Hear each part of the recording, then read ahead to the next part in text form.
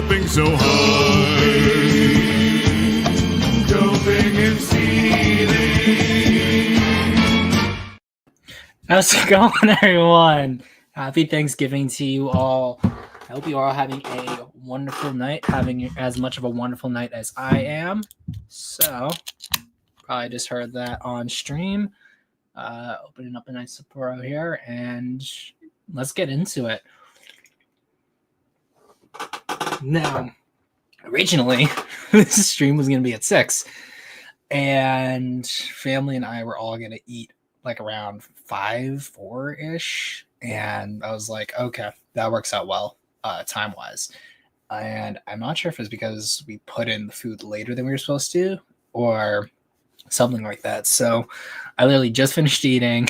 I'm coming here to entertain you guys and go over a wonderful set of videos. I think this is probably going to be the most videos, or the second most videos that I've done in a stream, because we've got 9 videos, and I'm going to be going through all of them with the exception of one where I feel that there's not much relating to the topic itself. So as a result, this is going to be a pretty long stream for myself, and then I have to wake up tomorrow and deal with all the Black Friday madness. But it is what it is. That's what happens when you have a job outside of streaming. But I hope everyone is having a wonderful night and got to spend some time with their family and just generally get to enjoy that company and a day off from work, if anything else. Because I know that can be kind of like tedious and annoying for people, family and things of that nature. But hopefully this is a little bit of a respite for you guys. I'll watch the VODs since I'm currently at a wedding. Okay. I love Minecraft World. At least you came in with the interaction. I appreciate that. What's this about? So this is about ye good old Adam Does Movies. Now, for anyone who is unfamiliar with the lore of Adam Does Movies was one of the earliest people to do a review on Godzilla Minus One, and he did not like it. And man also is a YouTuber, so we also got to see what his thoughts were in video form. And when it came to his criticisms of the movie, not only were they lacking, but not like it went from, oh, I don't like this movie, to then dragging this out and proverbially complaining at every opportunity he had about people not liking his take on Minus One, to the point that he would go on later, I think the following year, which I believe was this year, to do an April Fool's Day joke about the whole thing, which for someone who does not care about the drama, he sure milked it for a lot of streams and videos. And I know some of the things he did were what's it called? Like those catch-up type of videos about talking like all the movies that were coming out that year. But even still, I think that like maybe man was not expecting to get as much like pushback as he did about Minus One, and as a result, he thought he was going to be able to sort of like feed off of the whole like drama that he started around this, which I just find funny, because the thing with Adam Does Movies, and I only have one interaction with Adam Does Movies, and it is via this whole drama here. But just looking at his content generally, he's obviously not a Godzilla YouTuber. He's not a Godzilla fan. He says as much in other videos. But the thing for me is he suffers from like basic movie YouTuber syndrome, in my opinion, which is that you got a guy talking about movies, and it's in what I can only describe as the most generic / surface level way, that I'd have no reason to look at his content, because it's not like he's an expert in a particular franchise. I don't know like what his credentials are, because he doesn't have really any, or talks about having any credentials when it comes to like film creation or anything of that nature. And personality wise, he's no different from like a Chris Stuckman or a Patrick Willems, at least in the case of Adam Does Movies, is that he's not as spineless as Chris Stuckman, and he's not as smug as Patrick Willems. But him and Patrick, they could honestly kind of go back and forth between those two.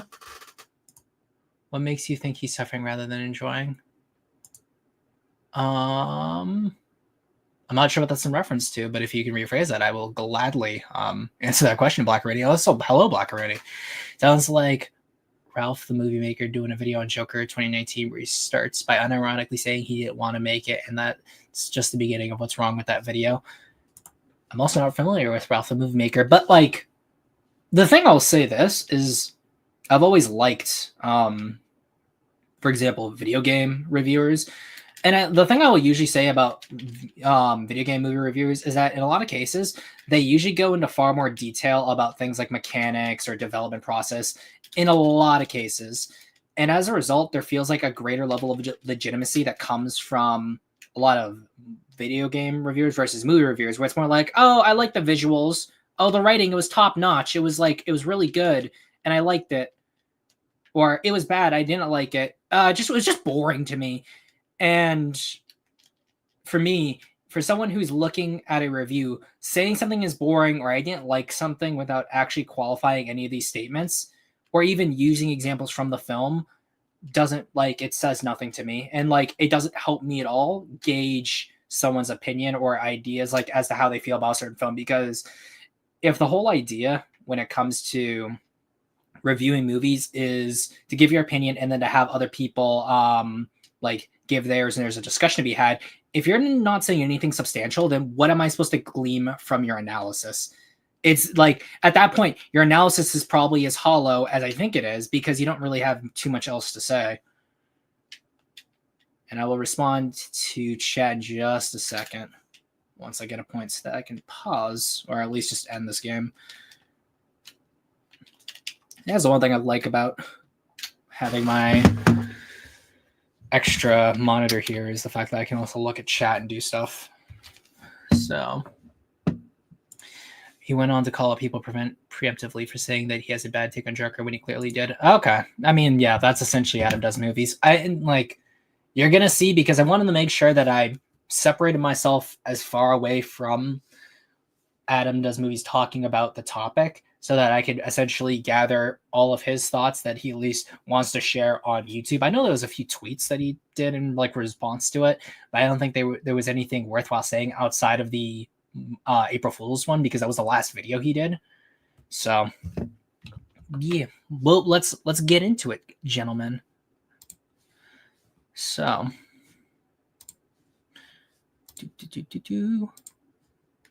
and I think after some of these videos we'll have people come on, but for the moment this is going to be a purely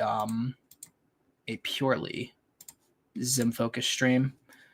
So let us begin.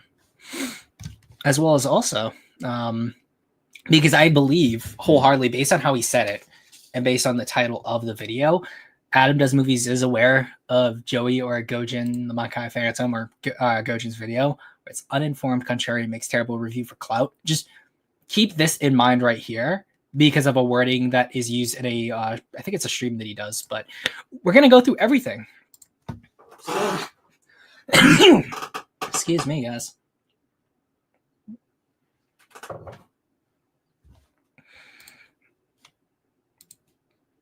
Also, you know how I do things. We'll do 1.7 times speed, so you're not listening to everything on super high speed, everything. In 1998, America took its first stab at Godzilla. It was big, it was loud, it was dumb, it was overlong, it had unlikable characters, and it was an all-around disaster in the worst way possible. And yet, I think I would rather go back and watch that than the Godzilla Minus One film I just left. So, I think this already says something, and there's Godzilla not with the video essayist on speed. Yep, of course. But let's just go back to that. In 1998, America took its first stab at Godzilla. It was big, it was loud, it was dumb, it was overlong, it had unlikable characters, and it was an all-around disaster in the worst way possible. And yet, I think I would rather go back and watch that than the Godzilla Minus One film I just left. So when it comes to that statement, the reason it's telling is because outside of the fact that he's not a Godzilla fan, so he's not going to make fun of 98, which I think a lot of video essays do to try to get good with Godzilla fans. But for Adam, because of the fact that the first thing he brings up is the American Godzilla movies, it's telling right from the back that, one, he has no experience with the franchise outside of the adaptations. And if he likes Godzilla 98 more than like Minus One, it says to me, not to mention he says in another stream that he's watched all the American ones, that when he goes into a Godzilla movie or a monster movie for that matter, all he's really looking for is just big dumb action. He doesn't care about the story. He doesn't really care about the writing. If something aesthetically he does not like, from my perspective, it looks like, then everything else doesn't really matter to him.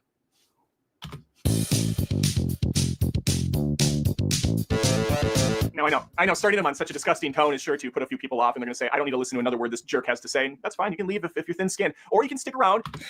Well, that's already poisoning the well there by saying that, oh, you're thin-skinned if you don't want to listen to anything this guy has to say, as well as saying that people who immediately are turned off by that first statement are calling him a jerk, which immediately, if everyone doesn't know who you are, and not only do you make an inflammatory statement, but then you poison the well by calling a person who doesn't agree with you based on the onset thin-skinned, as well as trying to make them as inflammatory as possible and therefore needlessly hostile a jerk, that's already going to rub people the wrong way, and that's not going to endear anyone to agreeing with you or even listening to what you have to say. Subscribe to the channel. I post tons of honest movie reviews, criticisms, fun roasts, things of that nature every single week, multiple times. Would love to have you stick around. If you're listening on a podcast version, that's fine too. Spotify, Apple Podcasts, all that stuff. Let's get into it though. I love the shilling. I mean, that's the one, like, I always felt like uncomfortable with myself doing that. And that's just kind of the nature of what happens when you are in the YouTube space. You really have to shell out your content in order to get people to subscribe. And that's like one of the best things to do. And like, look here, subscribe. Also, thin-skinned, my guy, there's at least this many videos that tangentially relate to Godzilla. At least these two don't necessarily, but I think there's a disconnect with how Adam took his criticism, which is this is the last one we're going to look at, even though I have these all actually set up in chronological order. But at least in this case here, you got 1, 2, 3, 4, 5, 6 videos with Godzilla in the thumbnail. So it's really clear that if you're going to call someone thin-skinned, you really, really went above and beyond to continually to poke the bear that is just like in Godzilla Minus One. This is going to be spoiler free. And I just want to say, I want to get it all out there, okay? I'm not going to pretend to be some hardcore Godzilla fan. I'm a movie fan. I like watching movies. I did not grow up on Godzilla. I've only seen bits and pieces of the OG stuff. I saw one of the movies not that long ago for a different channel, Hack the Movies, which is great. That was for a podcast on Godzilla, and it was the worst Godzilla movie. It was the one with the superhero dude who looks like a Power Ranger. That'll be enough for some of you to understand. And for the rest of you, you're in the same boat as me, obviously. So, of course, he's going to watch Godzilla vs. Megalon because it's the most maligned Godzilla movie from Japan. But also, let's go back. Godzilla fan. This is going to be spoiler free. And I just want to say, I want to get it all out there, okay? I'm not going to pretend to be some hardcore Godzilla fan. I'm a movie fan. I think anytime someone says they're a movie fan or there's something else a fan, like I'm not a fantasy fan. I'm a book fan. You know, I'm not a fan of 3 Days Grace. I'm a music fan. What that also tells someone generally is that you will like something in a franchise unconditionally because you were a fan of that franchise. I do not care. My opinion is better than yours because I don't like them for the franchise. I love the art of cinema itself. I love cinema. I love movies. So again, this perception of movie fan versus Godzilla fan, it's a false dichotomy in and of itself. Not to mention the fact that, like, I can name several Godzilla fans who have probably done more for film criticism in terms of the books they've written, articles they made, or videos they've done than Adam does movies, which is essentially just another Patrick Willems, another Chris Stuckman. I like watching movies. I did not grow up on Godzilla. I've only seen bits and pieces of the OG stuff. I saw one of the movies not that long ago for a different channel, Hack the Movies, which is great. I believe in denominations. I believe in Jeebus. Yes. He ain't thin-skinned, Adam. You just had a bad take. Simple as that. Yeah. I am a movie fan. That was for a podcast on Godzilla, and it was the worst Godzilla movie. It was the one with the superhero dude who looks like a Power Ranger. That'll be enough for some of you to understand. And for the rest of you, you're in the same boat as me, obviously. You're not that familiar. I've seen the American versions. They range from pretty cool to downright awful. And then we have this new one that I was honestly really excited for just a month back when I finally saw a trailer for the first time. I don't know where this thing was kept, how it was so secretive, but when those trailers dropped, I was really impressed. And I showed my kids, and they were super pumped for it. I am still thankful that I went by myself for the first time. I thought, you know what, I could take the kids out, pay like 50 or 60 bucks for us to see a single movie, which is freaking absurd what the prices are. And we'll probably have a decent time. Or I could just go by myself since I have a Regal pass, so it's free basically. And if the movie's great, then I'll bring them out there and we'll go again. I'll see it twice if it's great. I saved a lot of money and a lot of personal heartache because I couldn't sit through this movie again. It is a slog. And it's not some smart slog that has interesting, likable characters building into a great crescendo. No, it's just bad. So are you going to elaborate on that, Adam?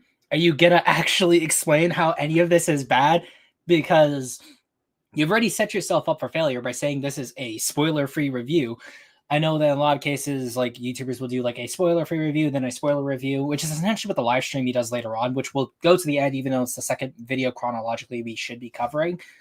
But like, again, because you're saying everything's spoiler-free, immediately you're not going to be able to explain in as much detail as you would be able to about this topic.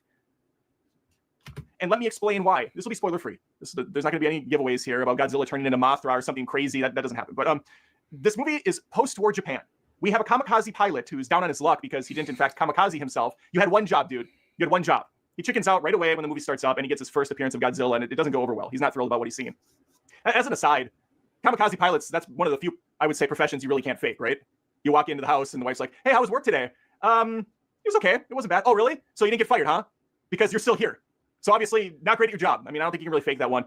So yeah, he's kind of ashamed. He's discouraged. He's disappointed in himself. And this character, I have the name in front of me, and I'm so...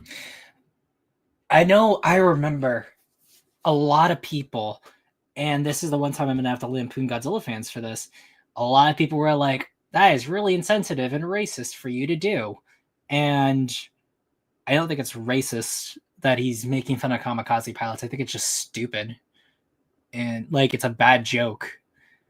And concerned that like how very like flippant he is about the topic and the idea, it's very clearly that like it's not going to connect to him. Like talking about World War II or anything of that nature probably doesn't appeal to him. He's a movie guy, guys. Let's take it back. We got to remember he's a movie fan. He's not a World War II fan.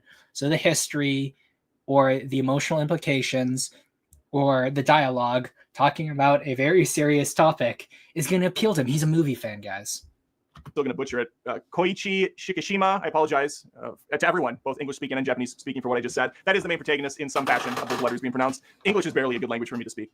He is miserable. I don't like this character. He's constantly chips are down. He's constantly like making bad decisions, or sometimes they're actually good decisions, but he thinks they're bad. So I don't know what he'd be referring to in any of the slop that he's just thrown out of his mouth. Because again, it's spoiler free. Like he makes some bad decisions, or he makes good decisions, and the chips are down. Like the fact that he says like it's at the end of World War II. I think that everyone who at least has one functioning brain cell would understand that a veteran of the losing side of a war who also didn't fulfill his cultural duty to commit suicide via what is supposed to be a quote unquote glorious act would be kind of dour. Given the circumstances, it's just not a pleasant character to watch. And his arc is so cliche and predictable that it's just like, what are we doing here? This is the best. Like, I mean, characters from Schindler's List, I wouldn't really call them people I would like to watch generally, but you know, there's that. Or the character from 1917, I think Schofield's his name. I might be getting that wrong, but like, I almost in most cases, war films are not usually films that have characters you want to watch in a lot of cases, because if they're really accurately portraying war, they're going to be rather serious and pretty downer. Hacksaw Ridge is like one of the ones I could think of that the main character isn't as dour, and it's also because of the fact of like how his character is written and what is the ethos behind his character. He's in a position as well, so because of his faith, that he's going to be far less dour and sort of morbid in terms of the situation he's in because of his convictions and how he wants to help people. But even then, there's a lot of moments in that film which, given what is happening, are not easy to watch through, and you also feel for the character as well. So the idea that this like, let's go back to what he says. Start down. He's constantly like making bad decisions, or sometimes they're actually good decisions, but he thinks they're bad. It's just not a pleasant character to watch. Like I do not know what he's not a pleasant character to watch means based on what he's given. Not to mention some of it's wrong anyway. The hell, I don't think any bad things that happen to me are directly his. Wait, the hell? I don't think any bad things that happen to him are directly his fault. They're like not directly his fault, but like his inaction can be looked at as causing other things to occur. So, the best example being that had he fired on Godzilla prior to the engineer firing, we don't know whether or not he would have been able to have allowed them some opportunity to escape or hide or anything like that in terms of versus the position that they were in. But that's one instance. Based on the fact that like he fires on Godzilla, causes it to get angrier, and then Godzilla makes the beeline for Tokyo, he could have seen that as, or someone could argue that had Godzilla been provoked more by their actions here, that's what caused Godzilla to come to Ginza. Those are some things you could say is directly his fault, but that's also me steelmanning as best as I can. I don't necessarily agree with that take. And his arc is so cliche and predictable that it's just like, what are we doing here? This is the That cliche means absolutely dog shit.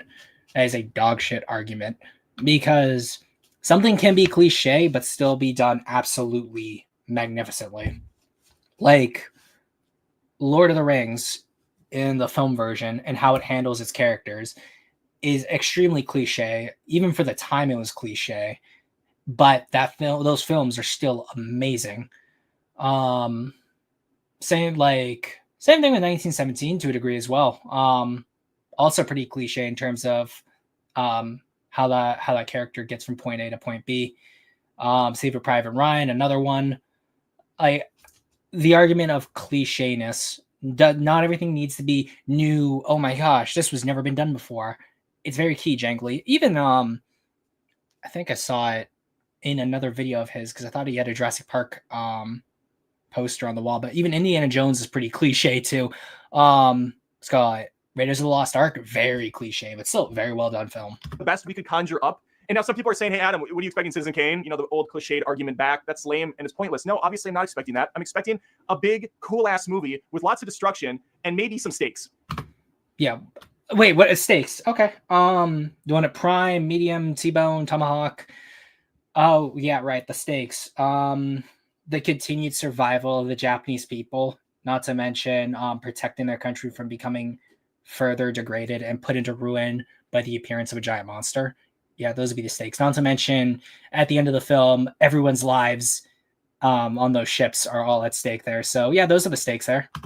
What I have here is some big Kane, you know, the old cliched argument back. That's lame and it's pointless. No, obviously I'm not expecting that. I'm expecting. Also, anyone who says boring, lame, cliche, it's almost like it's the equivalent of like how like high school girls and Twitter warriors talk in the sense of, oh my gosh, you're so boring. You're so lame, cliche, boring. Expecting a big, cool-ass movie with lots of destruction and maybe some stakes.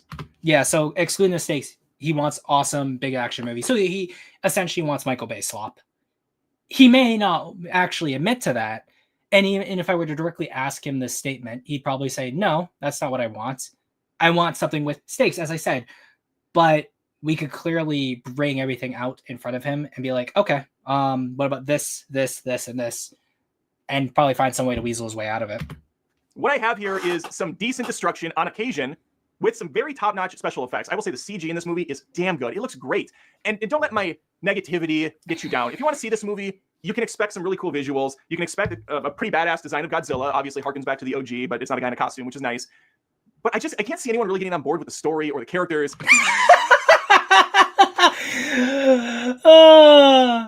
I really wish at the bottom of my heart that I wasn't afraid to show the Oscar goes to Godzilla, that whole thing, because even if it's like one that has like a lot of people reacting to it, I bet I'd still get that taken down. But yeah, it's even though they won for best visual effects, the amount of praise that this film has gotten from like people like Christopher Nolan, Steven Spielberg. Let's do that again. To the OG, but it's not a guy in a costume, which is nice. But I can't see anyone really getting on board with the story or the characters and the effect. One sec, let's go. I just want to go back. A big, cool-ass movie with lots of destruction and maybe some stakes.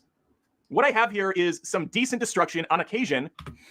I guess this has to do with the fact that like you have the Odo Island attack, then you don't get anything for a while, then the ocean fight, then Ginza, and then like a lot more deliberating, and then the final battle, which doesn't even talk about anything like pacing. Just says, "Oh, on occasion." Like, so what does that even mean? With some very top-notch special effects. I will say the CG in this movie is damn good. It looks great. And Yep, one best visual effects to say that. don't let my negativity get you down. If you want to see this movie, you can expect some really cool visuals. And don't let my negativity get you down. So here's the thing: is that like, even if you tell your audience members, don't let my negativity get you down. If they are fans of you, then maybe they agree with you on some level. But there's going to be a lot of people in your audience who will just blindly follow whatever it is you say. That is ultimately what happens to any person with a following. And there's a lot of things people say, like, oh, if a person on like a YouTuber or like person on Twitter with a following says, oh, don't harass this person, chances are you're still going to have one person who's a fan of theirs not listen and feel like they are emboldened to go harass someone. And ultimately it's going to happen. So I don't even believe he's like coattailing this into a like, oh, I'm not saying that people shouldn't watch this movie. I'm just saying that, like, don't listen to like everything I'm saying. Like, you may like certain things, and I feel like it's less like a preemptive shield from criticism of people saying that you're telling people not to like something, and more or less him going in and saying, oh, I have to find something to be positive about. Here's a few backhanded compliments. If you want to see this movie, you can expect some really cool visuals. You can expect a pretty badass design of Godzilla. Obviously harkens back to the OG, but it's not a guy in a costume, which is nice. But I can't see anyone really getting on board with the story or the characters. And the effects and the explosions are cool a little bit, but they're not there that long. And we've seen this a billion times, so it's not really holding much. Well, I mean, you're not even a Godzilla fan. You've not even seen all the Godzilla movies. The vast majority of people have not seen all the Godzilla movies. So saying that we've seen this a billion times before holds no argument to the normie. To the Godzilla fan, clearly with how well received this film has been, even if it's been done a billion times before, it was done amazingly here. And for the normie, who definitely without a doubt has not seen most of the Godzilla movies, this is definitely a step up from what we've seen before. So there's a reason to see it there as well. Much weight. There is one sequence that I think is pretty great, and that's when they're out in the ocean and they're kind of doing this Jaws-esque scenario. He did the thing, guys. He did the thing where he compared it to Jaws. Yeah, well, I mean, like everyone was doing that at one point, so. Where they're dropping bombs and they're trying to kill this sucker, and it's not going well, obviously. That part's great. It looks really cool. There's a couple underwater camera shots that I think are fantastic, and it gives you this kind of scary vibe, and I wish they would have actually gone with that instead of just a one-off camera shot from an ocean perspective. Take me down there a little bit. Get me in the mindset of Godzilla. As it stands, Godzilla is just a one-dimensional creature that destroys stuff, and he walks to the next thing and blows it up. It's mindless. It has no agenda. I mean, it clearly has an agenda based on how it acts. A motive, which can be cool and scary, but there's no real build-up to him ever. He's just there. Like a guy's drinking a cup of coffee, turns around, he's like, oh my God, Godzilla's right there. That's a lie. That's actually a straight up lie. Adam Does Movies is a liar in this instance here, because they've already seen the deep sea fish prior to this scene. Not to mention, when they're still searching, they find even more fish. So we know for a fact that Godzilla's close by at this point. And then we see Godzilla take out the other ship. So it's not even like, oh, he's just sitting there and then Godzilla just randomly appears. So that's a mischaracterization, if not an outright lie. Godzilla's like smoking a cig. Oh, hey, yeah, I'll kill you now, I suppose, if I feel like it. Character choices in this movie, decisions range from the typical comically stupid to quite rational. Comically stupid. Name one. Like, name one, please. I want to see this, please. That didn't bother me too much. It's just the pacing's really bad. And when you do finally build into a sequence that's going to be great, you've kind of exhausted all your excitement getting to it. And there isn't this awesome. So he says the pacing is bad. Also, like, literally means nothing. Because he could have said, actually, to argue his point better, would be the pacing is really bad because we don't get to see a whole lot of Godzilla. There's a few actions here and there, but intercut between them is a lot of people talking. And since the characters are not that interesting, I just almost fell asleep on those points. Like, that was me making a better argument for him, but based on how he's written the video, that's such a poor argument. Awesome build into any final conflict that worked for me. There's no big rousing. They tried with the rousing speech. They tried to get you into that mood, but I just couldn't shift gears. Why couldn't you shift gears? What in the writing or the pacing or the characters outside of the protagonist? You haven't said anything else about the other characters. What didn't work for you? Already so checked out at that point. Music, obviously it's a range from the old stuff, harkening back to the original again, to a more modernized hit or two. The only things that are like direct homages to old Godzilla stuff are the 3 Godzilla themes. Outside of that, everything else is all modern new music. Other supporting characters are serviceable. They're fine. They all look good. They play their part fine. The main lead, though, is just a sad sack and not one that grows in a direction that's really compelling, which is unfortunate. And there's a lot of downtime. There's a lot of... Yeah, now he goes to downtime, but couldn't you explain that better in terms of where the pacing's bad? Or even, what does he mean by downtime? War-torn hero stuff. There's a lot of baggage about the war, and not so much about Godzilla. You're spending an awful... Well, yeah, because that's the main point of this movie, is talking about the war. And then also how Japan is coming to grips with a post-war period. Amount of time on these characters that I don't give two shits about, which is a big downer. It's a big Debbie Downer for me. I'm thinking of other positives. Nothing's really setting in. Yeah, no, it's very much that the dude really just wants happy slop. And he's like, oh my gosh, I'm so happy, guys. I love slop. Obviously, since this is both a modern version of Godzilla and a tip of the hat throwback, we do have a marrying of effects and movements. It's most noticeable when Godzilla's walking around. He's very lumbery, kind of almost silly at times as he's walking, but then he's doing badass power-up things where his blades are coming up, and he shoots his gamma radiation and sets off... I just love the fact he says gamma radiation is gamma radiation.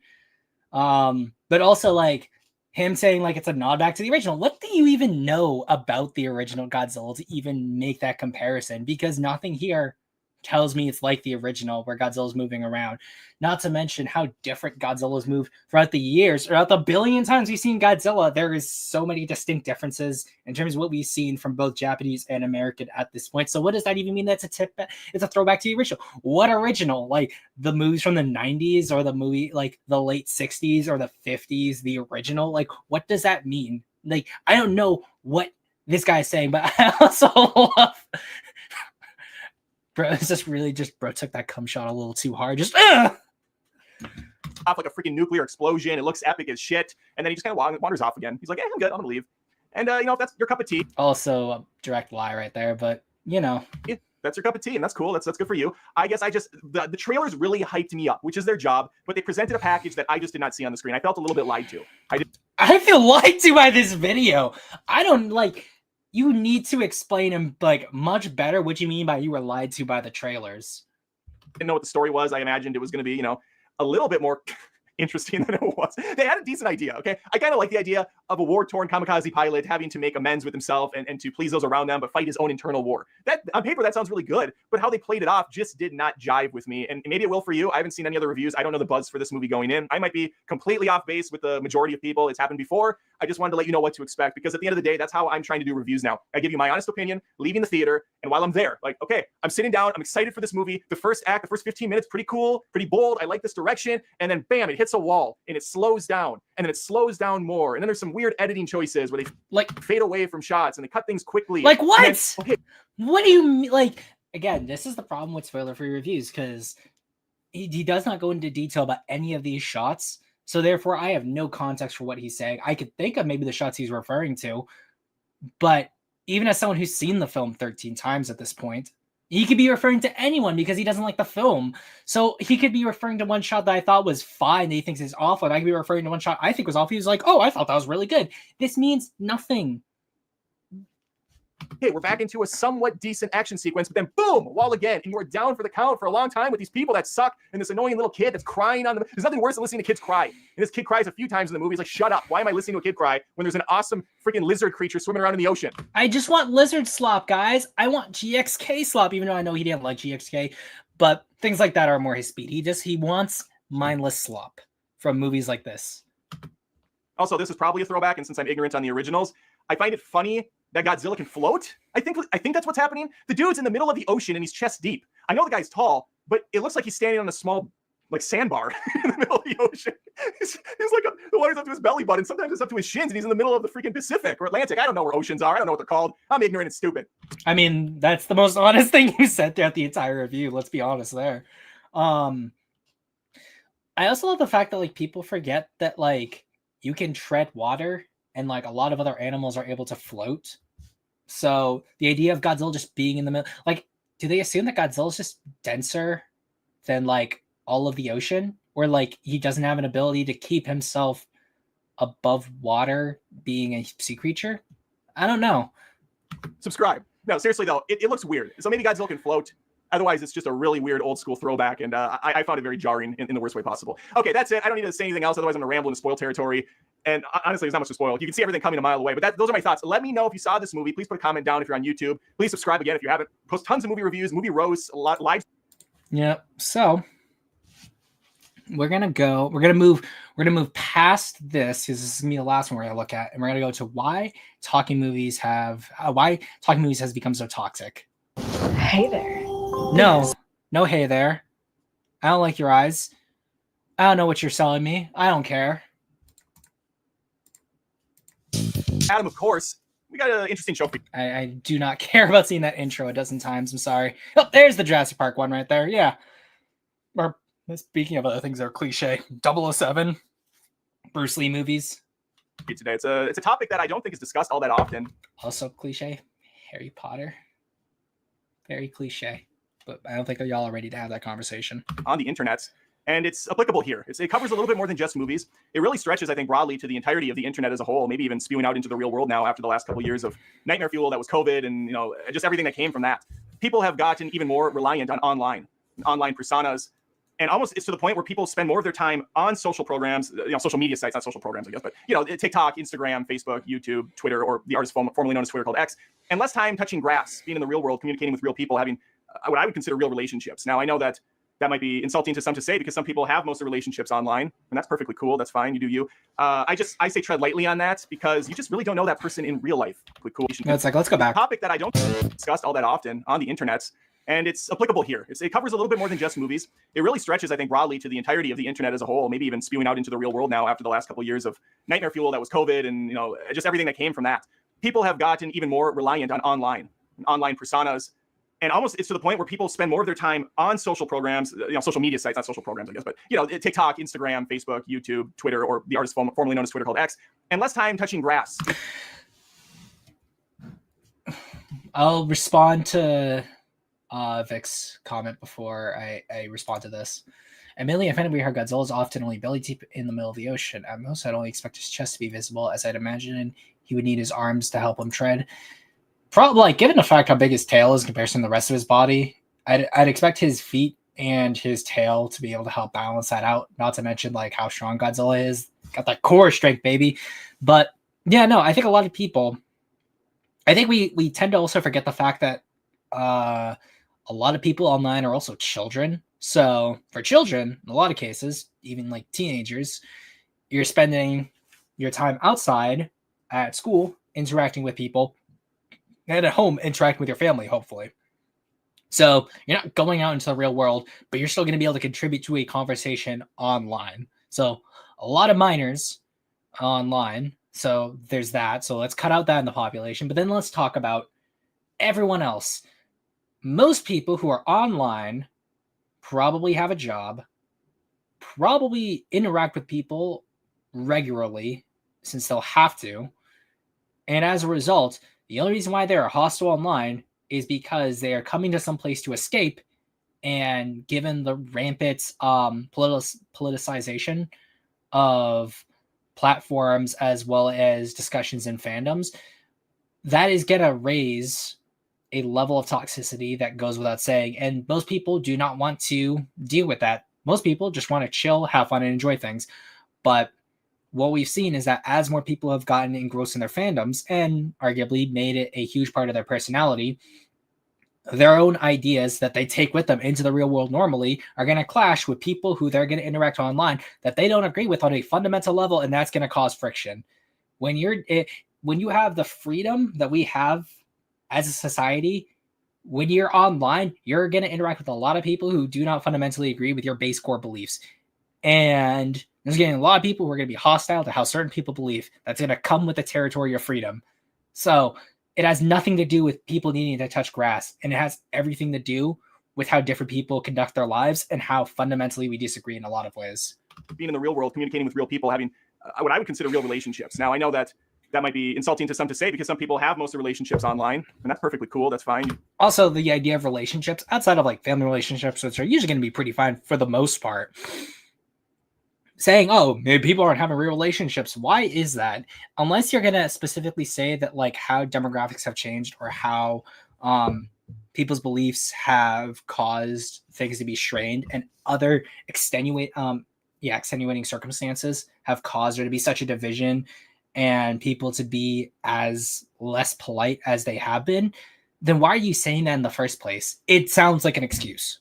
You do you. I say tread lightly on that, because you just really don't know that person in real life. How they present themselves online might be completely different than the person you meet in the real world, and you're kind of taking a chance on that. But perhaps you'll never meet them in real life, and that's fine. Then you're just cool with this version, you know, this Ready Player One persona that you've built up. And I don't think that this is going to change anytime soon. I think we're going to keep getting further and further into this Wall-E-esque digital space. Well, I mean, let's be honest. Myself and Adam Does Movies would be part of the problem, because if we're going to believe in the idea that, like, as YouTubers, we create a level of parasociality with our viewers, that ultimately, through YouTube becoming more and more common for people to view, then you're going to have more and more people who are going to see people who are the YouTubers they like be seen as their friends that they directly know and know so well. And I think that, like, parasociality is something that a lot of people will be like, oh, well, like, that's not true for everyone. Of course it's not true for everyone.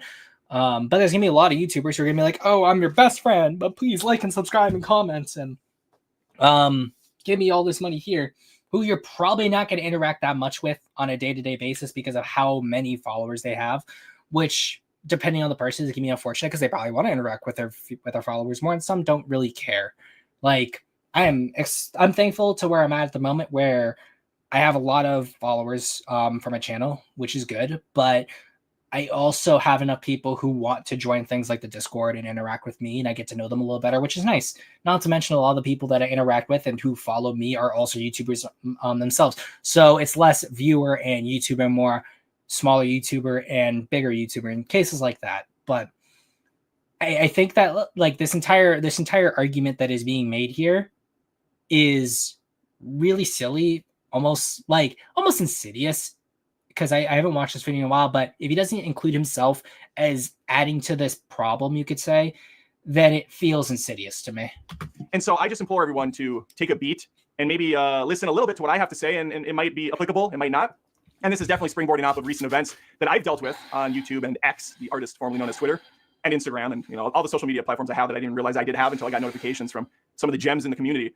But everybody's been here, and I think a lot of, again, I'm pretty much nobody on the internet, but celebrities, people of interest, they get this on a day-to-day, thousands of some of the gems in the community. But everybody's been here, and I think a lot of, again, I'm pretty much nobody. I love the fact when someone with 91.6K subs says, I'm a nobody. Like, that doesn't mean anything. You're still a widely popular public figure. Just because not everyone knows you, or you're not a household name around the entire world, that, like, nobody who's nobody knows who you are, doesn't mean anything. On the internet, but celebrities, people of interest, they get this on a day-to-day, thousands of times. And that's the hate speech. Communicating with a person in a way that you think is not a problem, and I'm not necessarily addressing you as in you. Let's go back. People of interest, they get this on a day-to-day, thousands of times. And that's the hate speech. Let's go and take a look. We're going down here. Hate speech definition. We'll just use this one right here. Abusive or threatening speech or writing that expresses prejudice on the basis of ethnicity, religion, sexual orientation, or similar grounds. Or we'll look at a few more. We define hate speech as a direct attack on someone based on what we call protected characteristics: race, ethnicity, national origin, religious affiliation, sexual orientation, caste, sex, gender identity, serious disease or disability. So, forms of hate speech: race, religion, foreign national, blah, blah, blah, blah. Same things. Let's do this one here. So, United Nations strategy plan on action on hate speech is itself an attack on tolerance, inclusion, diversity, the very essence of our human rights norms and principles. Public speech that expresses, also this is super crunchy. Public speech that expresses hate or encourages violence towards a person or group based on something such as, same things here. So let's see if that idea of hate speech actually holds up here. Communicating with a person in a way that you think is not a problem, and I'm not necessarily addressing you as in you, but other people. We're just saying you as in a catch-all of sorts. But what I've seen is a big uptick over years in not just bullying, but these tribal ways of communicating with each other. So bullying, tribalism, that's what he means, and hate speech. None of those are all mutually exclusive. hacking each other and pretending like it's some form of like I don't even like it's some way of not retribution, I guess is the word I'm looking for. That took you a long time to get that out there. Retribution, a way of saying like, you hurt us, so we're gonna hurt you. Hey, Taylor Swift, you pushed out your concert date. Now we're gonna send. Well, I don't know if anybody goes after Taylor anymore. She's got an army of Swifties at her side, and I hear they're pretty deadly as well. And that just goes to my daughter loves Taylor Swift. This will come back around, believe me. My daughter loves Taylor Swift. She's made a bunch of bracelets. They're adorable. She has like a Taylor Swift bookmark that features all her different albums. She loves her. She adores her. She thinks she's great. I don't love or adore anyone. Some of them. Obviously, I love my kids and my wife, and I guess I adore them because Let's go back. I don't love or adore anyone to that degree. Obviously, I love my kids and my wife, and I guess I adore them because I know them on a much deeper level, and my mom, and some of them. I'm talking about people outside of my sphere. I don't love Patrick Stewart, even though he seems like a really cool guy with a lot of great stories, and I would like to meet him someday. But I would never like idolize or worship him as a person, and I know that he can do wrong. He probably has done wrong. We all have at some point. But even Swifties can be vicious, and they can attack people just for an opinion on Taylor Swift's music. Like, oh, I don't like this song, and then they're just destroyed by this. That's also like, you're also equating anyone who criticizes another person in this case, like you're essentially lopping them in with the majority of Swifties who are like terrible like people. So the idea of, oh, someone says something, I don't like the music, that is such a nothing comment and so generic. But then you're like, oh, people are going to go like boom, boom, boom, booms and attack them. Like, true. But the vast majority of fans are not going to do that to another person. And the most times where someone gets a lot of hate, it's probably because they said something inflammatory. Like people saying Takashi Yamazaki is a fascist and people giving that person a whole lot of shit. Because that is deserved. Because randomly calling someone a fascist, and then we're supposed to believe that fascism is this terrible thing. It's clearly not true that Yamazaki is a fascist. So getting a lot of vitriol back is expected at that point. It's very simple. It's a very, very simple fuck around to find out. Like, do not do something inflammatory if you do not want an inflammatory response. Adam Does Movies case. Do not say that characters in a movie are shitty and no one would care about them, and then for some reason be surprised when a lot of people give you a lot of harsh feedback back because the argument you made was a nothing argument, but also inflammatory. It's very simple. It's a little vicious army of girls. And some guys, of course, some guys. I celebrate Taylor's entire catalog. What happened to me recently was I reviewed some movies over the course of this year. I'm not going to single out one individual movie, even though I think a lot of people in my community will know what I'm talking about. And every time I did one of these... You could tell he has daughters because, like, being like, oh, I got a lot of hate over these movies, but I think all my fans will know which specific one I'm talking about. Like, it's such a passive aggressive, like, oh, we all know who we're talking about here for this video, but let's make it general. Why are we talking about Adams Does Movies 1 year later? Spider-Man's about to come out. The reason why is giving him the benefit of the doubt and letting him espouse all his thoughts online so that I can't really miss something and be like, oh, he's clarified what he wants to say. Like at this point here, there's been enough time passed. He realized there's no more money to be made on this topic. So he's moved on. And as a result, I can take everything that he said and compare it. These movies, a rabid fan base would come after me and demand I pull down my review that's on Rotten Tomatoes, or pull my video off of YouTube, or kill myself, or call me a bad father, or say I shouldn't have kids, or, you know, there are all these disgusting attacks. These really personal. That's also not hate speech based on the definitions that we found. That's just people being toxic. Also, not to mention the fact that, like, I can guarantee you that there's still going to be people who saw you give good reviews to movies they hated and still do this towards you. I think the only reason why is because of Minus One. I think that's the only reason why he brought up this topic. Let's be honest. Attacks. They go after my looks or my character or my... Actually, no one really goes after my looks. I think they know that that's not a war they're going to win. I'm a god amongst men. But they go after other aspects of my life, and it's pathetic. And again, I'm just getting a small fraction of what other people are getting. If you're getting such a small fraction, then why are you complaining? Like, you can filter out a lot of negativity in your comment section as a YouTuber.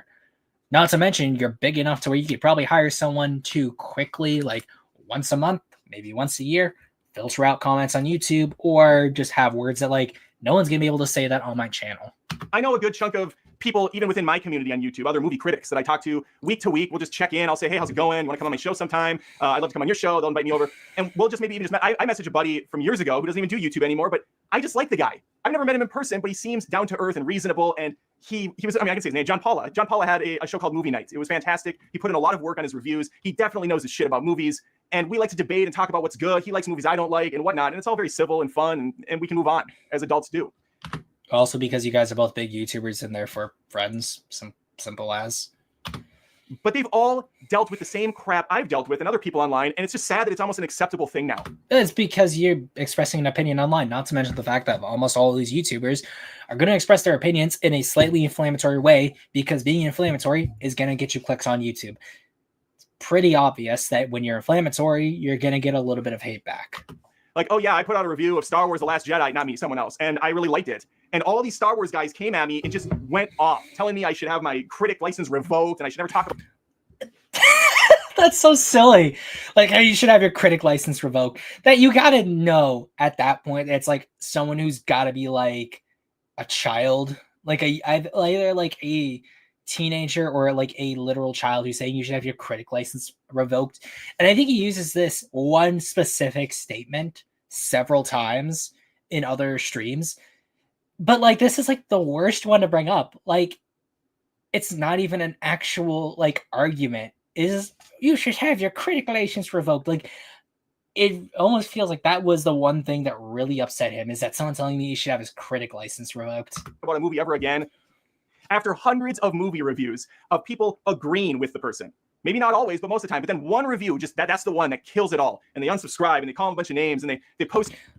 If they don't like it and they just want to say their piece and leave, that is their prerogative to do so. I know there's people who don't like my content who have unsubscribed, and like people who I was cool with like years ago that me and that other person are not on good terms anymore.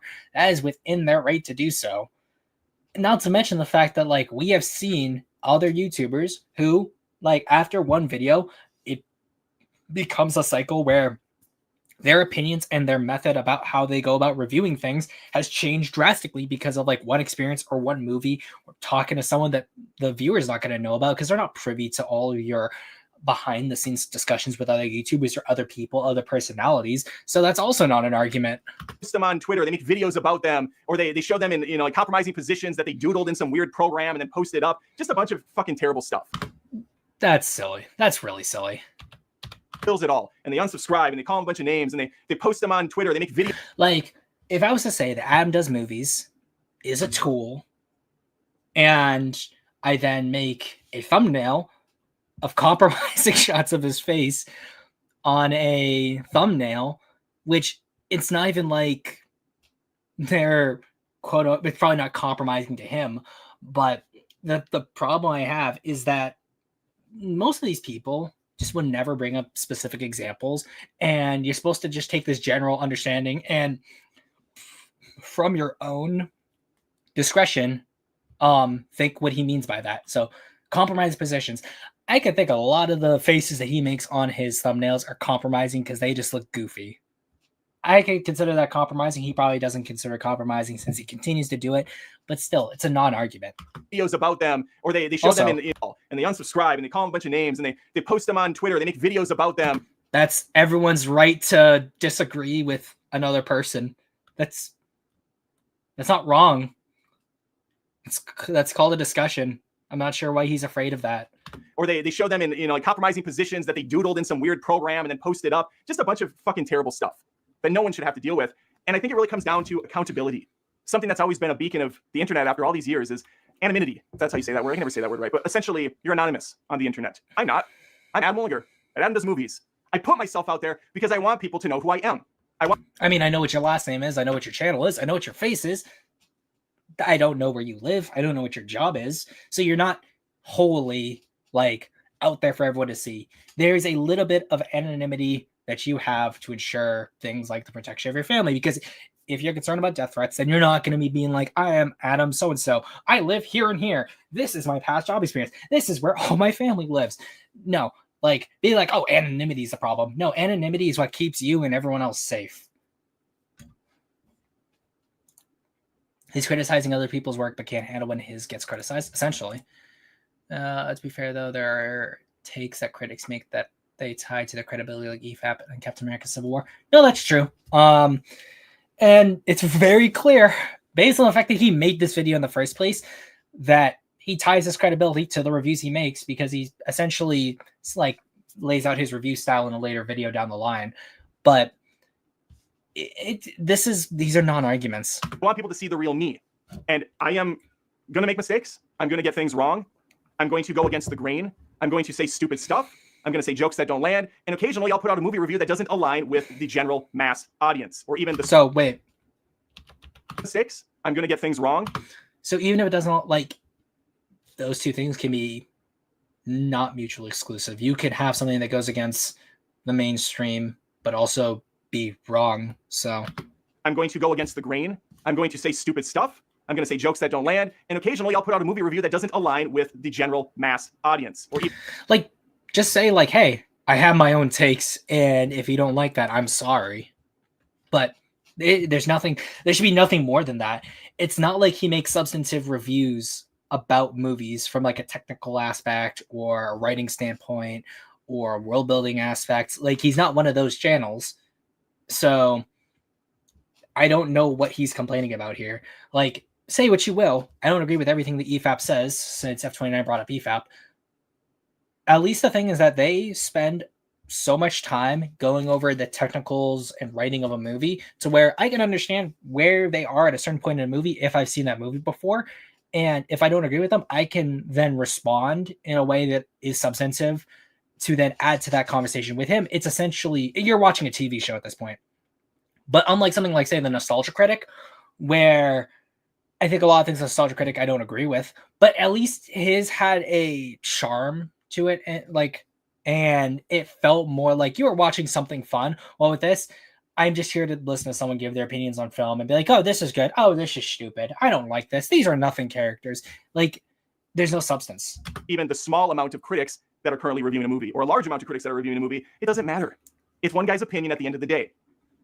But does that mean I should get fucking destroyed over it and an angry mob should come at me? Of course not. I mean, if you're willing to put your opinions online, expect backlash. Like, I don't go in making something with the assumption that I don't want to make it because I think a lot of people are going to hate me for it.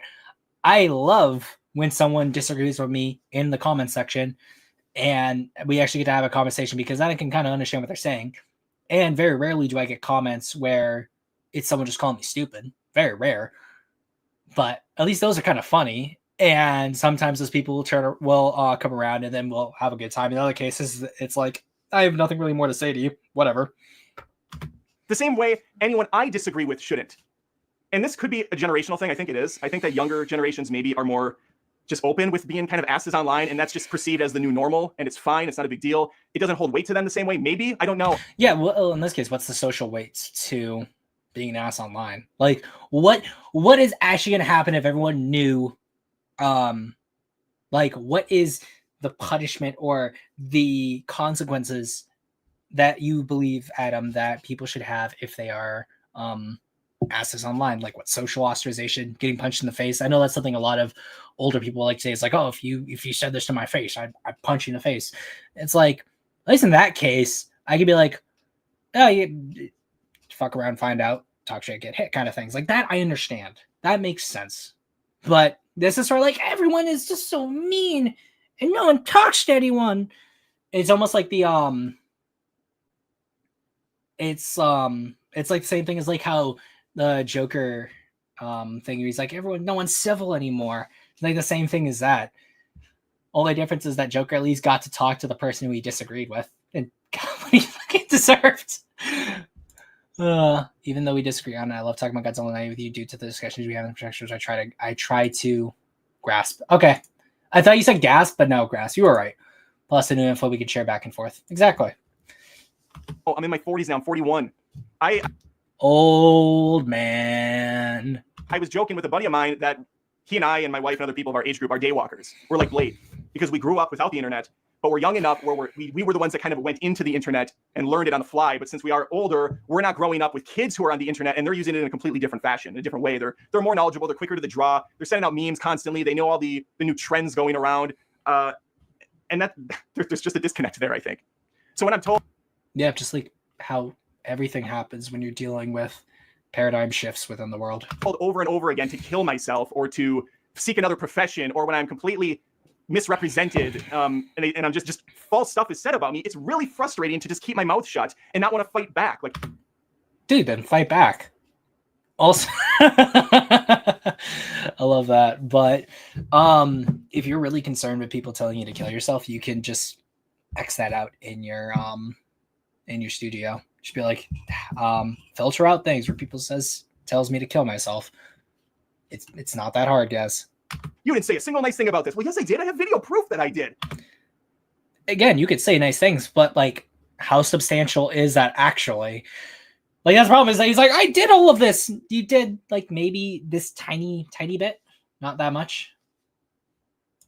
But Mary invited Arthur so she can make fun of him.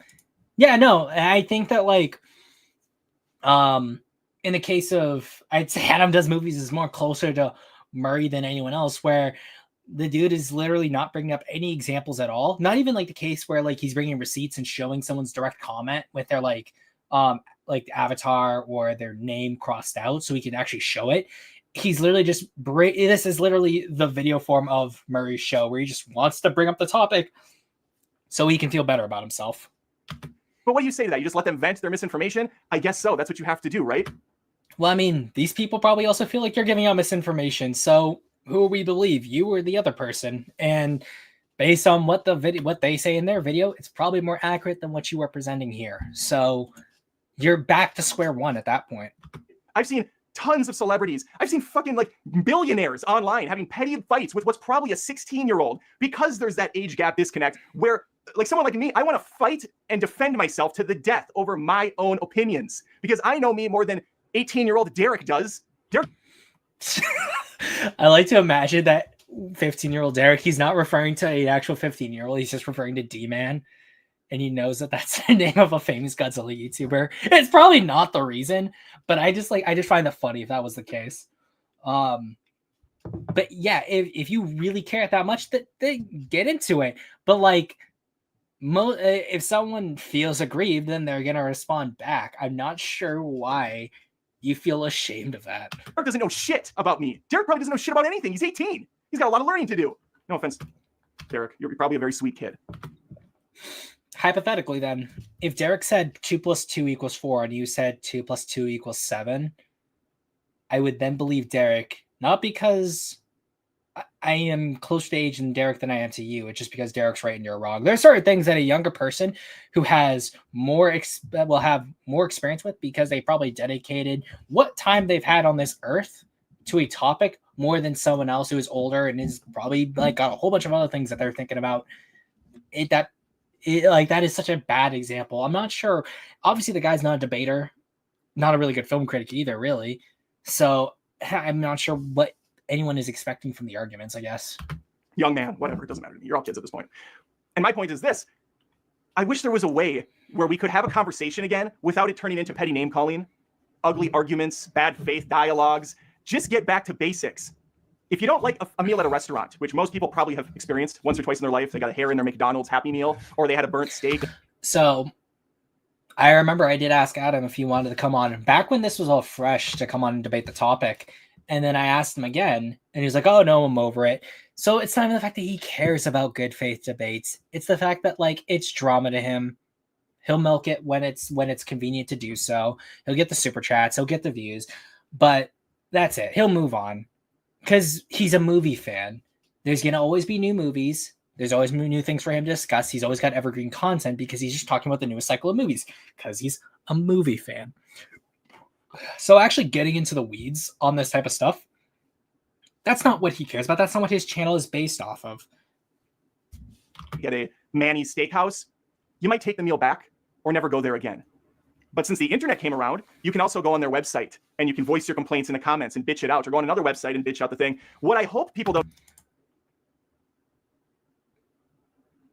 It's been a year. This guy still never came up with a debate. No, he didn't, because I don't think he ever actually had intentions of doing so. I think it was just a nice way of him saying no. But if someone says they want to debate something, I'll take something in good faith. Ask Matt Burkett if you can invite Adam to talk about it. Well, what's called Matt's busy. Matt's busy with his IRL stuff. He's got like a lot more things that he needs to do that invites like some schmuck to talk. But the other thing too is that one, I know where I do not have anywhere near the sub count that Adam does. So as a result, and this is me being the most cynical in terms of like the observation on things. I don't think that like him talking to someone with like not even nearly enough subscribers would be worth his time financially to do. He'd probably not get enough super chats off of it.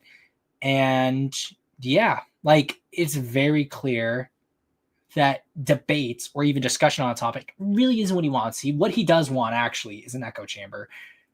And speaking of people being vitriolic against other people, I hope and I think on the live stream that we'll be looking at the end of the all the other videos, we'll be able to see how some of his fans reacted, because I did super chat him to come on to do a debate, and a lot of his fans were, at least one of them in particular, was super hostile to me. And I would say, like in this case, if you're really going to complain about other people being mean to you, at least take responsibility for your fans as well. Don't do, but they probably do, is they find the chef's account on Facebook or on Instagram and they start harassing the chef. And they say, hey, your meal sucks. You're a bad chef. You should quit. You should seek another profession. We're going to dox you. We're going to find out where you live. And they make these vague threats. Or honestly, people are so unhinged today, I don't even know if they're vague anymore. People are going nuts online, and it's wild. And to say that they're just ad hominem attacks or they don't mean anything and it's all just for the lulz, and it's to own the person because they hurt you in some way by having an opinion that didn't align with yours, or it came out too scathing or insulting or just so far beyond the pale that you have no other resort than to just keep hitting at them and going on all their videos and making mean comments just to take them down a peg because they're clearly too happy in life or they're too confident in life for you. I don't, again, it's an age thing maybe, but there's also a bunch of middle-aged men that do this shit. They thrive on this crap. So real quick, and I address this directly to Adam Does Movies. So Adam, in this case, hypothetically, if someone calls another person a fascist, and if we are to then believe that fascism is a terrible ideology that has done terrible things to millions of people, and we are supposed to take the claim that someone is a fascist seriously, and therefore we are to treat that person with reservation due to that fact, and it happens to be wrong, is it then weird for or is it wrong for someone to then be like, that is stupid, you're very stupid, and for that person to be put on blast for trying to make a claim so vapid but also so damning? That's the question I would like to pose to him, because there's going to be people who will make opinions that are stupid, and even though they're stupid, they can be exceptionally damning. He's also the same guy who was being angry at the live action How to Train Your Dragon teaser trailer. I'm not sure why he was angry about it. I can't say that, but it's weird. I don't know. I've brought these guys up many times. I'm not going to go down this hole, but there's a sector of middle-aged dudes that just want to be mad about everything. And like-minded ilk will go to their videos and they'll be like, yeah, let's stay mad at this. Let's hate on this. Let's go after this. And let's own all of these people. Just like stick it to them, because then when it's all burned down, it'll get built up better. That's a big problem, I think. Why? And I don't know how to solve it. I stay in my little bubble, my little echo chamber with my cool movie friends. I mean, hey, at least he admitted that he sits in an echo chamber. It slowly grows over time. And then I just keep doing my thing. But every once in a while, the dam breaks, and a bunch of people I've never heard of and who haven't heard of me come over, and they insult me, they belittle me, they malign me, they say things that aren't true, and then they just leave. Or some of them stick around, keep downvoting further videos, keep attacking and harassing in other videos that aren't relevant. And this, again, isn't just one-time thing. This has happened several times over the course of this year alone. It also happened last year. And I know it's not just me. It's pretty much everyone in every fucking facet of the internet. Yeah, it's brutal. It's honestly brutal. And I just, I wish I had like a genie lamp. I could say, hey, could we get back to a time where maybe people didn't have so much I don't even want carte blanche access to be a prick? Like, again, what's it called? If we make everything more accessible to people and everyone's political ideas, beliefs are more tied directly to how they also see things like media online, then yeah, you're going to get more people being pricks. I'm sorry. That's simple as. Is there some sort of accountability we can throw on people? I think it would be great if there was just even an age checker. I think that would go a long way. Just an age checker. So when Billy 006942 comes on my channel and says, hey, Adam, go fuck yourself. I can see that Billy's 15 years old. There's just a little age thing next to him. And I know that could pose a lot of other problems, especially with the pedo community. So maybe we don't do that. But if there was just some way to have monitoring of these little shitheads and of these, I don't know. I'm just talking out loud. Obviously, it's a problem. I'm not sure, like, he's really hammering home about it being little kids instead of just directly saying, yeah, in a lot of cases, he's gonna be little kids. Ignore the kids. Like, is he really saying that like a bunch of young children or people younger than him just absolutely raffle stomped him and that's what he's mad about? Problem, and we as the human population have no way of resolving it, or the smarter people than me, which there's a ton of them, haven't figured it out. They've gone to the lab at YouTube and they're like, we don't know how to isolate this. It's just kind of the Wild West out here, and I guess that's just how it's going to stay. Well, I mean, you can disable comments, and they already disabled the like and dislike buttons. We as people know, like, if you're a YouTuber, you'll still get likes and dislikes, so you can only see the likes. And we'll know what the dislikes are behind the scenes. So they've been doing things. They've been doing what you want, Adam. It's just, maybe there's just not enough for you, and your ego just can't handle it. I'm sorry. Yeah, I don't know. Okay, did you hear Australia is going to ban people 16 and under from social media? I would like to see them try. I doubt that's ever going to come into effect because there's going to be ways to get around it. I wanted to get like Australia is not like China in the sense to where they have as much direct political control. So I doubt that's going to happen. If they do, I'd be very surprised, and I feel sorry for everyone in Aussie land. But I mean, we'll just let the Aussies, and I'm not sure if like New Zealand will have to deal with that as well, but we'll let the Aussies and the Kiwis deal with that. Get this off my chest. I just want to have an open dialogue, kind of what's been bothering me lately. This isn't an open dialogue. I mean, obviously you have the comment section, but this isn't a back and forth. This is you rambling. You know, I obviously noticed that years ago, back when Facebook was popular for just kind of sharing pics of where you were eating at or where you were going for the weekend, and then it was like family photos, and then it was like, look at my baby, and then it turned into kind of like sympathy posting where feel bad for me all the time. And then it kind of turned into political Facebook. And now, I don't know, I haven't been on Facebook in years. I have an Adam Does Movies Facebook that I don't use. Sometimes Instagram posts to it when it feels like it, since they're both owned by the same meta company. I would assume it's just garbage. I would imagine it's just a complete shit show over there. And I don't know, Instagram seems to be nothing more than just promoting your own stuff at this point. TikTok is one step away from being OnlyFans, as far as I can tell. And YouTube. That right there, you know what? I don't agree with him on this one thing. There's many reasons as to why I don't do TikTok. You know, people have told me that TikTok's a perfect way to expand my brand, but I'm good. I do not need to like find another thing to hog my attention, and I pull it up like when I'm on like in public, and because like one thing auto scrolled onto my feed that then takes over my feed, I am thankful that I do not use TikTok. It really seems to be prioritizing hot takes and outrage videos, and that's probably why my most recent one got a little bit of notice, a little bit of traction, because of my If it bleeds, it leads. I mean, that phrase is older than you, my guy. hot take on Godzilla Minus One, and a lot of that community, There it is. There it is, guys. you know, blames me that I did it on purpose, and I can assure everyone that wasn't the case. Like, I didn't really like the movie. Obviously, I'm in a complete minority as far as the people that have seen it so far. We'll see what happens when it hits a wider release. Let's go. When it hits a wider release, no one's gonna really like connect with these characters.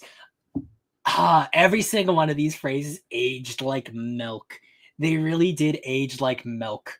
But no, you technically did do these videos on purpose because you didn't like the film, so you made a video criticizing the film. So that was, you intentionally made the video. I'm sorry, my good man. I've been in the minority a few times this year. That's not something I pride myself in. I have to pay for every movie ticket I go to. I don't go to Avatar 2 for free. So when I don't like Avatar 2 and it's 3.5 hours long or whatever the fuck that was. Well, didn't you say in your last video that you got a Regal Pass, so it was essentially free? So as a film fan, you have a Regal Pass. So clearly you're getting more benefits than the person who's going to go see films that they probably are going to like or not like based on their like normie intuitions. Like, I'll say this. Normies and normie like fans of anything are, in a lot of ways, they can be very much smarter than fandom people. Because with fandom people, you're going to have to watch something because you're a fan of something. But with an army person, they will generally not go and see something if they feel like it's insulting to them or they just don't like it from the get-go. Like, does it suck sometimes that you really have to rely on the general audience? Yes. But in a lot of ways, like, consumer decisions like that are very smart and can't fault them for that in a lot of cases. So Adam panned -1 for attention and then played the victim when fans rage. GG, well played. I don't think he panned it for attention. He just didn't like the film and then was very surprised when a lot of people vehemently disagreed with him. And because he thinks that the characters are nothing stupid and awful, he's very surprised that people are like very vehemently defensive of a film that he thinks is very bad. That's miserable for me, and I love James Cameron. I love all of James Cameron's movies except for Avatar 2. And Avatar 2, I think, has a decent score on Rotten Tomatoes. Last Jedi, 90-some% Rotten Tomatoes, hated it. I didn't get Like, cool. I guess that's another thing we agree on. attacked for that opinion. I didn't get attacked for the opinion about Avatar 2. And that video is titled Avatar 2 Sucks. That's what it's titled, because that's to pull people in that agreed with me. I'm actually trying to bring in people that have the same opinion, where they saw the movie and they're like, man, this movie sucked. I wonder who else thought that. And then they type, Avatar 2 sucked. Oh, Adam does movies? Let's see what he has to say. Wow, he's in alignment with me. So you're looking for an echo chamber. It's not about an open dialogue. Like, okay. Well, cool. All right, maybe we'll align on other things. And then if I can hit it with you 8 or 10 times, great. You know, if it's well, if you hit it 8 or 10 times, you know what that means. I get some more money, guys. So, like, this is one of those things where, like, since I have enough technically to get monetized, there's always that big concern I have when it comes to videos that pop off with people. So then I'd get enough to actually get paid for YouTube. Like, cool. I like the idea that I could get paid for videos like this, but in a lot of cases, I don't want to do content that is designed in a way that it like maximizes the algorithm and getting paid that way. Like, there's a lot of times where people have asked me, like, oh, you could do videos like this, videos like that. I've seen them like randomly, and maybe you could do them, like, and it's because they like me and they want me to be successful. And I understand the thought process that they have, because, like, I have a goal, they see a way for me to attain that goal, and they want to help. But in a lot of cases, those kinds of videos are not the kinds of videos that I want to make. And then when I see versions of those videos that I want to make, or like videos I don't want to make, but versions of it that I would want to make, they don't get as much views, unfortunately. Good example of this is Godzilla King of the Monsters. He has a lot of really fun power scaling and versus content. And I think that his analytical skills are really good. His argumentation is pretty good. And he goes in depth in a way that I feel is appropriate for the topics that he covers, versus someone like a Goji Center, where I would say that Goji Center's production quality is better. It's flashier, but they miss a whole lot of like ideas and topics and little interesting aspects, and the research is not as good. Same thing with like some of the videos by Godzilla Guy. I'm not going to say I've interacted with Godzilla Guy in person. I have met him in person and he has visibly seen me in person, but like his research and content is not as good as other people's stuff, but he is wildly successful. And I'm very happy that a Godzilla YouTuber is beating this much success. And I'm happy with like the direction he's gone in terms of what he can do for himself and like how much he can make off of that and do like make a living for himself. I'm very fine with that. I know like other people probably aren't, but that's just me in this one case. It's like an 80% batting average. That's pretty solid. That's pretty solid. I developed an app actually years ago because, believe it or not, this isn't my full-time job. And it was going to be this. It fell through. It didn't happen, which sucked because it was actually a great idea. But basically, it was an app where if it was a great idea and it fell through, then it probably wasn't a great idea, unfortunately. You could find out who politically aligned with you based on a bunch of questionnaires. So essentially, we presented a synopsis of a bunch of bills on the local level and on the statewide, local, country level, and you would say yes or no if you agree with the bill. And after you went through like 10 or 20 of them, it would actually show you the person in your district, whether it's a Republican or a Democrat, who aligned with you the most. So it'd be like, oh, this person was 70% aligned, and this person was only 30% aligned. So like, wow, okay, cool. I guess this is the guy that I like, and I'm usually more in this party than this party, but in this instance, he seems to be the one that would get things done that align with me. And that's how I think movie critics. So, outside of the fact that even though someone is proposing ideas, they could go back on them like the moment they're elected. That's not actually as good of an idea as I think he thinks it is. Admirable, I guess, but that's I'm sorry, but there's so many like errors that could come as a result of that. So maybe not the best idea. Also, it's ironic that he's bringing up a political app idea he had as this was an amazing idea, guys. Wait, I just came here. How this has something to do with -1. You're a little bit behind, but essentially the first video we did was his review of -1. Now it's him talking about how toxic movie discussion has become. And part of it has to do with the amount of backlash he got for his Godzilla -1 review. Movie criticism is. You just find a person that you can relate with.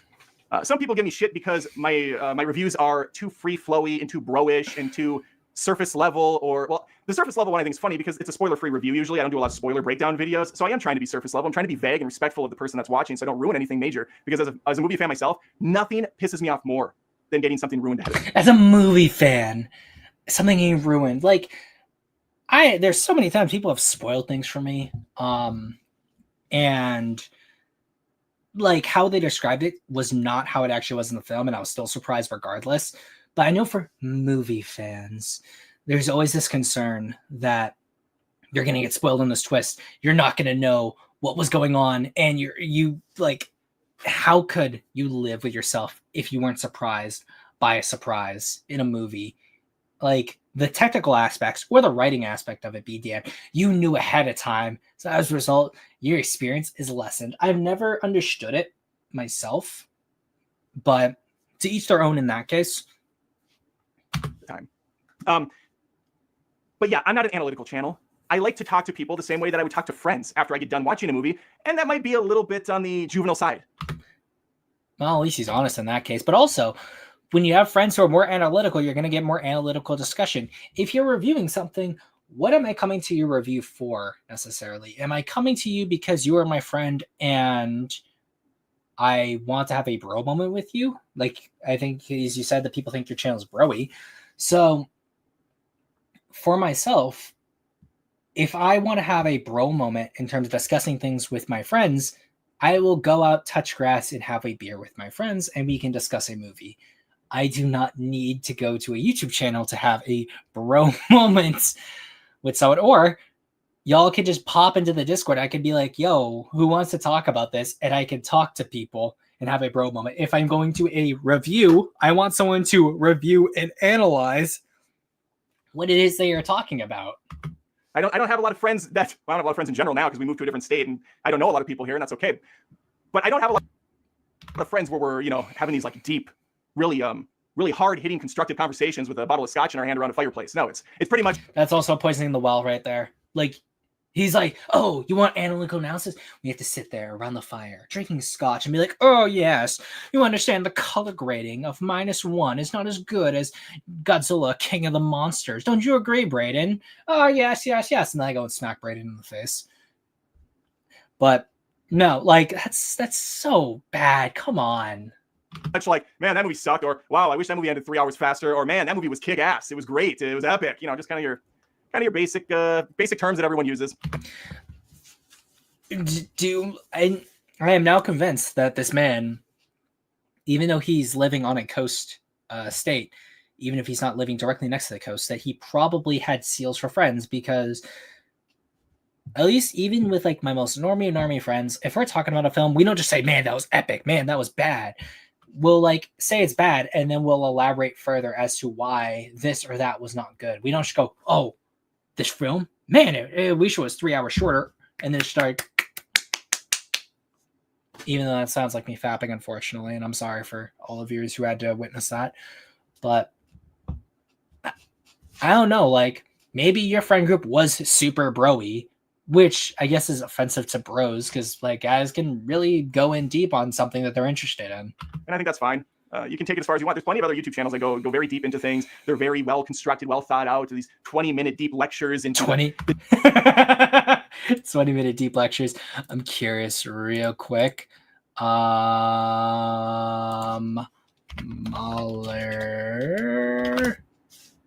Let's go. 40. Yeah.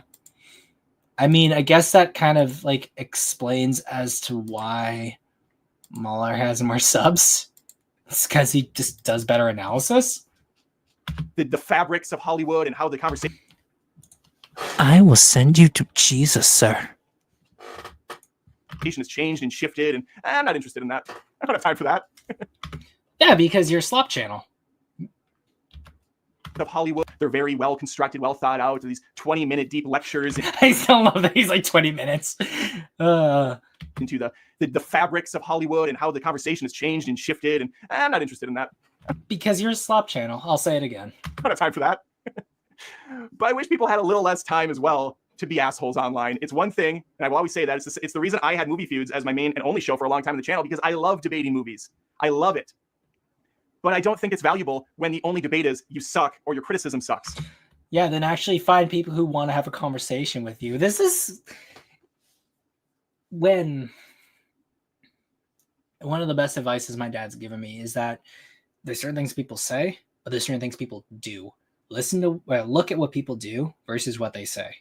And in this case, guys like, oh, I don't want to deal with things that are just you suck, but does not find anyone who just says you suck to discuss a feud about a movie.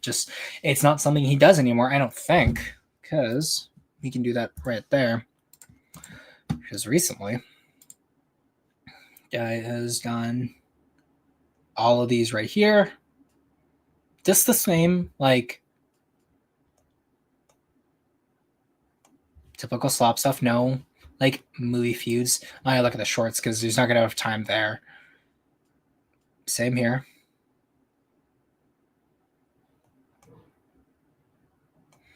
I also was going to include this as part of the video sets here, but I think this is about the last Oscars, not the newest one. He didn't talk about Minus One at all, which I find funny. And this one, again, talking about GXK, but like not even really worth talking about. But again, no, nothing really movie feudy recently, because these are the two streams we're gonna be looking at. Yep.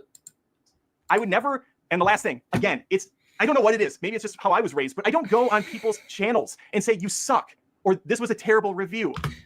Well, it's about as surface level as what your review is. So if you're like, oh, this film is bad, well, your channel's bad. I hold those in the same like weight, and I see nothing wrong with that response back. If you're not going to substantively critique something, then don't expect substantive responses.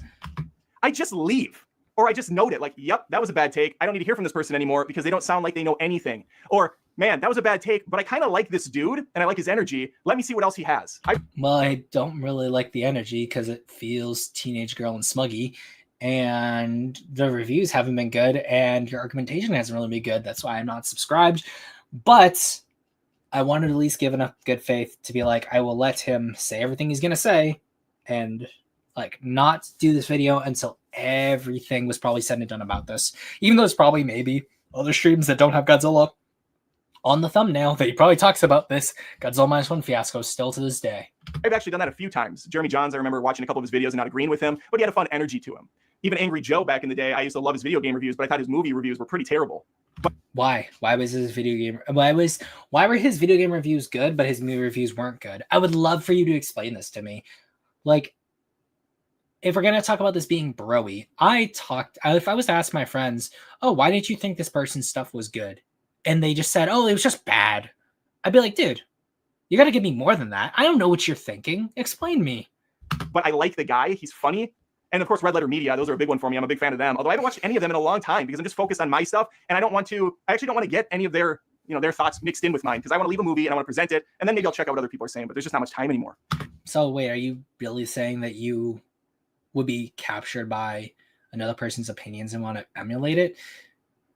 Because like, there's people who are not access media types or just don't have as much time to go see movies who probably see what other people's reviews are and probably wildly disagree with what the people they like say. So like, I'm not sure what that says more about you than it does about like other people.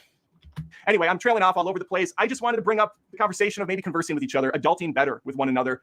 And maybe, there's some solution out there that I just haven't thought of that you have. I would love to hear it in the comments below. But dude, you already said you wanted an echo chamber, so that's silly. No. Do you know the recipe to get people to stop being assholes to each other? To maybe have a grown-up dialogue? To maybe check their facts, ironically, before telling other people to fact check? That was a big one I liked in this Godzilla review. Like, this guy knows nothing about the history of Japan. Like I don't know about World War II or Ground Zero or any of that stuff. But it was like, he doesn't know anything. What do you mean by Ground Zero? It's 9/11, you schmuck. Oh, ground zero. Oh no. Anything about this, and then they'll go ahead and say something completely infactual about me. No, probably if they were going to say something factual about you, it's probably more accurate than your own understanding of history. I actually didn't like that movie that you said I liked. Maybe you should check it out. I'm not a Disney shill. I'm not a Marvel shill. I actually hated a lot of the recent movies. I take it movie to movie. I don't care what company puts it out. I care about the end product. This has to be. I hope you're still in the chat, Joey. I think this has to do with what Gojin said on his channel. It has to be. Okay, those are my thoughts. That's my. You know what? I wasn't gonna do it. I only wanted to show it off. Because I just had it here. We start the history thing of which he didn't even use properly. Never really explained anything other besides just saying the word hate speech, which feels like he's just using it as a buzzword. Oh man. Do I? You know what? Yeah, let's go. Before we get into the video, you gotta give Joey credit for that. 755 likes for this video. So 2 times speed. We're gonna breeze through this. please consider subscribing, liking, and clicking the Discord link down below. Lots of cool stuff going on down there as we basically talk about nerd stuff and whatever else. That said, enjoy. For those who read the title, no, I am not the uninformed contrarian. I'm about to rip him a new asshole. I'm gonna probably stop that because I actually no, because Joey gets it fine without a doubt, but only because I do not want to get the thing struck. So we'll just go through everything. Everyone, go to the Makai Phantom Approachia. I don't think I need to do an introduction for this one on what this movie is, because let's face it, whether or not you're a hardcore Godzilla fan, a casual, or anything of that nature, you know what Godzilla Minus One is. Film is being hailed as a masterpiece worldwide, and it's currently in 3rd place in the American box office, which might not sound like much, but remember the fact, this is a foreign movie on a far smaller budget than anything to come out of Hollywood, and the fact it's even putting Disney to shame is absolutely mind-blowing. You also gotta take into account not everyone wants to read subtitles, yet it is still managing to pull such numbers, and Toho is hardly even advertising it here. I think it's the massive praise it has from critics that grabbed the attention of so many folks, curious about what all the hubbub is about. It literally held a 100% on Rotten Tomatoes, but everything changed when none other than Adam Does Movies decided to ruin it. You maniac! You burned it up! Darn you! But on this channel, we're all about hearing others out to see if we can, at the very least, come to an understanding or even have our own points challenged. But we don't really need to challenge Adam because he already is that mentally. The video we're looking at is titled Godzilla Minus One kinda sucks, with the thumbnail that uses a... One sec. But we don't really need to challenge Adam because he already is that mentally. The video we're looking at is titled Godzilla Minus One kinda sucks. Well, what's it called? It was like how he showed it there, Joey. I will give you this. He did say Godzilla Minus One review, but now it's like Godzilla Minus One review. I didn't like it. With a thumbnail that uses a quote that has me admittedly curious, but not to the extent of Adam's sexuality, Godzilla Minus Fun. Which I gotta ask, is this trauma we're seeing? I feel like Minus Fun is more in reference to his sex life than the actual film. Which in that case, I have to say, don't worry, Adam. Yamazaki wasn't poking fun at you. That's just the rest of us. 13-year-old white high school. Did review movies isn't your thing. How did you enjoy the Marvels, but not this? You have the mindset of a 13-year-old high school chick. But all that said, Yeah, then yeah, maybe it might not be Joey. It might just be someone in his comment section that Adam got exceptionally butthurt about because he kept talking about like young kids saying terrible things to him. In 1998, America took its first stab at Godzilla. It was big, it was loud, it was dumb, it was overlong. sounds more like you're describing your bowl while you're sitting in the other room crying and listening to it than the Godzilla movie. And yet, I think I would rather go back and watch that than the Godzilla Minus One film I just left. And you know why he's saying that? Because even though 98 isn't a great blockbuster at even what it's trying to do, it's still more in line in what he's looking for out of the movie. Minus One is too serious and thought-provoking. He doesn't like that. It made him feel things he hasn't felt since the school bully stuff there. I'm not gonna go there. He doesn't deserve that. Now, I know, starting him on such a disgusting tone is sure to put a few people off, and they're gonna say, I don't need to listen to another word this jerk has to say. That's fine, you can leave if you're thin-skinned. Bro, half your thumbnails, you literally look like you just walked in on your girl deep-throating Godzilla himself while Final Wars was on television. Get off that fucking high horse. She isn't jealous. She's just gonna call the cops. Or you can stick around, subscribe to the channel, and post tons of honest movie reviews, criticisms, fun roasts, things of that nature. No, I don't think I will. And I just want to say, You know, wait, because things of that nature. No, I don't think I will. I think this is what he was talking about when he's talking about people who made something in like a weird, stupid like program. I think that's what this could be what he's referring to right here. And I just want to say, I want to get it all out there, okay? I'm not going to pretend to be some hardcore Godzilla fan. I'm a movie fan. I like watching movies. I did not grow up on Godzilla. Well, for a matter of fact, Adam, my good sir, I so happen to be both. I'm a major film buff with a passion for delving into art, analyzing the goal, and how said goal is executed. But Godzilla is my favorite franchise. It has more diversity than most, and the most consistency in my opinion. But it isn't like I can't tell the flaws an entry has. The Monsterverse, while has been fun, is also super flawed. Each entry is full of them with the exception of Monarch Legacy of Monsters so far. And Minus One is the best Godzilla movie we got since goddamn Shin Godzilla, though the animes are pretty well made too. This movie is post-war Japan. We have a kamikaze pilot who's down on his luck because he didn't, in fact, kamikaze himself. You had one job, dude. You had one job. He chickens out right away when the movie starts up and he gets his first appearance of Godzilla, and it doesn't go over well. He's not thrilled about what he's seeing. As an aside, kamikaze pilots, that's one of the few, I would say, professions you really can't fake, right? You walk into the house and the wife's like, hey, how was work today? It was okay. It wasn't bad. Oh, really? So you didn't get fired, huh? Because you're still here. So obviously, not great at your job. I mean, I don't think you can really fake that one. Wait. So you're mad because the soldier, whose duty was to literally die for his country, had enough humanity in him to quote-unquote cower down? What the fuck is wrong with you? That isn't bad writing, that's just a character arc you didn't like. That is why he suffers with PTSD, which quite honestly goes deeper than you just failing at art critique. You're acting like if someone has a basic human instinct and is forced to feel guilty because they didn't sacrifice themselves is whiny. Not to mention he couldn't even be sure if that would have worked on Godzilla. I'm not gonna wish for anything horrible to happen to this dude because he isn't Professor Otaku. Anyway, imagine if you were in a world war and everybody expected you to die in the name of your country because Big Daddy government said so. Now, to be fair, I can actually respect this critique if this wasn't a story literally about his growth through post-war Japan. He goes from depressed and traumatized to somewhat accepting of himself after finding a crew and family who gets him, with still a bit of PTSD that gets triggered during certain events, to a character who believed in his potential, pushing Shikushima to suck it up and be all about doing what his job was to begin with, but also accomplishing that in a way that doesn't harm the message it's going for. That is objectively good acting and writing. He is miserable. I don't like this character. He's constantly chips are down. He's constantly like making bad decisions, or sometimes they're actually good decisions, but he thinks So he got mad over memes, essentially, yeah. they're bad. It's just not a pleasant character to watch. And his arc is so cliche and predictable that it's just like, what are we doing here? This is the best we could conjure up. Oh, come on, dude. Now I'm really having trouble taking you seriously. Originality is the most boring and surface-level form of critique in the entire book of media literacy. If we're talking about the Hallmark Channel, where every movie pretty much follows the same beats, sure. But you're not going to find a story that utilizes these arcs the same way as Godzilla Minus One, with the closest exception being the 1954 original, which this is a loose remake of. Also, have you gave it a thought that maybe, just maybe, these cliches are here because these are very real problems and a very grounded story? Shit, crazy, I know. Godzilla represents real-world problems. Not like that wasn't the intention with the very first movie. And now some people are saying, hey, Adam, what do you expect in Citizen Kane? You know, the old cliched argument back. That's lame and it's pointless. No, obviously I'm not expecting that. I find it very funny he mentions this when Minus One holds quite a close tomato meter to that, with the general audiences praising it as a genuine masterpiece of cinema, alongside that of the 1954 original. I'm expecting a big, cool-ass movie with lots of destruction and maybe some stakes. See, there's your problem. You came in not expecting a dark, serious tale like Citizen Kane, but something like the MonsterVerse that's primarily action-oriented, which obviously there's nothing wrong with. Those have their place just as much as these films. I consider Final Wars a masterpiece because it nails that kind of movie with honestly better characters than the entire MonsterVerse. But Godzilla began as a heavy cautionary tale of nukes and war. Sure, there's some popcorn flicks that came out after, and even most of the other character-driven ones aren't to the same degree of heavy, but that doesn't matter. They're still majorly focused on their cast with the subject matter they tackle. As for your implication on the lack of stakes, what?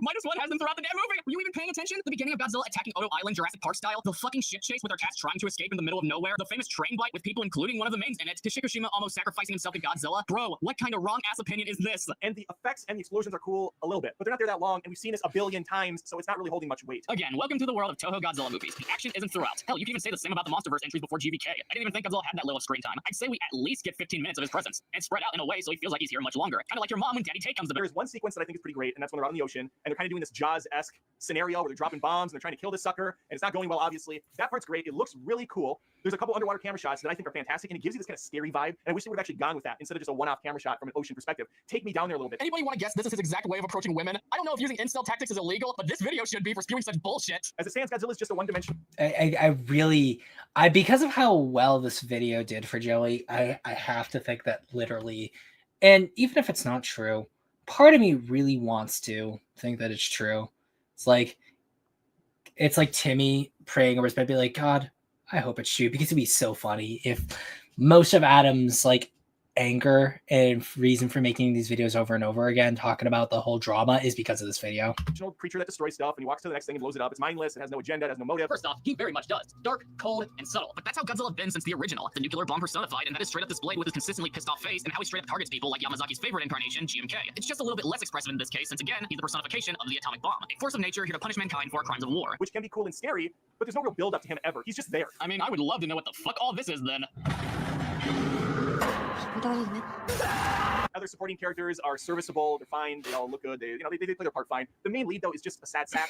Yes, this is a drama horror movie about a kamikaze pilot conditioned to believe he shouldn't be alive. I don't know what the fuck you were wanting. That wouldn't defeat the entire point of the movie. Would you make this review on something like Citizen Kane because it doesn't have big monster? There's movies that approach a similar theme to Minus One without the Godzilla in it. Why should it have to follow rules of films like the MonsterVerse when that's not what it aims to be? And there's a lot of downtime. There's a lot of war-torn hero stuff. There's a lot of baggage about the war, and not so much about Godzilla. Because that's the type of movie it's trying to be. And yes, Godzilla does connect to the plot, entirely for a matter of fact. He's what caused Shikushima's PTSD, and he's a current threat Japan has to put up with, given the war is over. Just because he isn't on screen causing mass destruction 24/7 does not mean the plot isn't about Godzilla. I'm starting to think this isn't an educated opinion, but more so a vent of it being 2023 and movies still ain't catering to his big monster fetish. Adam, if you love Monster Carnage so much, just watch hentai. I guess the trailers really hyped me up, which is their job, but they presented a package that I just did not see on the screen. I felt a little bit lied to. I didn't know what the story was. I imagined it was going to be, a little bit more interesting than it was. They had a decent idea, okay? I kind of like the idea of a war-torn kamikaze pilot having to make amends with himself and to please those around them, but fight his own internal war. What the fuck did you just say? You hear that, guys? He liked the concept so much, it's suddenly a problem he chose not to die for his country out of pure instinct and wanted more big monster go burr action. Come on, man. The trailers made it more than obvious what type of film Minus One was going to be. There's a reason many were speculating it was a remake of the OG, which while it isn't as close as me and others have anticipated, we weren't wrong. I give you my honest opinion, leaving the theater, and while I'm there,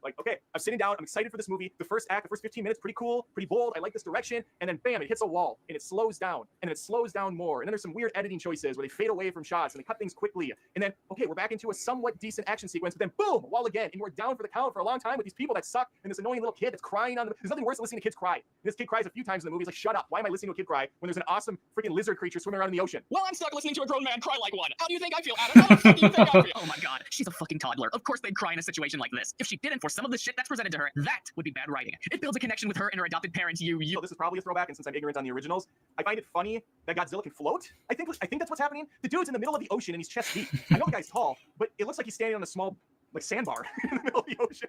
He's like the water's up to his belly button. Sometimes it's up to his shins. Oh, in the really? middle of the freaking Pacific. I haven't looked at that, so I can't really comment on it. You could DM it to me, and I could probably look at it another time.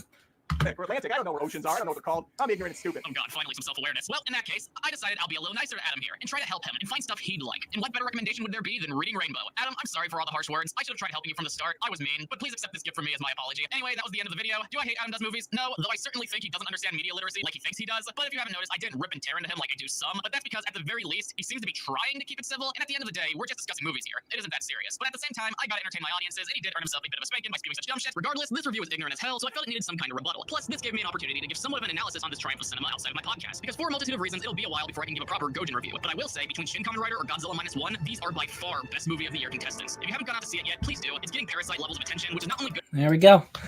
So there you go, Joey. If you're still in the audience, you got it. You got it right there. Hey, Meta, which of these shots? I don't care what shot you should take. I think even using meta in this context would probably be cheating, but whatever. This is what happens when you don't pay for YouTube Premium, guys. So this one right here is I'm talking about the problem with Rotten Tomatoes, and I think this literally just has everything to do with the fact that dude got lambasted for including for bringing down the Rotten Tomatoes score, because that's really what he talks about for the most part. So we're only going to go back to a certain point here, which is about here to about here. So we're not going to do the whole video, unfortunately. So we'll start here. I haven't even seen the movie. Most of them probably haven't seen it. They're just like, how? Yeah, try and judge someone's character just because they honestly, voiced some critiques I had, and people are just it's funny how people are just so quick to try and judge someone's character just because of their opinion on a movie. And the best part is a lot of them haven't even seen the movie. Most of them probably haven't. So this is so Adam's like, oh, no one, most of these guys haven't really seen the movie. That's an outright lie. Even he's saying most of them, so at least he's curtailing it there.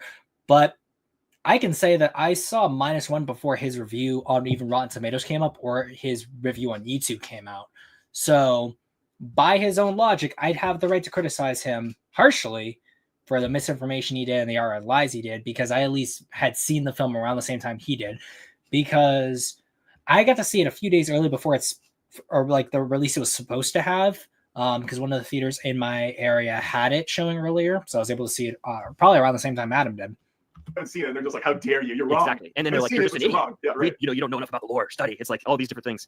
It just drives me crazy. The last few years, well, also for his buddy here, if they explain something as a lore concern or explain something in the lore, because his big hubbub is that he doesn't like Dune 2. So if they explain something in the movie that's relating to the lore and they explain it properly, you don't like it, and they explain it in the lore and it's consistent in the world, then yeah, your argument is stupid. I heard lore more in 2 years than I heard my entire existence growing up. So you don't understand the lore of Sonic the Hedgehog. Did you hear what you just said? That's just bad. Truly. I mean, again, if they can more accurately understand and piece together the world and its world building and how something may be or may not be logically consistent more than you who doesn't understand it, then yeah, they have a more informed opinion than you do. It really is. And yeah, that's something that frustrates me, and I think it sort of coincides with Rotten Tomatoes culture. Well, the Rotten Tomatoes score is 97%, so you're a moron for not absolutely praising the movie. Yeah, that's kind of the case. And if a movie's rotten and you're more on the positive side, you're an idiot as well. So there's just no winning. You can't please everybody. I don't do this. Yeah, you can't please everyone because you're also making two straw man arguments. Like, just make a more in-depth review and explain as to why people may not agree with you. Like, there's very clear reasons as to why someone may or may not like a review that you've given. Please people though, and that's the thing. I'm always like, I gotta be honest in this review, and it hurts me to say this because I wanted to love this movie, but here's why, and it's all you can do. Yeah, I think people that go to movies, I mean, at least people that are self-described movie fans and movie fans, guys. Movie fans. movie critics or just movie lovers in general don't typically like forking over hard-earned money to go to a movie to hate it. I mean, once in a while you'll get that inclination. Like going to Madam Web, I was pretty confident it was going to be hot trash, and I would have fun destroying the film if it in fact turned out that way. So you kind of just like kneecapped your argument. But there's always that part of you that's like, all right, I'm putting down $15 or whatever it is at theater. I really don't want to sit there for 2 hours and be miserable. I'd rather this movie actually impresses me and wows me. So then to go put an honest review out there and have a bunch of unknown people go, you're wrong, you're lying, you're doing it for clicks or views or whatever. Well, I can give you a real world example, Chris. I'm not sure if you're familiar with a film called Godzilla Minus One. There it is. I am. I think I might have heard. I think I just want to hear what you have to say about this. Cinematic masterpiece. I imagine you thought it was the greatest thing ever, like a lot of other people did that hadn't seen it at the time. Yeah, again, that's an outright lie. So, again, I know when I saw these movies, so Adam Does Movies is objectively outright lying in this sentiment here. Because I can tell you people who, like Joey, I know, saw it around that time as well. I know I saw it around that time, so I can speak for myself in this case. But if I wanted to rag on Adam Does Movies in the comment section and call him all the most horrible things, then I would have the right to do it because I had seen it around the same time he had. Thoroughly enjoyed the film, but I'm ready to hear what you have to say. Well, I thoroughly did it, Chris. So we have to end the stream right now. How can we have a conversation? Okay, Stranger Things. He's wrong. I'm wrong. This is a terrible relationship already. I never get early access to movies. I'm in the middle of Nowheresville, South Carolina. I have one Regal theater that sucks, and it's 25 minutes from me. It's not a good situation out here. I don't know why I moved here to begin with. But my buddy Matt met me at the Regal. There was a sneak showing of Godzilla Minus One, a special showing a week before the movie hits mainstream. Yeah. So if your theater in the middle of nowhere had an early showing, then what's to say other people in other areas of the country, like places like California or the other parts of the East Coast or Texas, anywhere like that, wouldn't also have these early showings as well? Or people who were interested because they saw the trailers wouldn't have gone to these early showings like you, but you have the audacity to say that most people probably hadn't seen it already, even though actually, let's quickly go back. Hate seeing ads. I do hate seeing ads. November 30th. Yeah, most people by this, a lot of people by this time had already seen the movie on November 30th. So it just feels like a non-argument. So I'm like, hey, let's go to the movie. It actually looks really freaking good. I'm not a big Godzilla fan. I've seen all the American ones, haven't been really impressed by them. I've seen some of the old ones. I found them to be just too old and schlocky. And I think the only one he saw was Godzilla vs. Megalon. So again, it's so vague. And that's the thing with people like this is that because they're so vague, you can't really take them at anything they say because they'll be like, well, what I meant to say or what I meant by this statement was just say what you mean with your chest, man. Whatever. It's a giant lizard blowing stuff up. Cool. Great. Yeah. Again, you just want slop. But this movie genuinely looked fantastic. It looked like it took what the American Godzilla was doing visually and it maybe married it with a good story and some compelling characters. And for a lot of people, that's exactly what it did. For me, not so much. I went with Matt. We were bored out of our minds. We found the characters acting to be very hammy and over the top, like an anime. Such as? Nothing really stuck as far as the emotion because it was such as so over the top. And I found all the Godzilla stuff to be super lame and kind of cheesy looking. But again, I love the fact that he's saying now that all this stuff is cheesy when in his reviews, all the effects are really amazing. And then people and Adam himself wonders why people don't take him seriously or think he's not being honest because there's this dissonance between what he says here versus what he says in a review. Now that that's what people love about it, I did it. So I left the theater for some reason, kind of thinking that people agree with me all the time. so I approached the review, just shot out of a cannon. I hated this movie. I have all these reasons why. So shot out of a cannon, meaning you really didn't think too much about your review. You just sort of went with your first impression. I was destroyed. I put my review on Rotten Tomatoes, and even the Rotten Tomatoes snippet, you get 2 sentences or a sentence. I said, visually stunning. I gave a couple pros and cons in that because it's not a terrible film. I didn't have fun with it. And I gave a negative score. Well, at the time, it only had 8 or 9 scores total on there, and I was the first Rotten score. Big deal, right? These movies get hundreds of scores. Well, apparently it was the biggest fucking deal in the world because that score would remain there for days, maybe even a week, just eating at Godzilla fans, which news to me, there's a freaking million of them. I mean, my guy, you've got a Harry Potter thing right there, and Godzilla's been around way longer than Harry Potter. So I'm Godzilla's not as popular as Harry Potter, but the idea that you'd be like, oh, there's so many Godzilla fans. Yeah, no shit. A lot of them, and they're very, very vocal.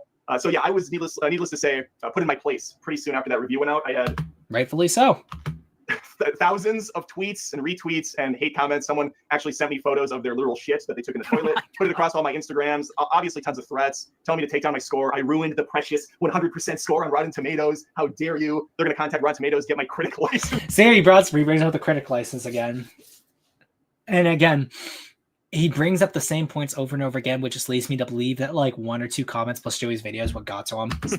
Like that's a thing that exists. I picture Seinfeld. He gets the postal badge ripped off of his jacket because he's no longer able to do the job. Yeah. But yeah, that was a 48-hour whirlwind that honestly, it went from amusing to like, wow, this is wild, to kind of freaking depressing, where you're just constantly told over and over again, you suck, you're awful, you're an idiot, kill yourself, blah, blah, blah, blah. It just weighs on you. Even if you have a thicker skin, it can kind of be like, oh, let's refresh the page and see, just a... Dude, if you're someone who believes so much in touching grass, then none of this should have affected you in the first place. Even like he was saying, well, I have thicker skin. Dude, just close down the comments, filter out the comments, and you're good. Endless stream of hate. What the takeaway is there, though, Godzilla or Rotten Tomatoes has so much power for some of these social media channels. There was 8 reviews. Did they really think it was going to stay at 100% forever? There's always going to be people that don't like something. I don't know. Is it possible? There's maybe 20 movies on Rotten Tomatoes that have 100%. To be fair, Black Panther was on 100% on Rotten Tomatoes until someone lowered the score and some people hounded that person. The reason why I hold Godzilla Minus One in higher regard than Black Panther in that context is because the only reason why people hounded on that person is because Black Panther had become a center point, like a keystone for race issues and things of that regard. And as a result, by lowering the score, it was racist. I don't agree with that, and it's the same reasons why people took issue with his kamikaze comment, said that was racist. No, it's not. His comment was racist. It was a bad, stupid joke, but it wasn't racist. And the thing is that Godzilla fans, for a long time, will see people criticize these films for poor or even just unfounded reasons. So, when they finally see a film do absolutely amazing and somehow stay in theater longer than it should have, they're going to be very defensive if someone does not give very good arguments. And considering the fact that he called the effects goofy, but also saying the effects are good in his review, you're going to have to do a lot to convince people that this film was bad. And I haven't really seen a lot of good arguments as to why. Not to mention the fact that almost everyone else who gave a poor review about the film, in a lot of cases, those people are also like essentially trying to say, oh, Yamazaki's kind of touching around fashy points about Japan. Oh, are we not going to talk about what Japan did during the war in Godzilla Minus One? I think this is a bad review. It's not like aligning with my political ideas. I'm not sure if Adam Does Movies looked at the other poor reviews, but a lot of poor reviews were of that opinion. And I guess if that's the company he wants to keep and be proud of his poor score, a lot of people are going to lump his poor score in with those poor scores because they were also BS. I think Paddington 2 is one of them, and I haven't seen that. And it probably doesn't have thousands of reviews, it probably has a couple hundred. The more you get, the more likely it is to drop. That's how the game's played. But yeah, to have less than 10 reviews and people lose their shit is just comical. And that's never pointed out once during this whole fiasco. Because it's a non-argument, and the only reason why you're making an argument in this case at the time is because it's only 10 reviews. But even if it was just one review, if it was you and someone else, if that was your argument, that's still a poor argument that you made. Like, let's even look right now at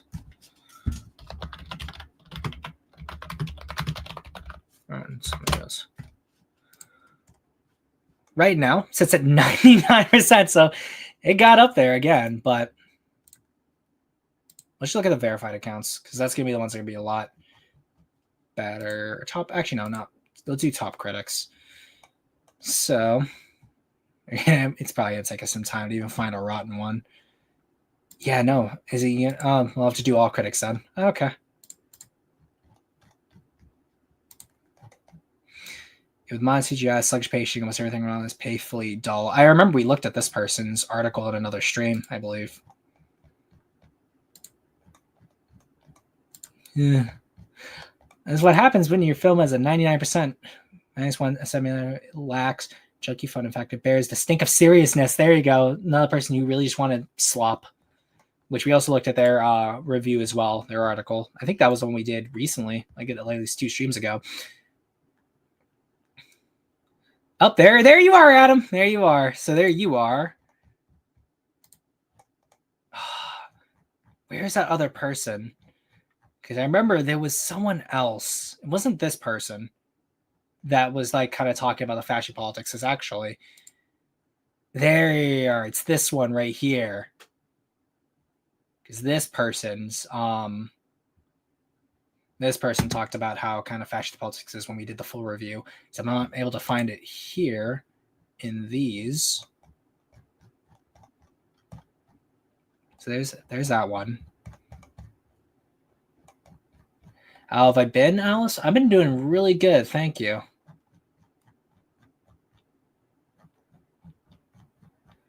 No, maybe I'd really just have to dig for it, but it's not going to let me dig further than the ones that it's showing. Yeah, this is going to bring me right back up to the top. This is just the audiences.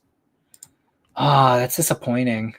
I'd have to find like his name and then whatever his website is, like Movie Nation, and find it that way. Oh well. There's only 7 or 8 reviews. It's just this guy ruined it. No, yeah, and people put so much value on the Rotten Tomato score. Yeah. It's almost like why can't these people just go watch the movie for themselves and form their own opinion? Yeah, no, Oscar and his Bad Minus One. I've seen, on Twitter, people talk about, or X, I should say. No, people talk about how, I only care about high ratings when it validates me or when it is for something I like. When Dune Part 2 has a 4.5 on Letterboxd average rating and this star rating on IMDb and this Rotten Tomato score, I only care about that because it helps me out because I love the movie. It's like, I don't know why we put value on these numbers. People just go see the movie.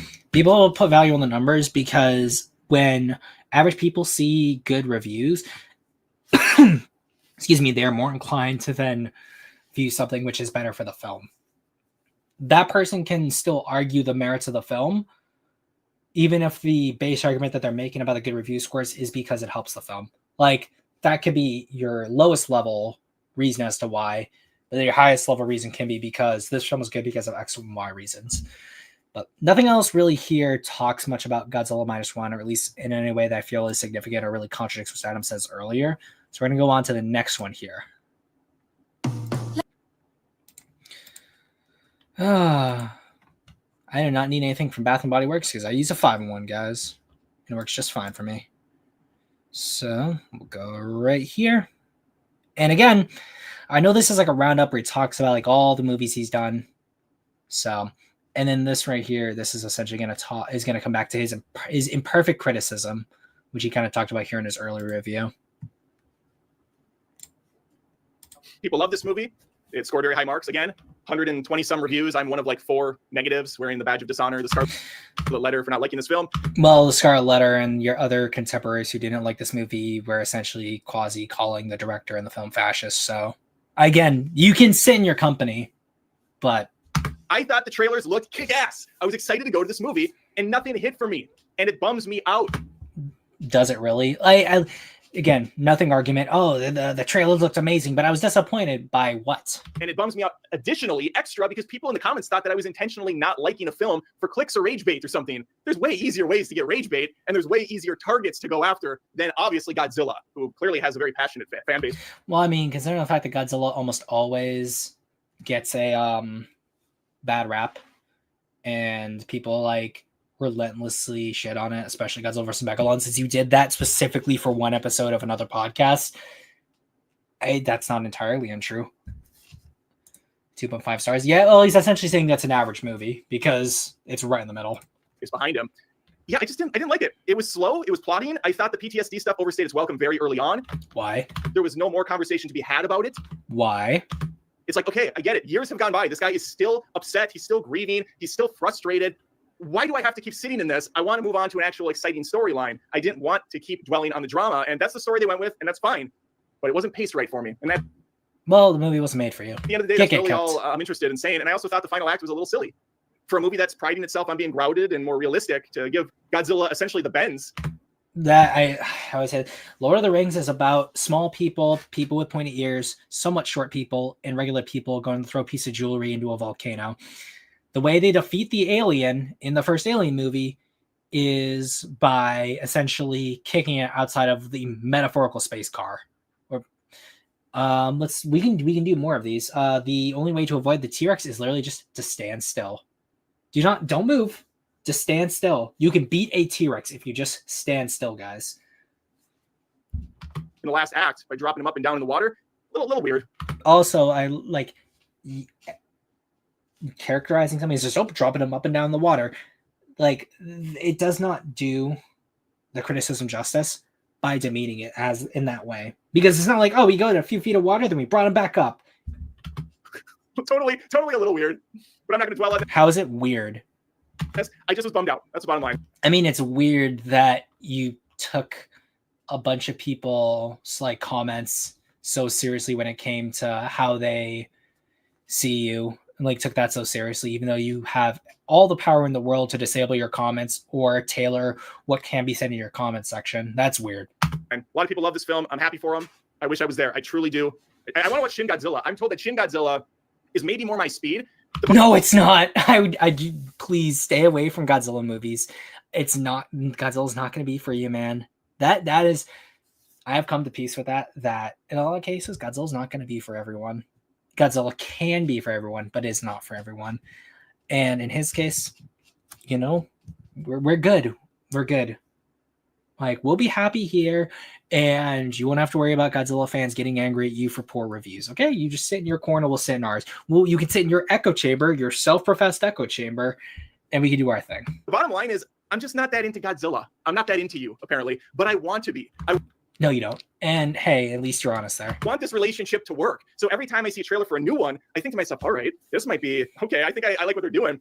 Godzilla Minus One looked a lot to me like the American 2014 Bryan Cranston vehicle, which yeah, I'm happy that it's not 2014. Which I also didn't like very much. I love Bryan Cranston's character, but he's killed off, and we're instead focused on a really boring Aaron Taylor Johnson. And that's kind of where I was at with the Japanese one. I thought these are pretty much the same thing to me. No, how? I'd be surprised as to how you can make a coherent argument as to why. Both following very uninteresting characters who keep making bad choices, and it's just not a pleasure to watch. Yet that one got a pass, and the American one, I think, was kind of dismissed, or most people aren't really a big fan. Well, again, when you characterize it like that, and you make a straw man argument, of course, like, it's going to seem weird to you. That said, Shin Godzilla might be fun. I'm willing to sleep around and see how it goes, see how it feels. I'll try out Shin Godzilla at some point. Moving on. The one thing I will say is that obviously he's got Indiana Jones right here. So that's going to be why you gave it a full 3 instead of a 2.5. But having seen this film, the amount of leaps in logic and poor world building of this film is so much greater than Minus One's. And it says a lot about what he feels like his like beliefs are when it comes to film critique or anything of that nature, or media literacy, as people like to say. Because I think here, the Marvels, it's just because he liked slop, and that's why he gave it a big review here. Wonka, same deal. He likes slop. Same thing with Saul. And I think that, like, given where almost everything else was at, where with Ant-Man, he still said he liked it more than Minus One, essentially. And we'll go here as well. The Killer, like, the only one that really kind of sits similar to Minus One outside of Boy and the Heron, which only got 2. But now we're going to this one. The reason why I wanted to bring this one up here is because what he says about Chris Stuckman here is my opinions I have about him. Something I'm never gonna buy. I'm not sure why I always keep getting these ads. But hey, they pay the YouTube bills. Yeah, cool monster.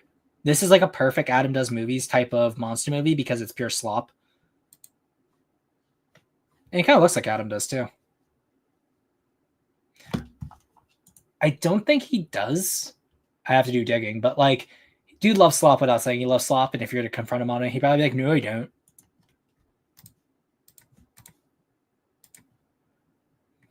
New trend happening in the movie critic community, which is amazing. It's constantly shifting gears, and I find myself kind of caught in the middle of all of it. So I want to give my 2 cents worth, let you know where I stand, and maybe gauge what you guys are thinking in the comments below.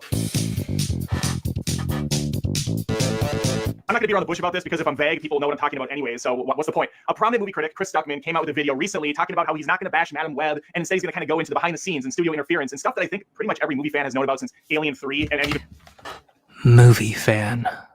Prior to that. It's not a big revelation that movie studios interfere and have a say in how their final product turns out. And they get scared and they make big changes and bold choices that often are bad. This is not uncommon. Anyway, he comes out with this video and he's kind of, angry dad getting upset, scolding critics that call movies trash. And they really just bash on everything now. And it's all ad hominem attacks and it's outrage culture. And he has a point, of course. He has a point the same way I think the critical drinkers and guys over on that other end of the pool do. They're more on the alt-rage culture shit and less on movies themselves. There's obviously points being made by both. The problem I have is that this side over here just goes all in on attacking Disney and woke culture and Brie Larson and Kathleen Kennedy to the point where it's pathetic and lazy and doesn't really bring anything to the table. Like your content? I will say this, at least in their case, they're more honest, where they don't like, they're not going to get upset about things like this. Where like, oh my gosh, I got all this negative feedback. They're just going to roast you back, or they're just going to keep doing what they're doing. You literally, at every opportunity when Godzilla Minus One's name is brought up, you have to talk about the backlash you got like a little girl. Well, eventually they'll pivot away. Maybe they have. I truly don't watch any of this crap. I just see it in my feeds all the time. So maybe they have, and everything's great over there. On the Stockman side of things, he announced years back that he was making this movie. He's making a movie. Awesome. Good for him. I think that's great. I actually wrote a movie script myself. I'm on the third revision right now, and I hope to do stuff with it. I think it's phenomenal that YouTube voices are rising up. They're putting their money where their mouth is. They're getting into the game, and they're trying to make something themselves. It's fantastic. So very good for him. And it got fan funded. He has a big audience of people that love his stuff. Wonderful. What I don't like, and I think is complete bullshit, and I still scratch my head at how he does have a lot of the supporters still on his channel, is he came out with a video not long after that announcement and said he's no longer going to be criticizing movies the same way. He's only going to review movies he likes. And he'll put criticisms in those videos, but not to the same point as something he doesn't. Okay, what's the point then of being a critic?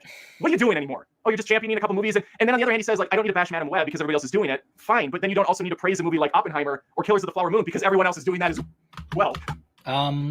He's able to do whatever he wants. That logic isn't, your logic isn't sound here. And I don't even want to defend Chris Stuckman. If he doesn't want to bash things because he doesn't want to contribute to the negativity, then him praising everything is completely within, like, it makes sense within his worldview. Like, which lane are you going in, bud? Listen, people have different things they take away from different critics, and those critics themselves have different reasons for doing it. It's really funny because Az ended up looking better over this compared to like the Act Man, because the Act Man not only went behind a friend's back to release DMs that made him look like a sniveling coward, but has also continued to fence it on that topic. I can only speak for myself, but the point of movie criticism to me is to put your voice out there, express your true opinions, inform people of what they should look out for in the flick, why you like this, what worked about it, what didn't, and just have a conversation, have a dialogue. Granted, I also don't present myself as like an expert movie critic or a snob or someone that thinks his opinions are right. And this, well, you do think of yourself as a movie fan. This is why this movie works really well. I'll give that information, but not in a way that says like you're wrong if you don't like it, or I'm right because I do. It's more or less just this is what works for me and this is why it works for me. Take it for what you will. So then why would I watch any of your contents? Because it is literally slop at that point. Because if I'm not being informed on a topic, I'm just hearing you just shoot whatever it is at the hip, then I'm actually going to go to someone who's informed on the topic instead of wasting my time listening to what you have to say. And the only time it gets upsetting to certain people is when you then have to deal with content like yours filling up their algorithm, because then you have a bunch of people who do take your word as gospel because they agree with you, because they're your fans, adding to your view count, which then pushes it into our feeds, which you had a problem with people like Drinker. So again, inconsistent logic. Chris comes out with a video saying we shouldn't be late. Hey, Almighty Oreo. Hope you're doing good as well, my man.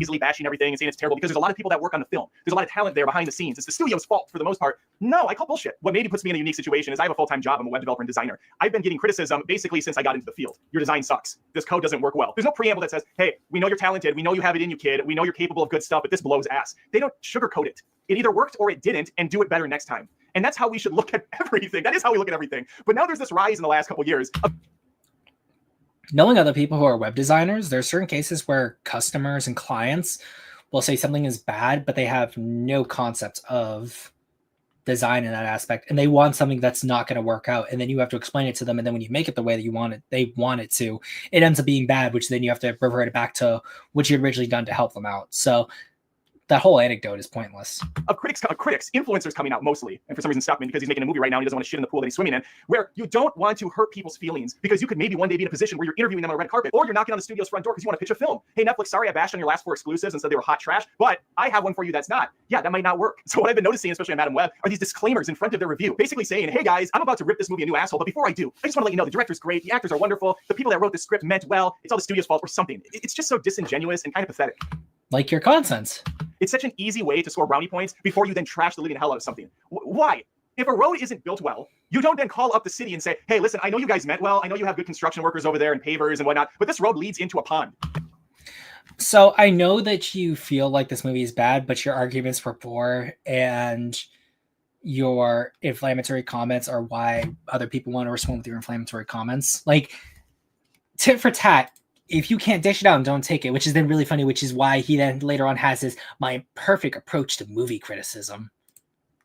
And several people have drowned.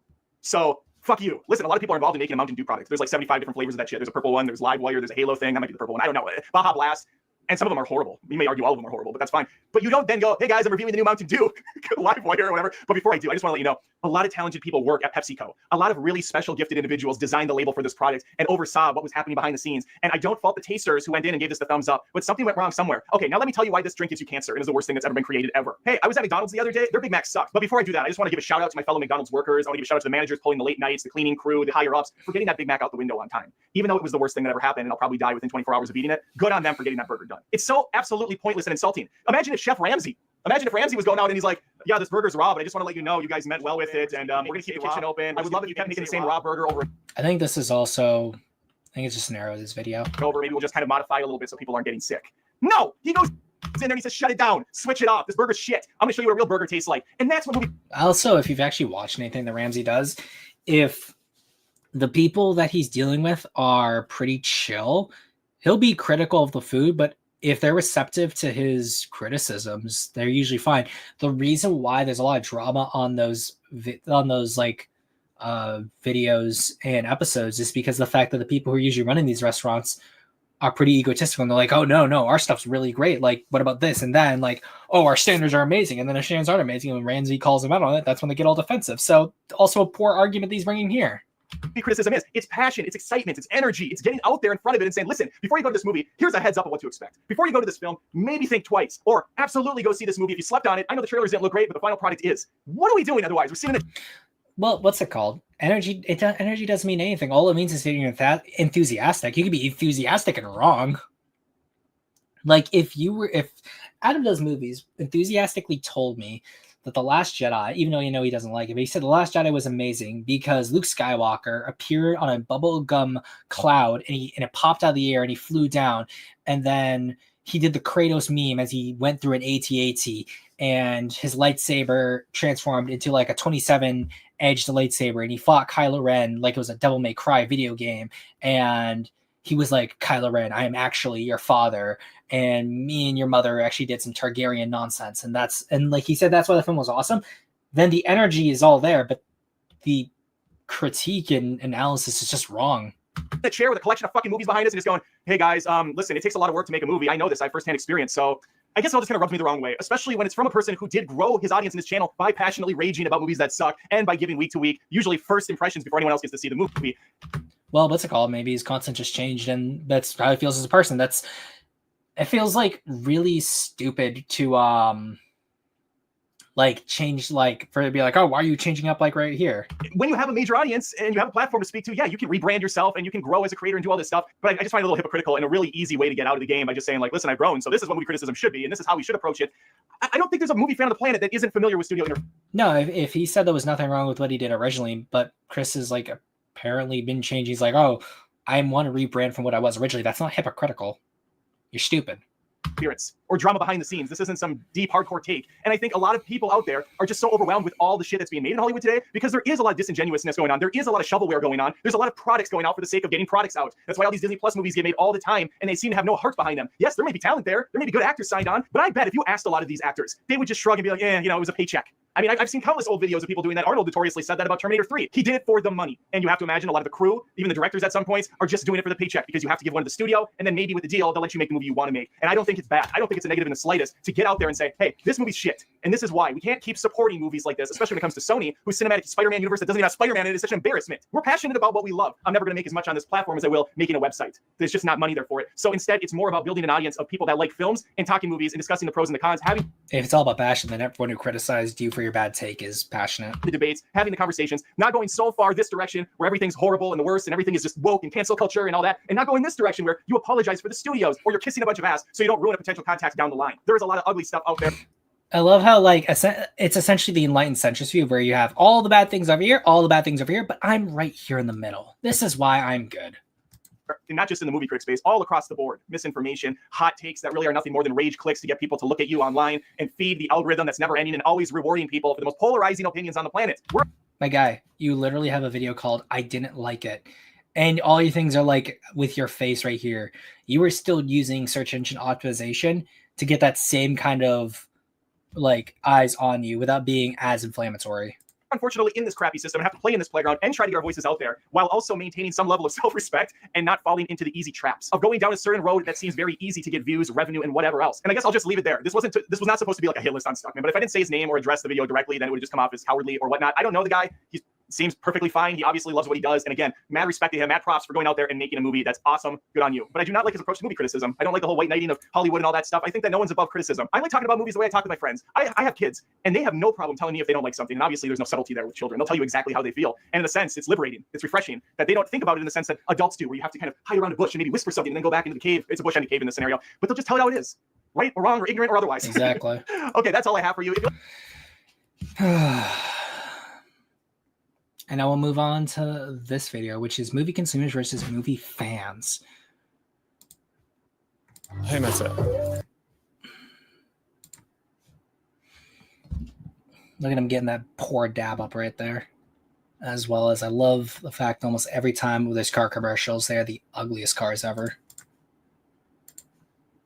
In a conversation about movies with someone and halfway through realize you made a huge mistake? I have, many, many times, especially over the internet, a place where stupidity goes to thrive. Today, I wanted to broach this subject by diving into the conversations we have between movie lovers and just your basic movie watchers, because there is a very big difference between the two, although oftentimes they're conflated.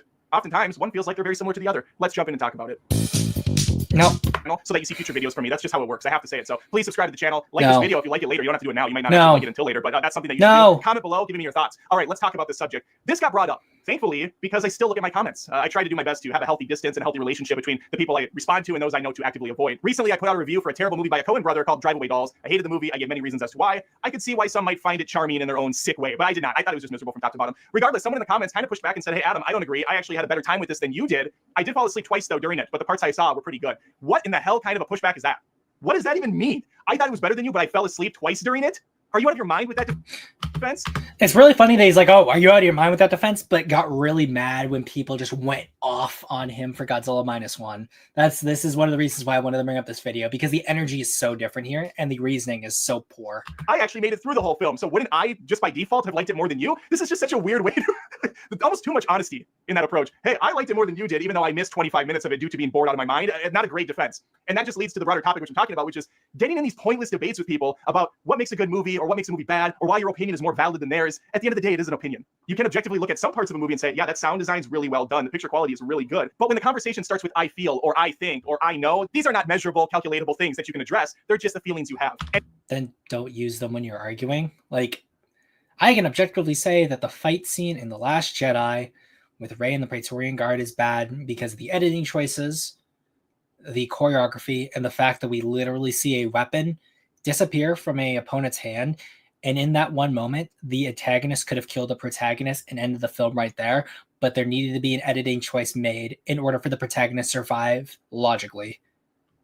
And it is okay to acknowledge that you might not know as much about film as someone else, or you might look for different things than others, or you might get value out of things others don't based on your own criteria. Another example that comes to mind is once in a while I go on another live show and I talk with people, and one of them says, hey, I like this movie. I was cooking in the background, I was doing the dishes, and it was just on, and I would kind of check in from time to time and laugh on occasion. It's a comfort food. It's a movie that you're kind of like passively watching. It's in the distance. It's like a friend that's there that you don't want to get too close with. You know about him, but you don't want to know him that well. And to me, that doesn't make a movie good. That just means a movie exists in the same area as you do. It's such a silly thing to be like, I like the movie. Then don't say a movie is good or bad. Like, don't use these terms if you're not going to, like, actually take a stance on things. I couldn't tell you the plot. I couldn't tell you any of the lines of dialogue, but there was stuff happening and I like the actors in it, so therefore good to me. All right. Is that really something we should use as a criteria going forward? Is that the checklist we should go over? Cinematography, music, sound design, acting, story. On this side, we have Mary's criteria. It was on. There were people in it that I knew and liked. It ended. Next movie came on by Netflix automatically based on my viewing habits. This is so stupid. And like, by your own metric, how could it be stupid or good if everything is subjective? The reason I bring this up is when this side says something with these measurable goals and things that you can actually look at, and then this side pushes back and says, how dare you, you're stupid. I like this movie because it was on and Netflix recommended it and I like the people in it. You are not on the same level here. This side, the side that I fall on as a movie. No, you don't. You don't fall on that level. Because you like continually just be like, I feel, or just make vague statements that can't really be qualified. And you also don't engage in debates or discussions in any meaningful way because they're like, you won't engage with them because you don't feel like it's worth it anymore. Or you just outright lie.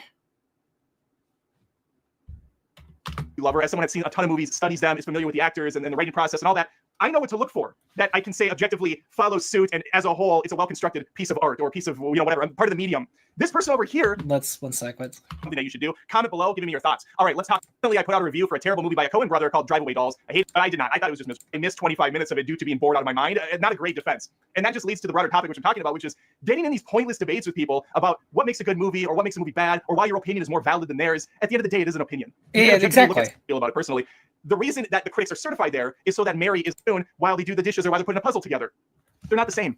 They're not the same, and that's the reason why even on Rotten Tomatoes, a site that obviously doesn't have good name recognition, well, it has good name recognition. I wouldn't say it has a positive name recognition, but it does exist, and a lot of people trust them and go to that site still, regardless of how we might feel about it personally. The reason that the critics are certified there is so that Mary isn't a certified critic and can just say like, I like Jennifer Lopez, therefore her new movie, This Is Me, ... now is phenomenal. Amazingly enough, I reviewed the new Jennifer Lopez movie. I did not like it. I thought it was terrible. There were a couple fans that came over, and to say that their criticisms of me or their praise of her movie were well constructed is just asinine. They were absolutely ridiculous. One of them was like a 4-paragraph run-on sentence. I don't know when one sentence started and the other finished. It was just one blob of whatever that person was thinking at the time. Not well thought out at all. Not well constructed either. It's such a mischaracterization because we have no clue what that person said, and maybe they actually had a better argument than you did. So all I have to do is take you at your word and consider the fact that there's multiple times where you've been proven to be a liar. I don't know how to feel about you bringing up examples. Could barely make heads or tails of it, but they put it out there. That's for sure. And I'm sure glad that person is not a critic. I'm sure that person's not. I'm glad they're not certified on Rotten Tomatoes. That's what the general audience score is for over there. During this video, I took a drink of water from this comically large jug here. It's like a 17-gallon jug, and I spilled on my shirt. Let me back up so you can see the embarrassment. There's water on my shirt. I'm also wearing kind of a shit show, but we're going to push past it. We're going to move on, and you're just going to have to deal with the fact that just out of frame, just in frame, I should say, there's a water streak going down my shirt. Maybe just listen and not watch. Just listen, because it's just me in front of the camera anyways. There's not much to see here at the end of the day. With the power of AI, I could probably go in and remove this water spot, but we're going to keep it in for the raw, organic look that I'm going for here. Another great example that I brought up on a live stream a few months ago was I was back in Minnesota meeting some friends and family, and one acquaintance that was with asked if I saw the new Guardians of the Galaxy film, Guardians of the Galaxy Volume 3, to be more specific. I said, yeah, I thought it was great. I loved it. And he was not a fan. And he had no problem saying, really? I thought it sucked. I thought that movie was trash. And then I followed up. I said, oh, pray tell why. Go on, continue. And he really didn't have any way to put into words why. It was just his emotional response to the film was not good. It was just... So, in Adam's case, he'll only bring up examples if he feels like they make him look good rather than actual substantive arguments. I just didn't like it. I thought it sucked. I thought it was trash. Kind of regurgitating the same points he'd already made without any substance behind them. And I asked for a little bit more in-depthness to it. Could you just push past that it sucked? Like, why? What was bad? Visually, you didn't like it? Was the acting bad? Did you not like the story? And then he kind of went a little bit further once I pushed him, and he said, I just thought it was too silly. I thought it was too jokey, which kind of made me scratch my head because I thought it was the more serious of the three. And he was on the completely opposite end of the spectrum there, saying, no, it was too many jokes. It was stupid. It just wasn't, the jokes weren't funny. It undercut everything else. He didn't say undercut. That's unfair. He just said it was stupid and silly. And I guess that's fair. Guardians of the Galaxy movies are stupid and silly in a fun, kind of intelligent way. I know stupid and intelligent in the same sentence. That doesn't make sense. But if you know James Gunn and how he writes and approaches things, there is some method behind the madness. He makes things intentionally seem kind of stupid and silly, but at the end of it, there is messages, there are stories being told, there is character growth. And I don't think my buddy's friend really saw that stuff, or maybe he wasn't that familiar with the other movies. That was my follow-up. I said, have you seen Guardians 1 and 2? They are silly. There's a lot of jokes. And he just kind of dismissed it and said, yeah, those were better. This one sucked. So fair enough. Okay, I'm kind of glad that he's not writing for the Tribune. I'm kind of glad that he's not a certified critic. Not that they're all perfect. I mean, I'm one, so obviously there's a pretty low threshold. But I think being able to put into words more than it's bad, it's garbage, it's trash, kind of the hyperbole that you see often. I mean, I Make your Godzilla Minus One review. It's the same stuff. It's YouTube, right? You got to put it in the thumbnail. You got to be larger than life. And once you drop people in, you can be a little bit more subdued. Even though you also say that your reviews are always surface level because you don't want to be ruined, because the thing you hate most as a movie fan is something being spoiled for you. Although, if I think something's trash, it's pretty accurate what I put on the thumbnail, and vice versa. I don't say it's hot garbage, and then when the review starts, I'm like, oh, it wasn't that bad. I tend to not. Patting yourself on the back for not being so blatantly dishonest feels dishonest in itself. Do that. I try to be fair. I guess to really put a bow on what I'm saying here, I find these conversations fruitless, without fruit. No fruit-bearing conversations where someone just kind of doesn't really get where you're coming from, and you're not going to change their mind. And at the end of the day, do you need to? No, of course not. It's entertainment. It's for you to enjoy. This guy paid money to see the film, and so he has a say. He didn't like what he saw. He felt like he didn't get his reward at the end, and I think that's fair. Movies are longer now. Guardians of the Galaxy Volume 3 is over 2 hours. I think it's 2.5 hours long. And so if you're sitting there miserable with something, yeah, buyer beware. Buyer also gets to state their case. Buyer can say whatever the fuck they want about a movie, good, bad, or the otherwise. And I very much champion that. Free speech on this channel is what it's all about. Some people will say, Adam, you're too harsh on movies, or you just like to knock movies down, or give crap to people, and it's not constructive, it's mean, and blah, blah, blah, blah, blah. Well, you know what? You're giving me criticism. And oftentimes, ironically, the people that say that to me name call me, they threaten me, they make fun of me, an appearance, the channel being trash, whatever. They say the exact same things. And I'm not crying at the end of the day. I'm still making content at the end of the day. Except you continually talk about how crazy Godzilla Minus One's fallout was. So it's not like you're overtly crying. You're just crying in other ways that are productive and good for your bottom line. because I love doing this. And I'd like to think that directors, actors, writers are in the same exact position, just on a larger scale. They like what they do. Some of them don't, believe it or not. They're just doing it as a paycheck. They're doing it for the work. Madam Web was an example recently that got brought up. I saw people in the comments claiming they worked on a movie in some capacity, and everyone knew the movie was going to be awful. They were just putting in the work, whether you're a key grip, you're doing the lights, you're doing the sound, you're doing the camera work. Lots of jobs.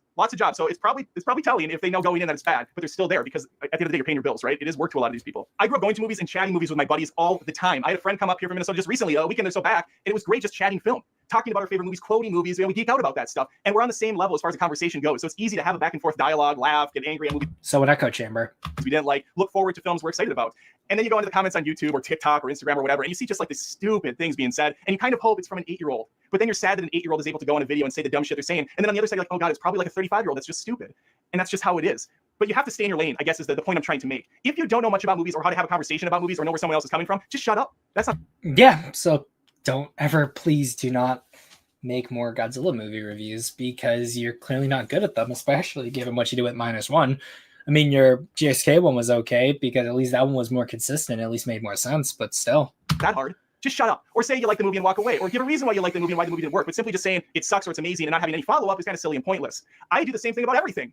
I don't go on message boards or on any other social media platform and go into an artist's songs or whatever and be like, Taylor Swift sucks, or Taylor Swift's amazing, you're an idiot for not liking her, or so-and-so doesn't know anything about politics, or this or that. It's just, I'm not educated enough or knowledgeable to speak on those subjects. And I think As well as you're spending more of your time monetizing your channel as well as doing your own job because money. So more often than not, people think they are, or they just don't care that they're not, and they'll just say whatever they want anyways because there's no consequences almost ever. And that's just the sad truth of it all. I guess the point I'm making is if you're a movie lover, you know this stuff. You know about all these films, you know about all these actors, you know about all the reshoots and how much it costs and all this stuff, and you know what to look for that makes a movie good. If you're just a movie consumer, though, you might not have any interest in that stuff, and that's fine. You just have it on in the background, like a song by Olivia Rodrigo. It's on, it's poppy, it's getting the job done. That's great. I don't think about it at the end of the day. I'm building a Lego set, and it's keeping me occupied, and that's perfectly fine. Just don't come onto my channel or go on other channels or start talking in person or in public about this stuff because you don't know shit. You're basic, and that's fine. The lack of self-awareness is insane. Leave it to us. We'll stay in our lane, you stay in yours. All right, let me know if you've had any awkward conversations with people in the real world or in the sad new real world, which is online for the most part. Twitter's a great place. The artist formerly known as Twitter. Next one, guys. Why isn't just an ad blocker? I'm not using your ad blocker. It's probably a scam, sir.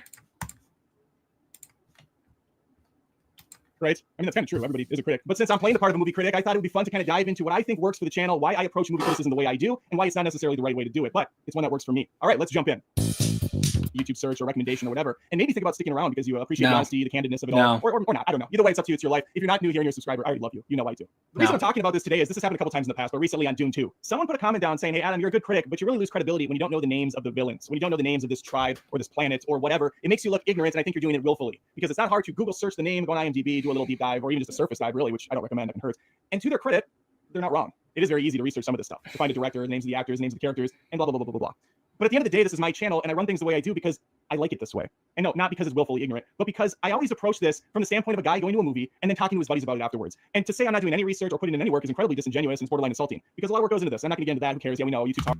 I mean, what's it called? Most of your work is probably just the search engine optimization and keeping your brand consistent. But it's really funny how he's like, oh, like, everyone's got an opinion, guys. It doesn't really matter. But like, oh, I do all this research here and I really care about it. Like, it all just sounds disingenuous, like you said, sir. Hard, making movies are hard. Everything's tough. Everything's hard in this world if you're doing a good job at it. And I think I am at the end of the day. But to his point, no, I did a Dune 2 review. I can't remember the name of the. I still don't honestly remember. I can look it up. The guys that Dave Bautista has with. I've seen Dune 1 twice now, and I saw Dune 2, and I just forget. I forget the names of some of these guys. And at the end of the day, it doesn't matter. Some people are going to fixate on that, and they're going to say that I'm doing a disservice or I'm being disrespectful. The Harkonnens. I think it's the Harkonnens. We're gonna keep going. I bet you he actually researched it so he would know off the top of his head, so he can make this a bit. But that's not the point. The point is I go to the movie, I enjoy it, I hate it, I go out of the movie, I fire this up, I pull up IMDb to get a little bit of info, and I just talk to you. And if I'm having to stop every 5 minutes or every 10 seconds to look up the name of an actor, how to pronounce it, the director, what they've worked on, all that stuff, it's so boring and basic to me. You can do that yourself. Probably it shows that they have more dedication and a better ability to research than you. Not to mention the fact that, like, if all you're doing is really just watching a movie, then going on IMDb to remember names, I am not going to view you as any authoritative source, and any of your opinions should, like, rightfully so, be discounted because they mean very little. Or you can go to the countless other YouTube critics out there or critics on other outlets and get that information from someone that's got a channel that's not called Adam Does Movies. So let's quickly. We'll look up Muesli again. Mahler. So that's why Mahler's got more. And since you brought up Critical Drinker, let's just do Critical Drinker. That explains a lot. Let's do Chris Stuckman. Since, of course, we have Chris Stuckman here. Yeah. I mean, I guess that's just kind of telling when it comes to, like, how well they're doing. The name itself should already imply that there's going to be a lack of professionalism here. It's going to be a bit more low-key, a little bit more candid, a little bit more sit on the couch chatting with your buddies. And I think there's room for that in the industry. Now, I became Rotten Tomatoes certified a year or so back. Kind of a surprise to me, as a matter of fact. I mean, I apply. You can apply once a year. I applied one time and got in based on the fact that I review a lot of movies, and I have a unique take, I think, or an interesting viewpoint on how to approach it. So they left.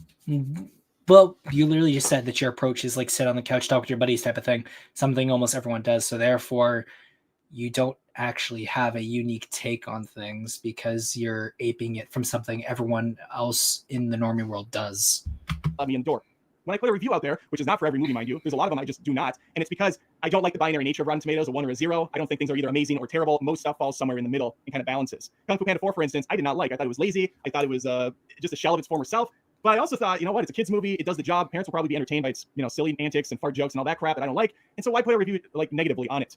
These are the things that I think about. I really do take time and kind of like fight with myself over whether or not I should put a review out there or not. Unless a movie really hits me negatively, where I'm like, I feel like I wasted my money and time on this. Screw this movie. I'm putting a negative review out or a positive review if I loved it. I sometimes just avoid it altogether. And who cares? Who cares? It's just a score on Rotten Tomatoes.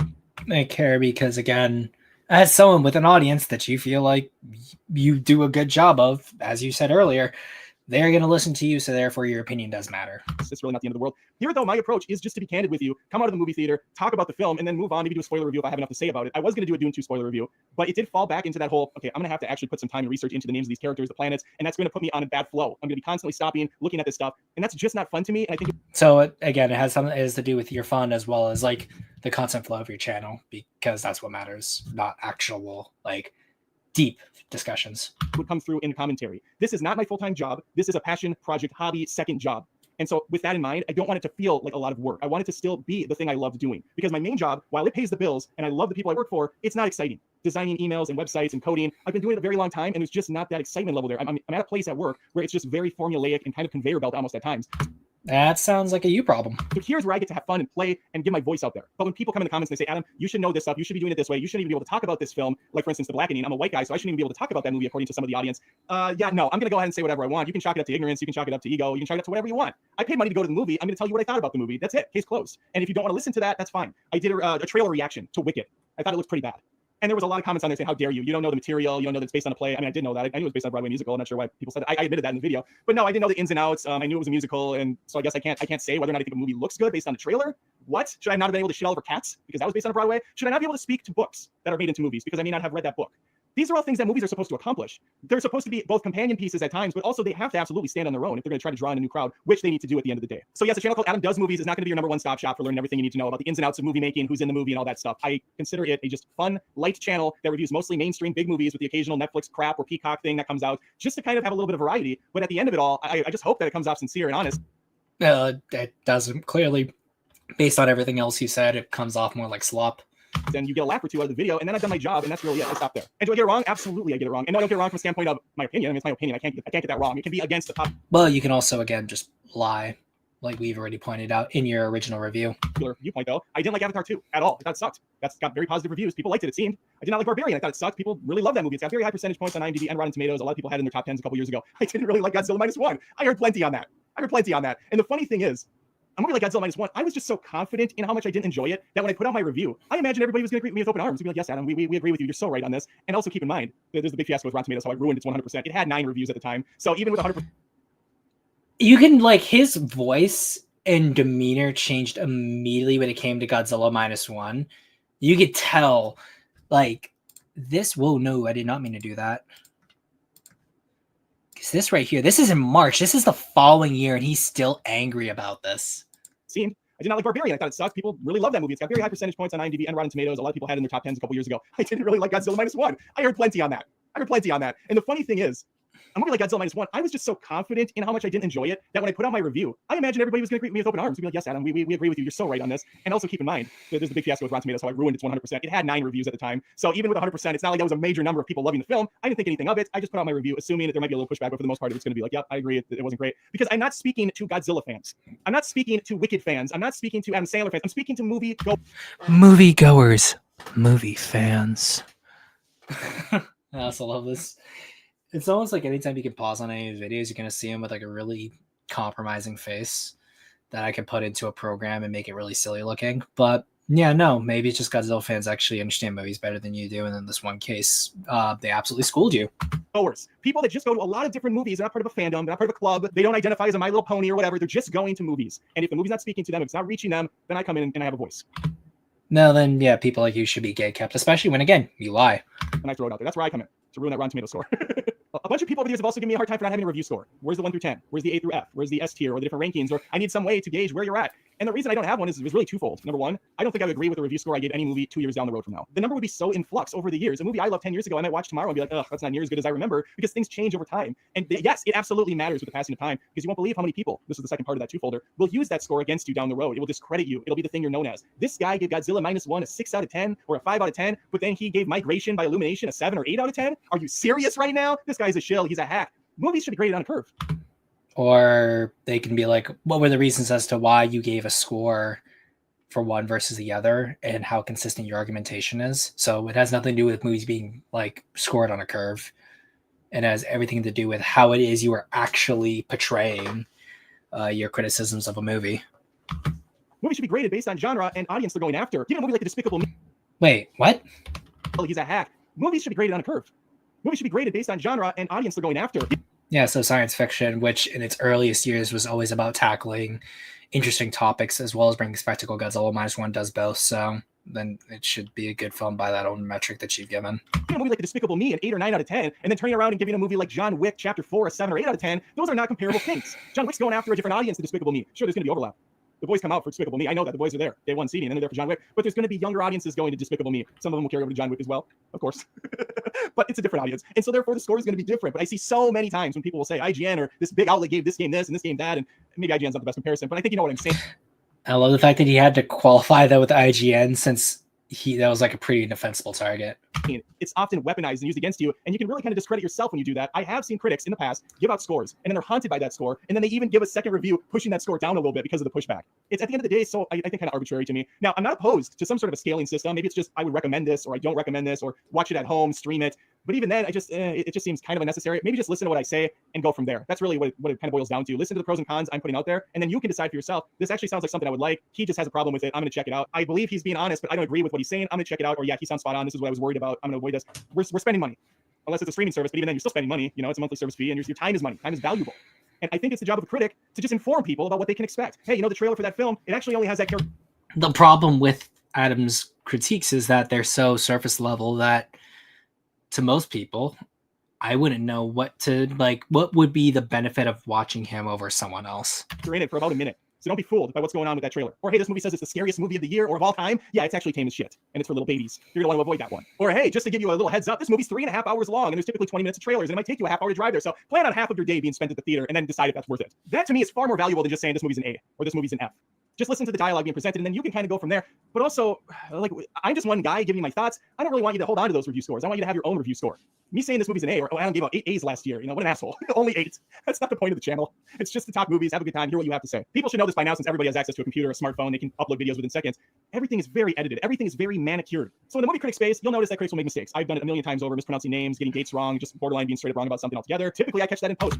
Like your Godzilla Minus One review? When I'm editing, I can cut that line out, and then I can move the timeline around, make it sound like I know what the hell I'm talking about. Lives are harder. Lives are where you really see me trip up. I stumble on words. I say words that don't even make sense. I pronounce words wrong. This is where you really get to see a much more true palette of the individual. And I think they're fun. They're scary, but they're fun.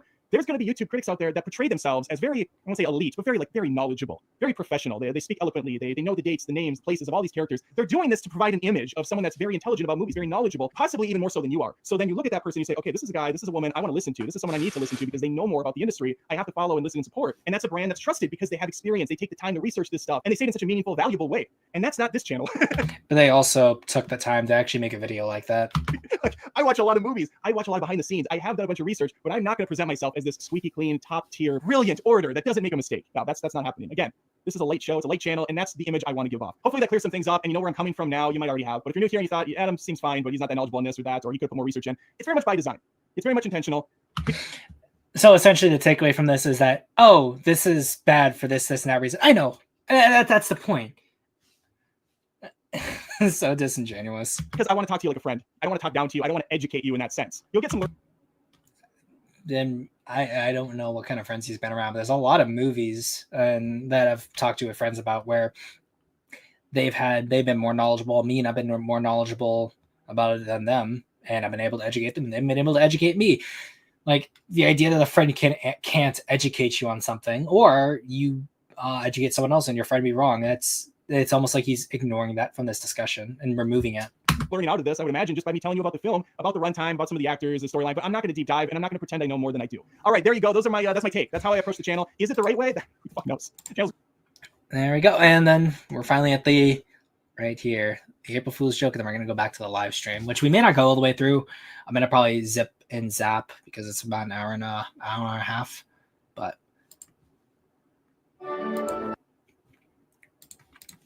oh, look, it's Adam Does Movies fandom because he has a Harry Potter, like 2 Harry Potter Legos, one right there and there.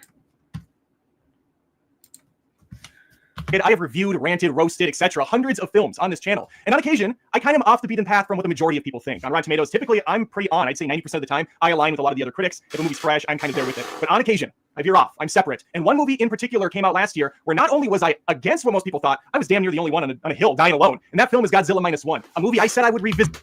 Again, what's that called? Dying alone on the hill with the only other people really vehemently disliking the film are people who thought the film was kind of fashy. So keep your company, Adam. If that's the company you want to keep, people like that, you're welcome to it. Sit down the road with my family to see what they thought and how I felt the second time through. And I have to tell you, this is one of the very, very rare instances where I can admit I was wrong. Very supportive when I put out my Godzilla Minus One review and said, Adam, stay the course. You keep being honest. You keep being true to yourself, and we'll stay with you. Regardless of what you say, regardless of if we don't agree 80% of the time, I still appreciate your passion, your honesty, and trying to have a fun, light conversation. That wasn't the case with Godzilla Minus One to others, though. I had thousands, literally thousands of angry comments, tweets, Instagram private messages. Someone actually sent me a photo of their little shit in the toilet, which... he's never going to lose these down because he always brings up the same exact criticisms. Was disgusting, and you should probably seek medical attention immediately. But besides that, I still didn't bend the knee. I still didn't back off of my opinions on the film at the time. Because they were mine. What does it matter at the end of the day? I understand if you've been watching me for a while and you, for some reason, respect what I have to say, and then I do something so polarized. For some reason, why would people give you money or like waste their time if you said time is money if they don't respect you? It seems so different from what you thought and from the norm that it almost pisses you off to a point where you think he's either selling out, he's doing some sort of a shill thing, he's trying to go against the trend so that he can stand out on YouTube or Rotten Tomatoes. And I guess to an extent, I kind of see your point because I was so far off from everyone else at the time. Granted, at the time, there were 8 or 9 reviews on Rotten Tomatoes. I don't need to beat a dead lizard on this. If you're new to the channel, you don't know what I'm talking about, though. There's videos on here that go over it, but basically, I did not like Godzilla Minus One. Didn't think it was really a big deal that I didn't like it. I put out a lengthy review, kind of bashing it, bitching about how I wasted my time. It was slow. It focused on the drama that I didn't think worked for me. It was cartoonish. It was almost anime style in approach, and that just wasn't it. It wasn't it. And people were mad. They were upset, and I got a lot of blowback from it. And that's it. I've kind of moved on. But, you know, we're in 2024 now. I still get reminders on the daily that I had a terrible review, and I thought, all right, now's the time. Let me watch it with my... Then take the L. Take the L.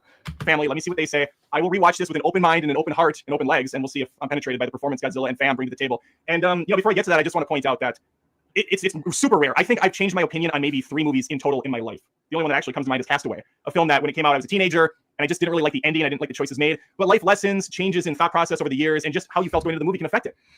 I love the fact that, like, in an earlier video, he's talking about like younger people just not really having well thought out opinions, and then the only time he's going to talk about a time where he actually changed his mind was when he was a teenager.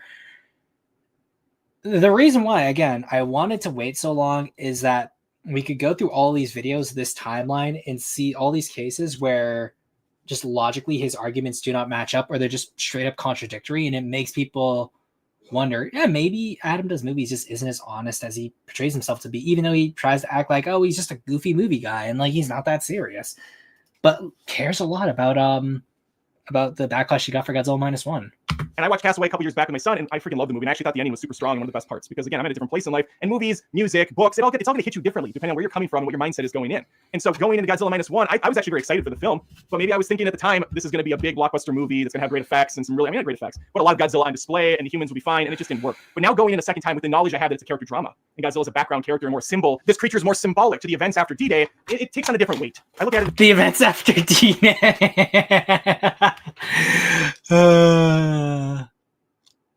I know that this is it's a April Fool's joke, so I know that probably any mistake here is deliberate. In a different light. The other thing I would like to point out is Critics are not like some magical special type of creature that doesn't get it wrong ever. If you look at athletes, they have bad games, they can get in slumps. You look at writers, they get writer's block. And the same, of course, goes for movie criticism. You can be completely off base. You might miss the point of the film. You're not above that. You're not above criticism yourself. And that's fair. But because the nature of the beast is so disgusting now on the internet, you have to have these salacious thumbnails, like you looking stupid, reacting to something in such an appalling way, giving these polarizing opinions, and then the reactions are the same. This guy didn't like what I like, so I'm going to freaking take my fan base and we're going to go after him. We're going to send him death threats. We're going to send him disgusting photos, tell him to kill himself, all that stuff. It's so over the top and ridiculous. And you're rewarded for it. People are rewarded for acting like trash bags. Oh, look, I told this guy to jump off a bridge, and my followers think that that's edgy, or new people see this and they think I'm edgy, so they follow me, and now I got some clout. Or this YouTube critic put out a terrible review of a movie, so we're gonna pay attention to him just because he's so different than everyone else. That was never the intention. I can say it a million times over, people will choose to believe it or not, but it's just kind of crazy because, again, at the time, there was almost no reviews for the movie. I don't typically get to see movies early. It was one of the rare times when it just happened to be playing in a sneak peek, and I was excited for it, so I went and watched it. That was it. The stars aligned, I guess, or maybe they didn't align in my favor because of the hate.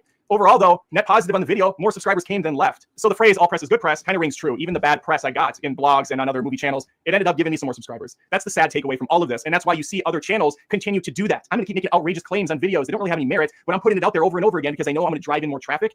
And because that's the kind of content that you want to do, as you've professed to do. Put out hateful tweets or these salacious tweets that might not hold any water or have real meaning behind them, but they're going to get eyes in front of them, and that's all that matters really at the end of the day. And again, it's rewarded. YouTube doesn't know how to categorize a guy that says the movie was fine, the movie was okay, but YouTube's algorithm knows absolutely how to do ones and zeros. This movie was hot trash. This movie was perfect. And this is setting a new standard for people trying to make it in the industry. You are rewarded for that kind of behavior. So if you're a new critic or a new really anything, an influencer online, you can't be down the middle. You can't be looking things from different lenses. You have to just be, I hate this or I love this, and that's that. And the other thing is the hate that comes in from these type of reviews isn't really in good nature either. These people don't have your best interests or theirs in mind. It really at the end of the day is just owning someone, striking a point in your favor, knocking them down a peg, because they don't care if I actually like the movie. Most of them didn't know who I was at the time. They just wanted to be pissed off and outraged and get some clout, like I stated, and they might be thinking I'm doing the same thing. Again, there's no way to change their minds. But at the end of the day, a review was put out. It's one that I stood behind, but now that I got to rewatch the film with open eyes and an open heart, yeah, I get it. I get why people were mad at me. I think that the criticisms were fair. I think that I'm kind of just a buffoon and an idiot, and I don't deserve to be a Rotten Tomatoes critic. I should have probably closed down the channel, if I could be frank with you. I probably should have shut the whole thing down, threw the key away, just lit the match and burned it all to the ground.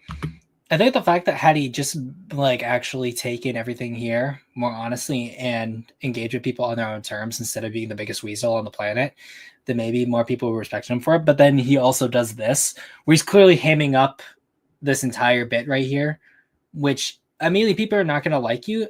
They're all that's going to do is just rub more people the wrong way. So, I mean, hey, he got subscribers, he got his money, he got his bag because that's what he cares about. So we're all good. Because even though I put out thousands of videos at this point that are typically trying to be entertaining and engaging, this one video alone discredits everything. It's really the cock that broke the porn star's back. That's the expression for sure. And here we are, I'm coming at you with this video with a apology. I'm really hoping you embrace me this time around. I know I got it wrong a couple times last year. I think The Sound of Freedom came out in 2023. That was another movie where I just was out of touch with the mainstream audience. I didn't get it. I was kind of knocking the film for some of the production values and the story being kind of all over the place and it being too long and too slow and not understanding it's about the message. It's about the core message, which is that child trafficking is wrong. Something that most people didn't really know was wrong until they watched that movie. They were like, hey, what's child trafficking? I don't know what that is. It's never talked. I think another thing is that because of the controversy around Sound of Freedom and how it was a little bit more socially acceptable to bash Sound of Freedom, I think that's the only reason why he's bringing this up. Because, like, he doesn't bring up Sound of Freedom in any of the other videos here, and I don't think he brings up in the live stream that we're going to go over.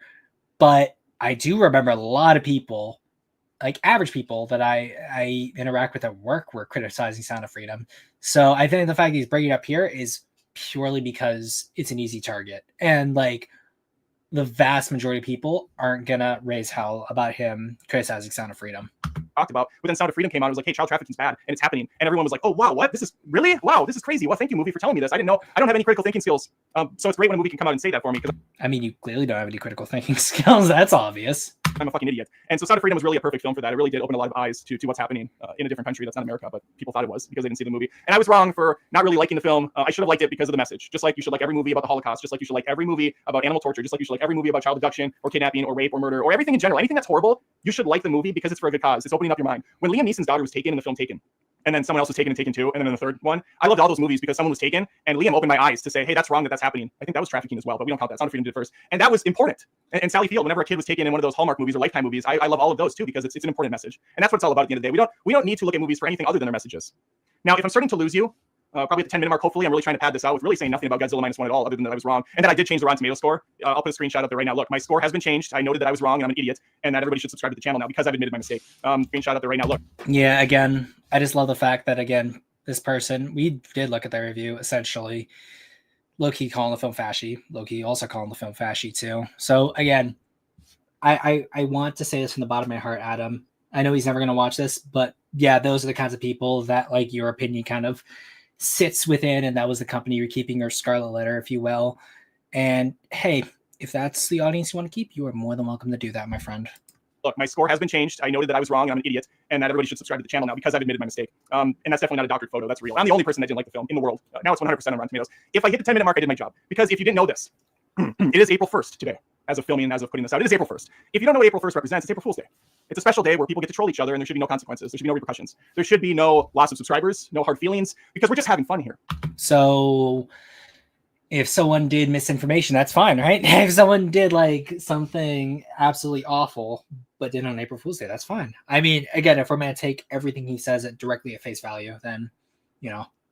We're just having fun here. Do I think I was wrong about Godzilla Minus One? No, I don't. Did I rewatch the film? No, I have not, because I don't even know where to find it yet.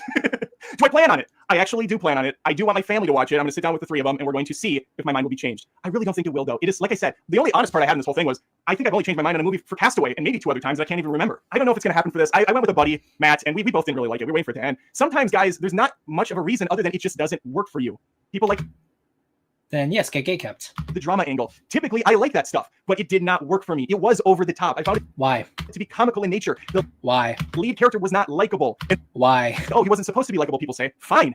Then I don't need to like this movie because And then immediately straw man argument. I don't feel like watching this guy be an asshole or go through his How is he an asshole? drama, even if it is true to the character. It's not a compelling, interesting movie for me. And then it goes Looney Tunes in the end, and that didn't How? work. But again, I understand. People love the movie. It's amazing. Whatever. It didn't work for me. And I guess he's talking about the fact that like Godzilla gets hurt by decompression, even though that's not Looney Tunes, because logically that is what happens when someone is exposed to like rapid decompression.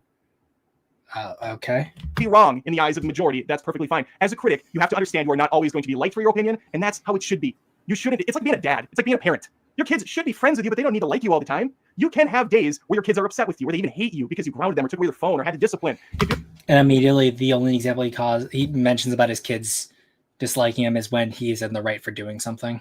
If you're a movie critic and you're true to yourself and you have like a rubric that you follow and you just put it out there, I don't understand how anyone can be like, yep, screw this guy, he's a liar, he's Because you're just wrong, my guy. he's cheating the system or whatever. No, if I can explain myself and my reasons, that should be enough. You haven't. And if it still upsets you, then well, you know where you can unsubscribe and unfollow and whatever. And I'm sure you can find someone like Chris Stuckman who's going to like every movie, so you know that you're getting comfort food at the end of the day. And that's not even a knock on Chris Stuckman. He said that he's only reviewing movies he likes, so there you go. That's probably a channel more to your liking. But for everyone else, and again, I didn't gain subscribers for that video, believe it or not, because there are people out there that aren't so like hardcore or obsessed with their opinion or think that they're right all the time, and they're willing to listen to what someone else has to say. Everything you said was pointless, almost vapid. Again, maybe that's why you don't have as many subscribers as other big channels. I'm just saying. I am perfectly fine, and I accept that review was not for everyone, and that it would come off insulting, or it's just a shit review. It could have been better for sure. Sometimes I do get emotionally invested in my own thoughts and how I think everyone else is going to react, and so I play it up. I joke about it. I have fun with the source material. I did the same thing with Barbarian, which came out a year or so back. I hated that fucking movie. Most people that reviewed it and talked about it online loved the film. But guess what? A whole lot of people also agreed and hated it too. And they came to my channel, and they were in the comments saying it. And so I thought, just like So your echo chamber builds. with Godzilla Minus One, we're kind of going to be in the same boat. There's only a few reviews on Rotten Tomatoes. Who cares? Those are the early reactions that are typically really positive. Did you know that Winnie the Pooh Blood and Honey was at 100% after 7 reviews came in? Winnie the Pooh Blood and Honey 2, I should say. It's because those early reviews are usually bullshit. And they're from people that are in favor with the studio, or they're shills, or they got Let's go back 1 sec. All the way back. That makes me happy. That really makes me happy. Also, wow. It's doing better than Gladiator. Okay. I need to see that though. One of my friends, she's taking me to see that. Also, Where the Wild Robot, I've heard really good things about that. And better than Romulus, even though a lot of people said that both Minus One and Romulus both kind of banked too much on nostalgia. But wow. Really, you really got to hand it to Minus One, doing better so far than everything that's the most popular right now.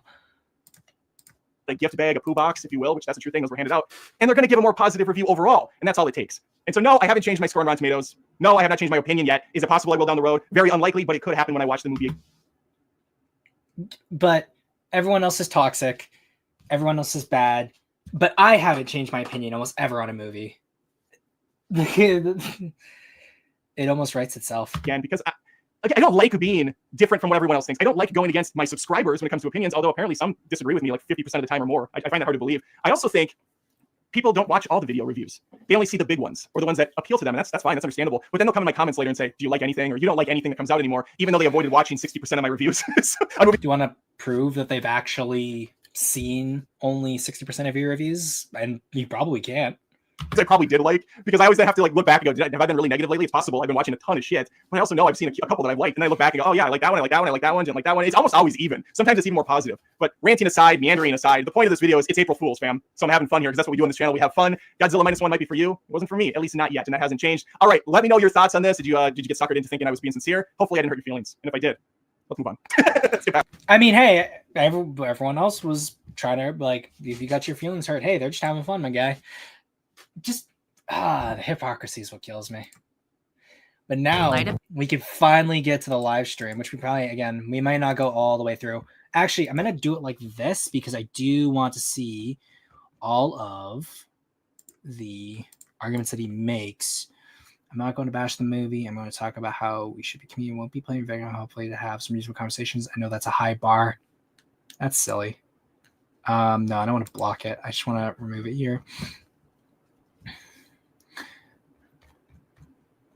But yeah, I think it's this way here because I just want to look at everything. The chat here as well. Yeah, we don't care about these people just with their own opinion.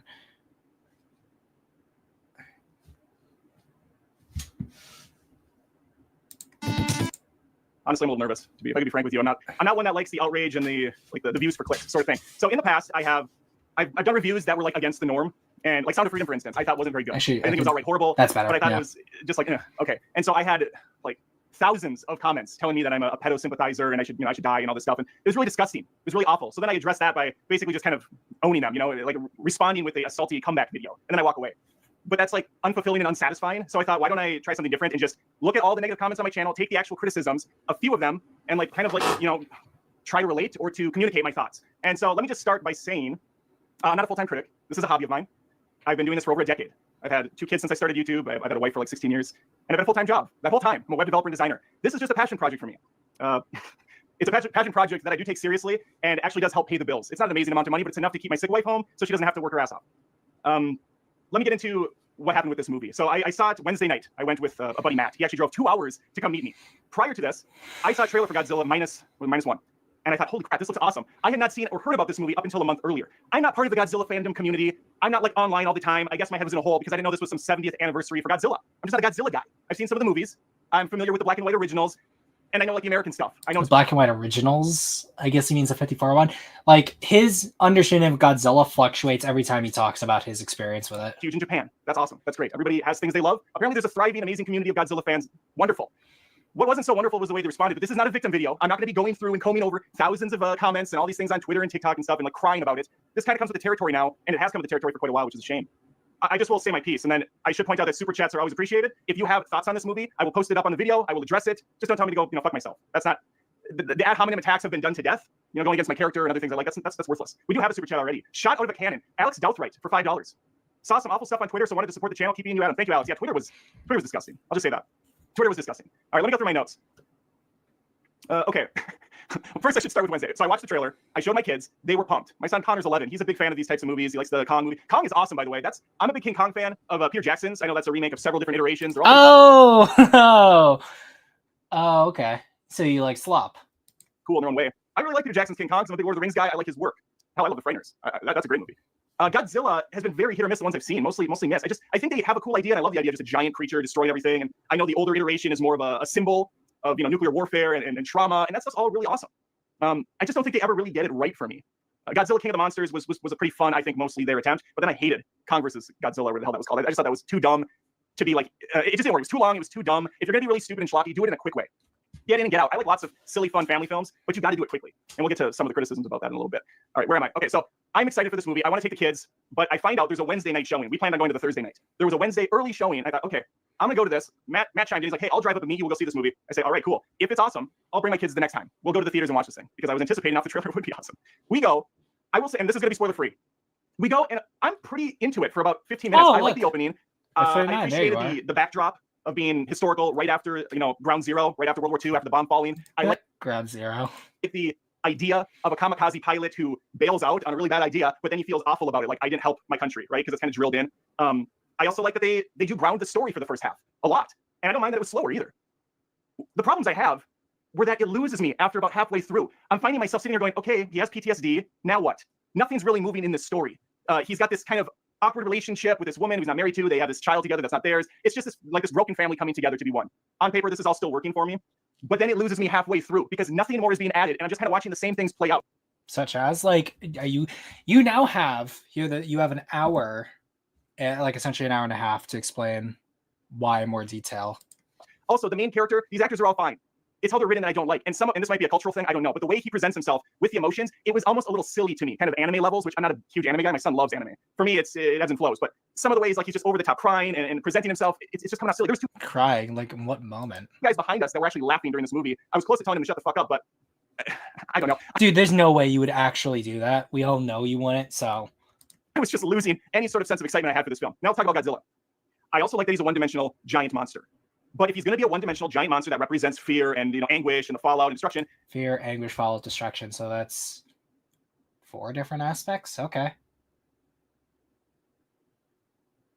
Make him scary. I was never scared of this thing. There was no build into this creature coming along. At the beginning, he's just there. He's just like hanging out in the woods like, hey, guys. No, he's not just hanging out in the woods. Like, the mischaracterization is so crazy to me. Like, how people can just blatantly lie. Guys, I'm going to take you out, and then he leaves. And I wanted build. I wanted drama. I wanted that intensity. And people are going to say there's plenty of drama. There's crying. There's sadness. Yeah. And for some people, it's going to work. For me, it didn't. It never felt genuine enough. And I don't think the director pushed the characters far enough. The third act, Such as? is where it all falls to pieces. If the third act would have been great, and it would have hit those marks, I would have said, yeah, this pushes it positive for me. Because there are plenty of positives in this film. It's not like I just completely shit all over it. I had a lot of nice things to say. What didn't work was the Disney-esque ending of season 3, which I won't get into. But I found the entire premise completely Looney Tunes. I thought it was bizarre and silly that these ships had to crash against each other. The whole plot looked dumb as crap. How they were going to take care of Godzilla. And then there was a couple... What would you say then, Adam? What would be a logical way that they could have taken down Godzilla given the technology that is provided in the film? Where the drama really could have been pushed and it really would have been worth it to build this time with these characters, but instead they copped out on both of them. And I'll leave it Where? How? there. Last thing I'll say about the movie before addressing some of this other stuff is there is destruction. There's not much of it. The scene where Godzilla is rampaging, pretty neat. We're kind of getting the thing we've seen in American versions where it's almost a voyeuristic shot off camera looking over at him. In that's something that's been doing in the Japanese films long before 98 was ever a thing. So also just wrong. I wanted that to last much longer, and I wanted to really feel the fear that these people had. Instead, he's just abruptly there. Like, this dude's always been present in their life, and I guess in a way that kind of makes sense with the symbolic nature of it, but it needed to be scarier. I needed to feel that feeling. The woman, for instance, in the train as it's breaking, this lasts for maybe 15 seconds. She's up in the train, she's flipped, she falls down in the water, completely kind of pointless scene. There's nothing really to How's it pointless? that. I didn't have time to really fear for her. A lot of it's just feeling and gut, and when I'm there and it's not moving the right way and the pacing is not hitting right, what do you want me to say? Now, No, because you're just saying, oh, it's not good. It doesn't hit right. What does that even mean, you feckless coward? things that worked, Godzilla looked cool as shit. He looked really great. The special effects were awesome. The fact that this was a $15 million budget, incredible. Disney's throwing away hundreds of millions of dollars to make movies that don't even look this good. And again, I pointed out the boat chase sequence, which was about 15 minutes or so of the film. That was dynamite. If that was the movie, I mean, I really liked that small scale section where it was just this group of boaters against all odds trying to outrun Godzilla. Good stuff. Okay, let me see if there's any comments on the super chat side of things. If not, I will jump into the next section. What do we got here? Let's see. That guy Matt, $5. Happy Friday, Adam, just for the support. Thank you, guy Matt. Master Sergeant, shout out of a cannon, $10 super chat. You know you made it in the big time when masses of people take a simple opinionated comment with a movie and perceive it as a direct assault on their very souls. Yeah, there was a lot of that, but we'll get there. Tony Frack, movies for $10. I didn't see Godzilla Minus One yet, but I gave it a 10 out of 10. It was a masterpiece. It was so good, bro. Bro, it was so good, bro. What? It was so good. Tony's being a little bit trolly here.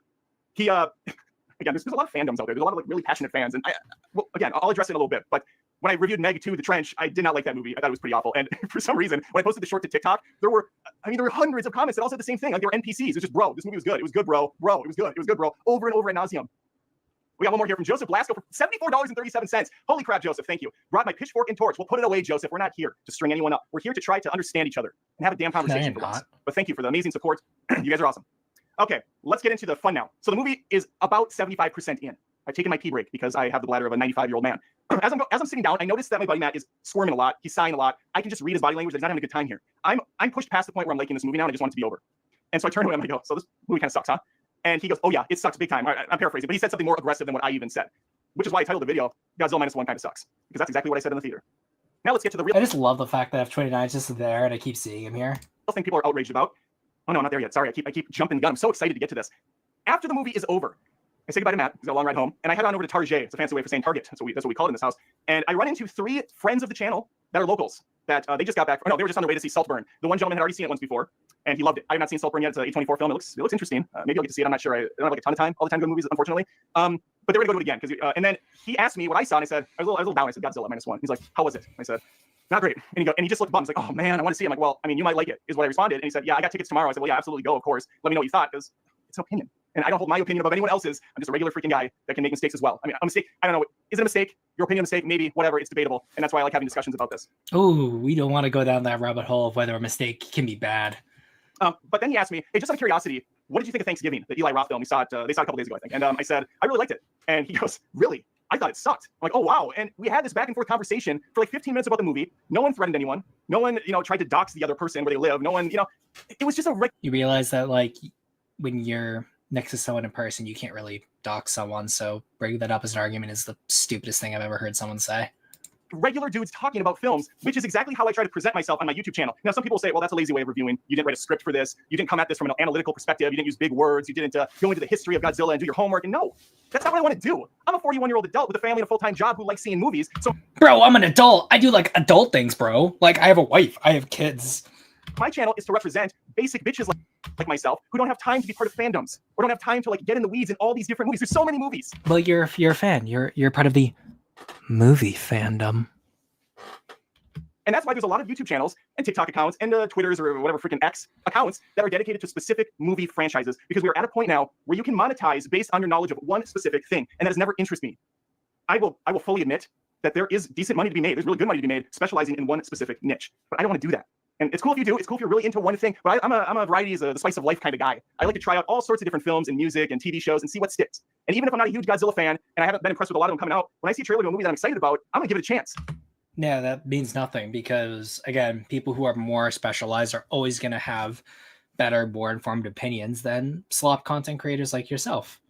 It's simple as. And even if I see a trailer that I'm not excited about, I'm going to give it a chance. And sometimes those ones hit harder than anything else. Okay, we had a nice conversation. Now let's get to the Rotten Tomatoes. Let me see if anybody else has any thoughts first. We do have more. Master Sergeant's back. Got you, Joseph Blasco, for 7438 as Master Sergeant. Wow. Answers back? What is going on? That's awesome. Thank you guys. What a year it's been. These live streams have honestly propped up this channel so much. It's amazing. This isn't prop them up because of money. A huge channel. It's again, I've been doing it for a decade on and off. But this is great. Persistency. Just stay persistency, is that a word? Keep persistent. Okay, we got another one from Matt Sclero. There's my buddy. Just wanted to confirm that yes, people were laughing in the theater. That's Matt. He's the one that went with me, so feel free to go attack him, find his socials, do what you need to do, guys. Let's take him down. Thank you, Matt. Matt, by the way, special shout out to my buddy Matt. We met on YouTube, and I'll get into that. Well, I can kind of get into it. He met, I believe, because of either my Matrix review, because I said it sucked and I destroyed it, or my Avatar 2 review, which I also hated.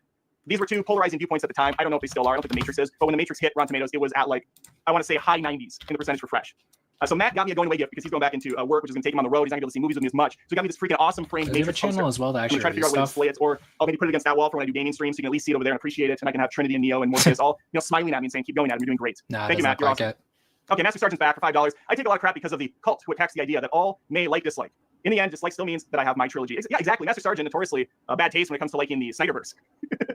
I'm joking, man. I like Man of Steel. I will stand by Man of Steel. It's got flaws. Every movie's kind of got flaws. I'm in Jurassic Park, by the way. It's my favorite movie of all time. People shit on that movie now. It's kind of fun to make fun of Jurassic Park. Is it perfect? No. But I love it. I have fond memories of the film. I can defend it like no other. And that's half of what movies I would destroy him in a Jurassic Park argument. It's not even funny.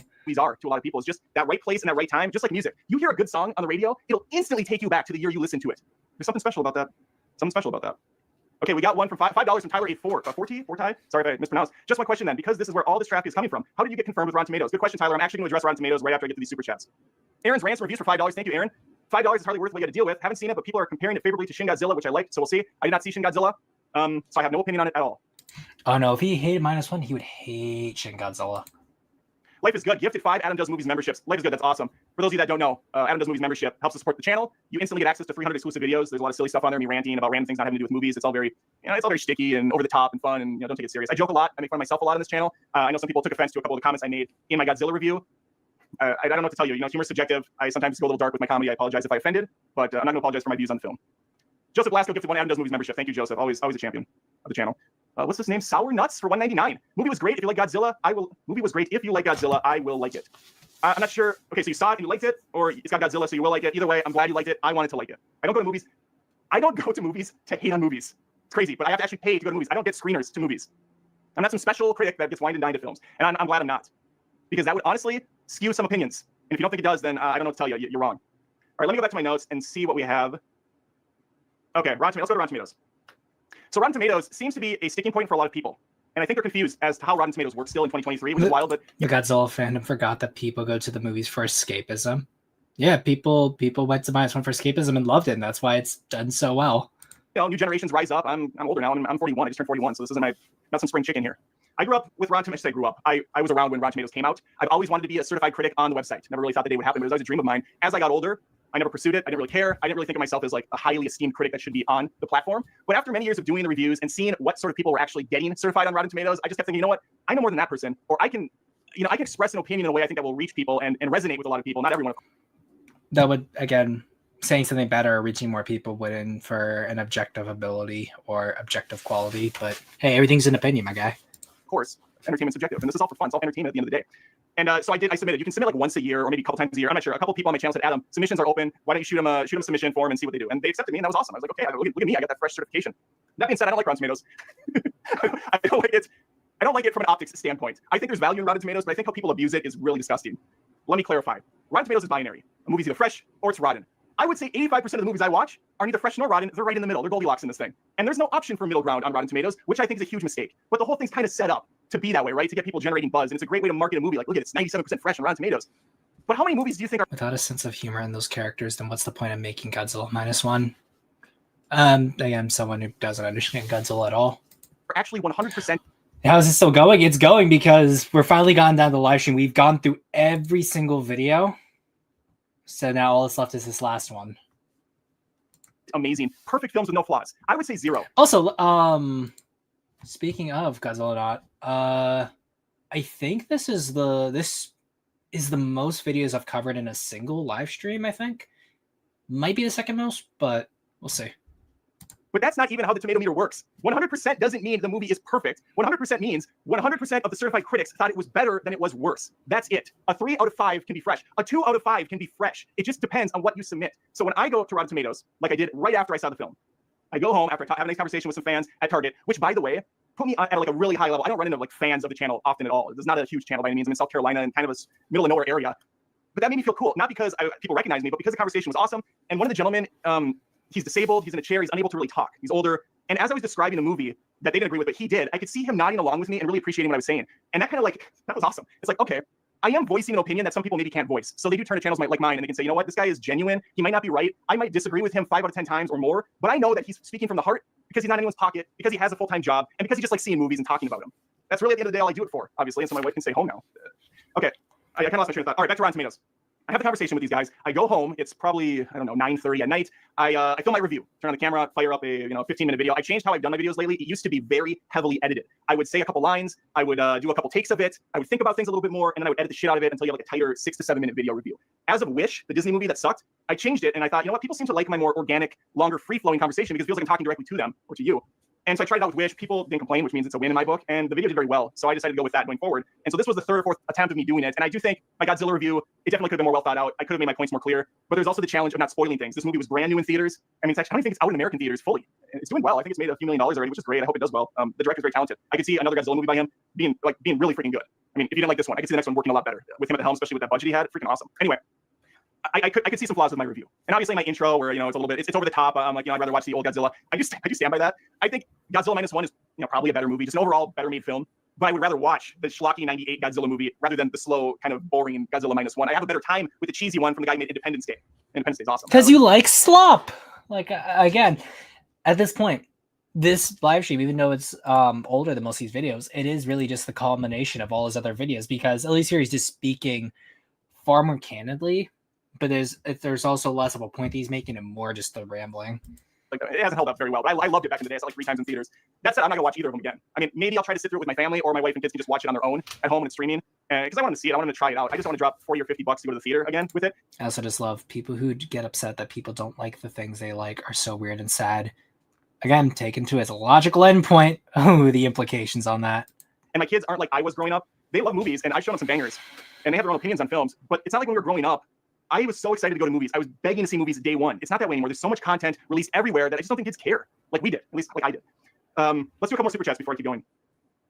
We have Jan Rose here for $5. Thank you, Jan. Good to see you. Such hateful comments. I'm so sorry. You're entitled to your opinion and your take. We're here for you and your honesty. You're doing great, Adam. Thank you, Jan. I appreciate that. Chris Robillard for $2. Zilla Minus One was awesome. All caps. Glad you liked it, Chris. Really glad you liked it. Thanks for the super chat, dude. Sour Nuts 199. Thank you. I meant if you like Godzilla, you will like Minus One. Okay. I don't hate Godzilla, but I didn't like Minus One. But I think I see where you're going. If you're a big Godzilla fan, you're gonna love this movie. That's fair, and that seems to be the general consensus based on comments I've received. Christian Thacker for 199. Appreciate all you do, Adam. Keep being you. Thank you, Christian, very much. Okay, Joseph Glasgow for 1258. Joseph's on a roll. Thank you, Joseph. When you mix comedy with reviews, it can be tricky for some viewers, but I get your comedic style, so I love it. Yeah, comedy's hard, and it's not gonna work for everyone. I am very dry too. I have tried over the years to be a little bit more pronounced with my sarcasm. It doesn't always come off that way.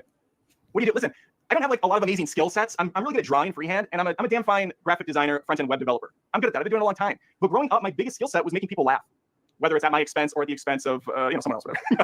just trying to get some joy out of people. I think that's why my wife likes me. Is I try to be funny and I try to have fun a lot. And it's not gonna work for everyone. I understand that, but that's mainly why I do the show, is to entertain. Mickey, my friend, for $5. Thank you, Mickey. People have opinions. No one forced you to watch Adam's review. No one forced you to comment. You just can't regulate your own childish emotions. Well, actually, let's go back to that. No one forced you to watch Adam. No, they did of their own free will. No one forced you to go. Nope, they clearly wanted to bash on him, and they were happy doing so. You just can't regulate your own childish emotion. No, they can regulate. The reason why they did was because they are responding to the stimuli, which in this case, the stimuli was a poor movie review. So that's poor reasoning. $5. Thank you, Mickey. People have opinions. No one forced you to watch Adam's review. No one forced you to comment. You just can't regulate your own childish emotions. There is a lot of that going around. There I am. There's me.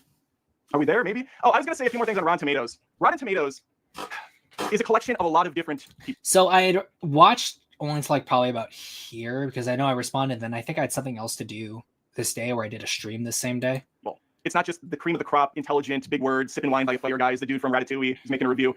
There is some of that for sure. In fact, the one that disliked Godzilla Minus One alongside of me so far is one of those guys. I've liked his reviews. I've respected him for many, many years. I grew up with Siskel and Ebert.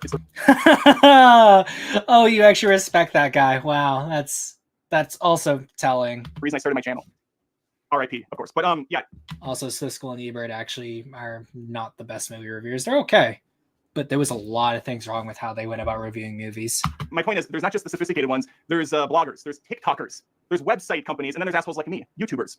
Who has more weight? Who's more credible? Well, that's up to the viewer. That's up to the listener. But what I do like about Rotten Tomatoes, and this is me defending it a little bit, is that the score doesn't reflect how great a movie is. It reflects how all these different walks of life look at the film and decided to come together and say, you know what, this is better than it is worse. I think people are going to like this movie. It's good. I think it's good. That's what's happened. On it. And so when you see a movie at 98%, you go, all right, look at all these different people that thought this movie was good or better than bad. That means that I'm going to have a decent to great time if I trust these critics, if I trust this consensus score. There's, of course, been a lot of conspiracy theory, misinformation, whatever you want to call it over the years about Rotten Tomatoes and whether critics get paid off. I think there was an article that did straight up admit that there was a studio that was paying for reviews. Or whether Rotten Tomatoes is silencing critics until a later time before their negative review shows up. There is stuff going on for sure. Now, for Godzilla Minus One, when I put my review up there were 33 reviews. 33 is nothing. There are hundreds. I thought you said there was 7. I know he said in other videos that there was only 7 reviews, so that number also changes. Hundreds of reviews that end up going up for most movies, most bigger tentpole movies. 33 is nothing. And from that 33, how many reviews now? Me being cynical and jaded and understanding how Rotten Tomatoes and how this industry works, realizes that they're going to be mostly positive because they have screeners to this early. And when studios get screeners ahead of time, it means that they're in the favor of the studio. They haven't made any pissing off motions in the past. And this is absolutely 100% true. Also, this is a lie as well, because actually, no one really got flown out to see Minus One outside of like the one showing that I think was in Cali. As well as, I don't even think that was an early screening, because I remember that was the one, like an acquaintance that I know from Chief that's went to. I know someone like Matt Frank went. A few other people went to as well. But the vast majority of screenings that people went to weren't ones that they got tickets to, because Toho did not do a whole lot when it came to getting people out to see this, because it was only going to be a single week of showing, and the only reason why it kept going was because of how successful it ended up being. So that's just a straight up lie. I was invited onto Rotten Tomatoes channel last year. Yeah, they have a YouTube channel. And you can find this video. I debated the guy over Matrix 4, Matrix Revelations, or whatever the hell that garbage was called. And the email straight up told me, hey, Adam, we want you to come on and debate this movie, and you're going to take the negative side since we saw your YouTube video and you hated this film. I just want you to know, a lot of us in-house hated this movie too, but we are not allowed to say anything about it because we don't want to lose our Warner Brothers presser. That is the honest to God's truth. And I went on that thing, I freaking destroyed The Matrix because I have nothing to lose. And I hated that movie so bad as a big fan of the Matrix films. So when I see 33 reviews on the new Godzilla Minus One, I instantly think, okay, these could be genuine. People could really like this movie. Or these are the early access people that are more generous because they've seen this early. They got the red carpet treatment. They saw some of the actors. This is just stupid to me because he also said in another one of the videos that we watched that there were easier targets to go after than Godzilla. If there was easier targets to go after for rage bait than Godzilla, that also means that there were far bigger movies that studios could have paid off for people to go see and say positive things about. There was no reason at all for anyone to say positive things about Godzilla Minus One, since it was originally only going to be a limited release showing. So, if anything, the only reason why like people would have gotten paid to go see Godzilla Minus One is after it was doing successful and before Adam had done his well, actually not even before, after, because once there's controversy and people were actually went to see more because it was a big like conversation people were having about whether it was good or bad, was the only reason when after Adam had said something that we might have gotten some kind of push by studios. But no, this is just straight up wrong. And just because other like American studios have done this before doesn't then mean that that would be the same from Godzilla Minus One. That's such a poor argument. They saw the director, they got a tote bag, they got their photos taken. There is going to be some influence there.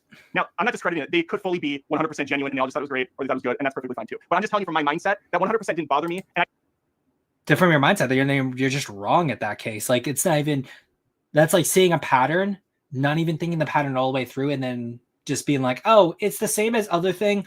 All movie be like that on Rotten Tomatoes, so therefore that is what I think. I didn't think I was burning a bridge or scorching earth on a fandom. I didn't know of a fandom. At this point now, I just assume everything has one. I know Godzilla's been around forever, but you have to understand that I don't live online and I'm not in these different circles. There's a Sonic the Hedgehog fandom, and it's crazy. There's a Five Nights at Freddy fandom. Harry Potter, of course. I got a Harry Potter castle. I love Harry How is it, of course, for Harry Potter, but not for... Oh, there's my thing. What's it called? That's also a poor argument, too. Like, everyone, if something's been around for a long time, there's going to be fans of it. Potter. I've been Universal. I love the rides. I'm a big fan. I don't like the Fantastic Beasts movies and garbage, but I'm not a Potterhead. I don't go on the message boards. I'm not on Reddit, or I don't honestly know how fandoms even work, to be honest with you. I don't get it. I'm too old and I'll touch it, I guess. I do know this. My review was honest and sincere, and I assumed because I've never had any issues before on Rotten Tomatoes that no one would give a shit about me, because no one gives a shit about me normally. So yeah, I dropped the score from 100 to 97%, and the fact that it dropped 3% from one person's review should kind of tell people that maybe there's not enough consensus yet when one man can There's the consensus now.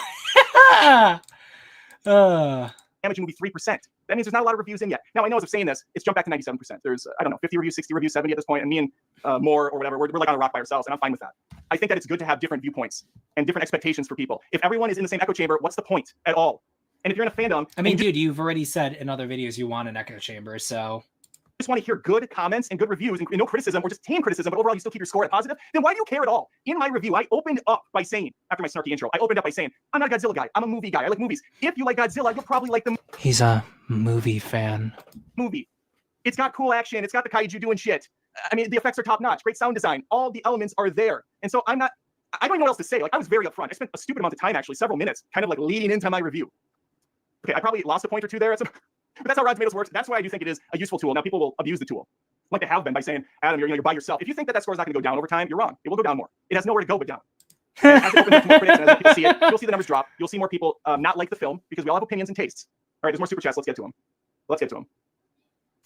One take for $4.99. Just saw the movie. Looking forward to watching a review. I liked it, but enjoy hearing opinions that differ from mine. Crazy, I know. Thank you, One Take. I appreciate that. I'm glad you like the movie.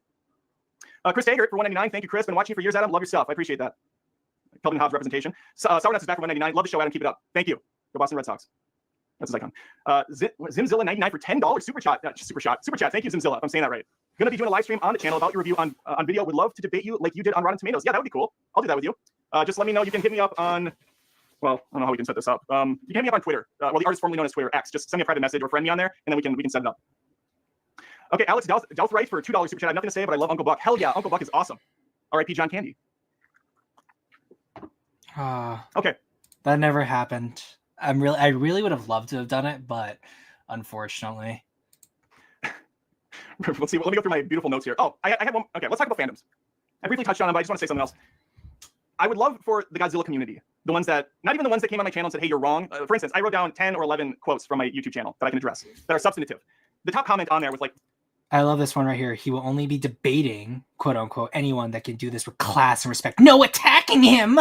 600 likes. Said, what an awful take. It was a fantastic film and probably the greatest Godzilla film ever made, and I will die on that hill. I have no problem with this comment. It's his opinion. He's criticizing me. I'm a movie critic. If I'm giving criticism, I have to be able to take criticism. Again, I've been doing this a very long time. Someone saying my opinion sucks, that's perfectly acceptable. I say movies suck. Granted, obviously there's a floor to that. There's a ceiling and a floor to that. I don't go to the director. This is the different mindset that I have. It might be just the time period I grew up in. I would go to an actor's Instagram, for instance, or a director's Instagram or TikTok or whatever, and say, hey, your movie sucked. Or, hey, you should die. You should kill yourself. Actors get that all the time. Directors, I'm sure, get that all the time, too. Oh, Rian Johnson, I know, got that all the time. I hated Star Wars The Last Jedi. I would never go to Rian Johnson and say, hey, you ruined Star Wars, you suck. So I do kind of even have, I don't have an issue with it, like going to someone saying your content sucks, but I think it is kind of poor form, but I understand. There's passions, whatever. We all have to voice our opinion somehow. So yeah, if you don't have a microphone and you can't build one on your own, then just go in the chat and say, you know what, you suck. That's fine. Okay. My point here is there's reasonable comments, and then there's the stuff I got more on, I'd say, X than in YouTube. But if you go in the YouTube comments, there's some really awful things in there. People, again, trying to dox me. Oh, it's got your avatar's Godzilla unbiased take. I'm sure. I think probably he's responding to me, but you know, they're telling me to die. They're calling me a bad dad. It's also, crap. I love where he says. Let's go back to his. I'm watching you're watching you for years, and I love your stuff. So clearly, unbiased view on Adam here. I want those fans that were doing that to understand that you are in an echo chamber, and there are people that just want to watch a movie and don't necessarily have to appeal to you. So when I made my review and I said Godzilla Minus One kind of sucks as the title, and on the thumbnail I said Godzilla Minus Fun, people said it's clickbait. You're trying to piss us off. You're trying to feed us. You're trolling us. That wasn't at all what I was doing. What I was doing, well, first off, Godzilla Minus Fun is accurate. The movie's not fun. It's supposed to be a somber, The film is very fun. sad, miserable experience with a morality. It's a very serious film that still could be fun for people. And a celebration of the human spirit, right? But it's not fun. So there's nothing inaccurate about that. The title kind of sucks. So that's disingenuous. This is me trying to reach out to people that see this movie and feel the same way. And so when they Google on YouTube, or they go on YouTube and say, Godzilla Minus One sucks, my video shows up. That's the person I'm trying to communicate with. I'm trying to pull that person in. I didn't even think about a Godzilla fandom. I also love the fact that like the dude, I think that's actually a chick, had said that earlier in the chat, and then actually had to make it not a Rotten Tomato, a super chat. That I was attacking with this. That was not my intention. I don't care about the Godzilla fandom. I don't know shit about Godzilla, obviously, right? I know he's a radiation lizard. He's a giant monster who terrorizes and sometimes befriends the humans and fights other creatures. It kind of, there's different versions, there's different adaptations and whatnot. That's fine. Outside of that, though, I don't know the lore. I don't know the Five Nights at Freddy's lore. I don't know the Pizzagate, Onion the Libs lore of Sound of Freedom. There's so many things, and when you have all that stuff to deal with, it's pointless. And if you think you're alone, you're not. So when I put out a review for Fast and the Furious 10, I didn't like the movie. I thought it was dumb and long and loud and just completely ridiculous. There's 10 Fast and the Furious movies. Does a Fast and the Furious... Oh, yeah. He isn't going to do it tonight. Yeah. Fan need to listen to me? Or even go on Rotten Tomatoes? What the hell is DM'd? He's kind of live here. I love the fact that, like, 1, 2, 3 of his fans just coming in here being like to defend him. It's like, man, could really can take care of himself. If they like Fast 9 and 8 and 7 and 6, they're probably okay going to this and they know what to expect. Some random. I'm just giving out opinion for people that maybe don't. He isn't going to debate. 1, 2, 3 people who literally like this is the result of an echo chamber. Know what to expect and want to actually listen to what someone thought about it. Okay, I like some of the Fast and the Furious movies. I'm on the fence about this one. What does this guy have to say? Oh my God, it's 2.5 hours long. Oh my God, people, there's no physics. They say family 1,000. He isn't going to debate you. It's over. He's doing it here and now. Times it's super cringy. Yeah, I think I'll avoid this one. Or at least he gave me a heads up. Now another thing is, I don't think I've ever said more than maybe 3 times on my channel for people not to go watch a movie. It just doesn't happen. I would never tell someone not to see something unless it's like maybe Winnie the Pooh, Blood and Honey. At which point I would say like, hey, maybe don't waste your money on this cash grab. It's not worth it. I'm not even sure if I said it then, but I'm just saying it's rare when I'll ever say don't see a movie. And I certainly didn't say that for Godzilla Minus One because I just had a feeling. I had a feeling when I was watching this film that I might be in the minority on this one because the pieces were all there for a great film, but they did not hit for me. Okay, let's go to the second comment on. Actually, let me check out Super Chats first before I get too far in the weeds. We have one from Life is Good for $20. Thank you, Life is Good. I would just like to say I loved your kamikaze jokes. They were awesome. Also, if people don't like what you say, there's about 1 billion other channels to watch. To the offended with respect. Yeah, okay. I'm glad you liked it. I thought it was funny too.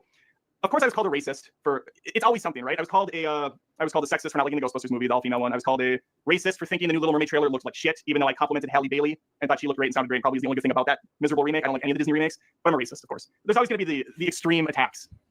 I'm called a racist from a few people. That kind of rolls off me, but I thought it was really silly in this case because they just made a dark joke, black comedy sort of thing. The main character's a kamikaze, and so I go, that's kind of one of the only professions you can't fake, right? Kamikaze, you come home at the end of the day, and the wife's like, how was work? And then you gotta make something like, oh, it was fine. Oh, really? Then why are you still here?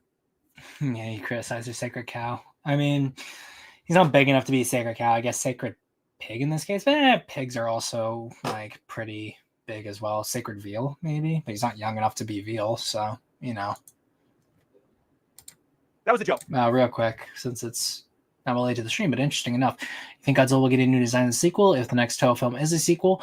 I think he might get a changed design. I don't think he's gonna get like a fully new design. I think we'll probably get a modification to the Minus One design, like how the ride design modified it to the Minus One design. I don't see how that's racist. You can say insensitive, sure. I mean, it was a long time ago. We make 9/11 jokes. We make jokes about. I remember South Park made jokes about the crocodile hunter, like a day after he died, and I laughed at those. And I thought the crocodile hunter was a really cool dude and really special guy. But I could still use the twisted part of my brain and laugh about it. I don't know what else to say. Like, if you don't like the joke, that's fine. I'm not a racist for it though. You just need to calm down. Thank you, Life is Good. I'm glad you liked the sick humor. Shadow humor for $5. Godzilla greater than Kong. Shots fired from Shadow humor. Thank you for the super chat. You're wrong. Kong is better than Godzilla as far as movies go. Kong is batting far better. Although Godzilla has far more movies, to be fair. Stuff like games for $2. You can't come on Godzilla anymore. You ruined Rotten Tomatoes. Johanna with a beautiful $2 super chat. Thank you, Johanna. You know, I always thought you guys had a nice rapport the few times we met, and I've seen some of your salty comments on X, and I was like, you know what, Johanna, I like your stuff. But you know, after this absolute disgusting attack against me, I don't know if I agree. Go subscribe to Hack the Movies. Johanna's over there, Tony's over there. I go over there like once a month. I was on the Godzilla podcast where we talked about a really bad Godzilla movie. I always forget the name of the dude, and I call him a Power Ranger, and it insults people. He kind of looks like Turbo Man. Godzilla fans know who I'm talking about, and they're again mad at me. Thank you. Stuff like that. Let's actually, since I'm curious about that, let's look. Castzilla. I assume it's like literally just for that one movie, and they actually haven't talked about anything Godzilla related at all since that. Or I'm probably not even able to find it. Hack. Oh, so it is just Hack the Movies. Okay. Hi, is it just, yeah, well, at least in this case, well, have they done anything recently? They did this and this. Or it looks like it's mostly like horror stuff, which is actually a lot better. King Kong Remakes Review Compilation. Oh. That's 3 hours. Oh. Ooh, boy. Jurassic Park. I assume Hackzilla is probably their the live stream that they do. If you didn't try too hard. Ooh, that might be something interesting to look at. Yeah, because they do lives right there. Gladiator 2. Jeez. Alien.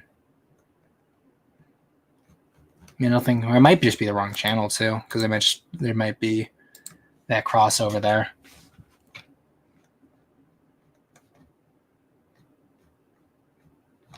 Let me do, because I know they're doing Godzilla versus Megalon. Godzilla versus Megalon.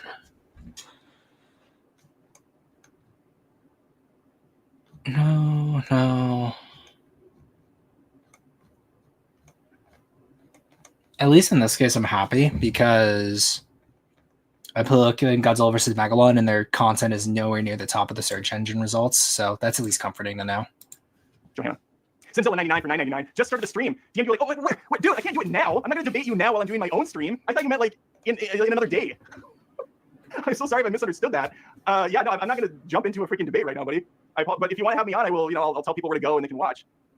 That never even happened. I wish. $5, Tony. Disregard Johanna. You are now my only co-host on Godzilla versus the Pod Monster. There it is, the yin and the yang. Tony, big Godzilla fan. Adam hates all things Godzilla. We're gonna clash. It's gonna be epic. Why not even a phone call? Hang on. What is this? Hello. And hung up. Telemarketer. I kind of like to talk to him, but I guess it's not gonna happen. I was hoping for maybe one of those like, hey, your computer has a virus, some malware, and we could have had a whole thing, but it didn't work out. Joseph Blasco's back for $18.11. This guy. Fine, you win. But what about Blue Oyster Cult's Godzilla? Oh, great song. Seasons. Oh no, that's Reaper's gonna do. Oh no, there goes Tokyo. Godzilla. That's a great song. I butchered it, but it's a great song. I was going to do Reaper by Blue Oyster Cult, a better song. Okie, feel that. Also, I love, dude probably never actually has gone outside. Adam, you're the man. Your reviews are always honest. Thank you. They might not always be right, but they're always honest. Thank you for the $1.99 super chat. All right, we are on comment 2 out of 11 I put down here. We'll get through these quick, though. All right, here's what this person said. Bro absolutely did this for attention. I'm bro and I did it for attention. He saw it was at 100% on Rotten Tomatoes and saw that as his chance to stand out with the only negative review out of 33 at the time. The characters were amazing and the story was well-paced. It's a very grounded film and deals with the horrors of death, destruction, and war. Everything on that is perfectly fine except for the absolute bullshit intro where he says, I did it for attention. Again, no one pays attention to me, especially on Rotten Tomatoes. I didn't think there was a crazy fandom that was going to get upset about it. It's sad and pathetic. You know, side note, one dude, this is how pathetic some of these people have been. One dude took a literal shit in a toilet and took a photo of it and then sent it to me on all my different social platforms and said, oh, he said you like shit, so why don't you review mine?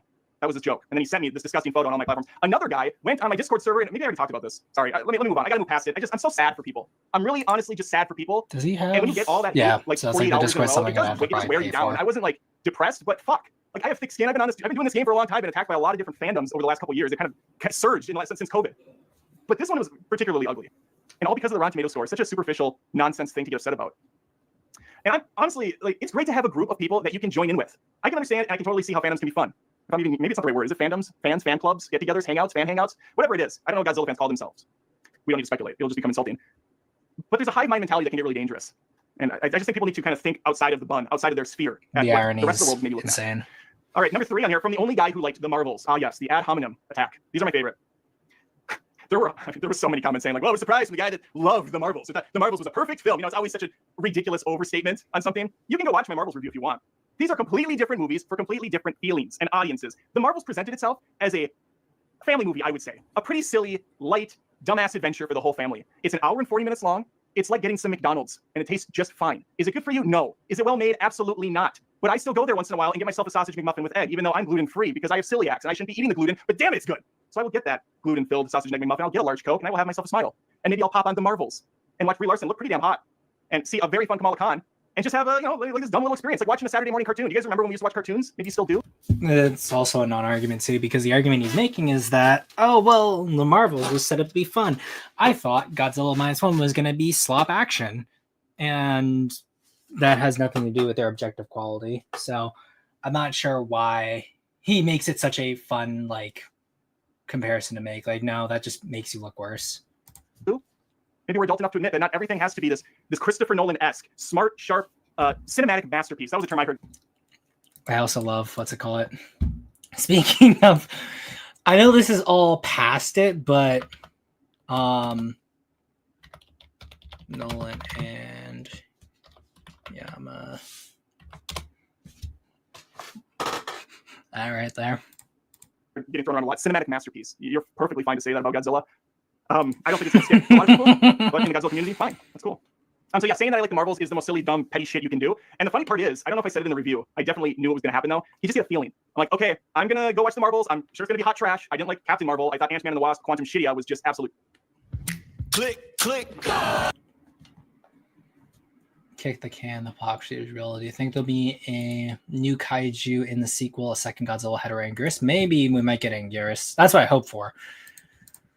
But Yamazaki's also said he wanted to redo Hedorah, so we'll have to see. I will be talking about that in a video in the future, though. Sure, it's going to be hot trash. I didn't like Captain Marvel. I thought Ant-Man and the Wasp, Quantum Shitty was just absolute dreck. Thor: Love and Thunder was garbage. This seems to be no reason that this would be any good. And I had a good time with it. It was fun. It was light. It moved quick. There was action. An amazing movie? No, absolutely not. But again, Rotten Tomatoes, it's a 1 or a 0. And I found myself having a good time more than hating the thing, and I could easily watch it again. It's a fast food experience. And with Godzilla Minus One, I wanted to leave the experience. I wanted to get off the ride. We can have our opinions and takes. You don't have to agree with me.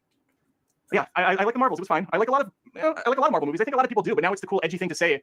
Oh, it's an MCU Disney fan. Not really. Some of them work, some of them don't. Lately, a lot of them haven't been working. The Disney Plus TV shows are embarrassing. They're mostly all garbage. But early Marvel was fantastic. I'm pretty sure a lot of people lined up to see Endgame. I'm pretty sure a lot of people loved Spider-Man No Way Home. I wasn't even in that camp. I thought it was good, but I thought there was a lot of bad parts of that movie. Yeah. So I would love to know what you thought the bad parts were, because again, none of the reviews that he gives are substantial because he doesn't want to spoil it, and he just wants to talk about it like he's with his friends, where they don't really say anything substantial. They're just like, bro, it was really good or really bad. Attacking me for liking certain films from the past, it's a non-starter. It's silly. Every single person likes a movie that other people don't. And if you say that you don't, you're not willing to do it, you're lying to yourself. I'm sure you have a film that maybe you haven't even said aloud that you're embarrassed by, that you think, man, this movie's great. Why did it only get 30% on Rotten Tomatoes? And think of all the other fandoms out there that you've pissed off with your opinions. Think of the Snyder fans that you've insulted because you didn't like one of their movies, or the Sonic fans. These are the ones that come to mind because they've all been pissed at me in the past. You're always going to upset someone else. Take yourself out of your mindset and put yourself in someone else's. Yeah, no, I can do that pretty easily. I really enjoy Batman versus Superman. There's a lot of things wrong with that film, but man, do I love watching that movie. I watched it recently again, and I still had a good time. But my goodness, there's so much wrong with that film.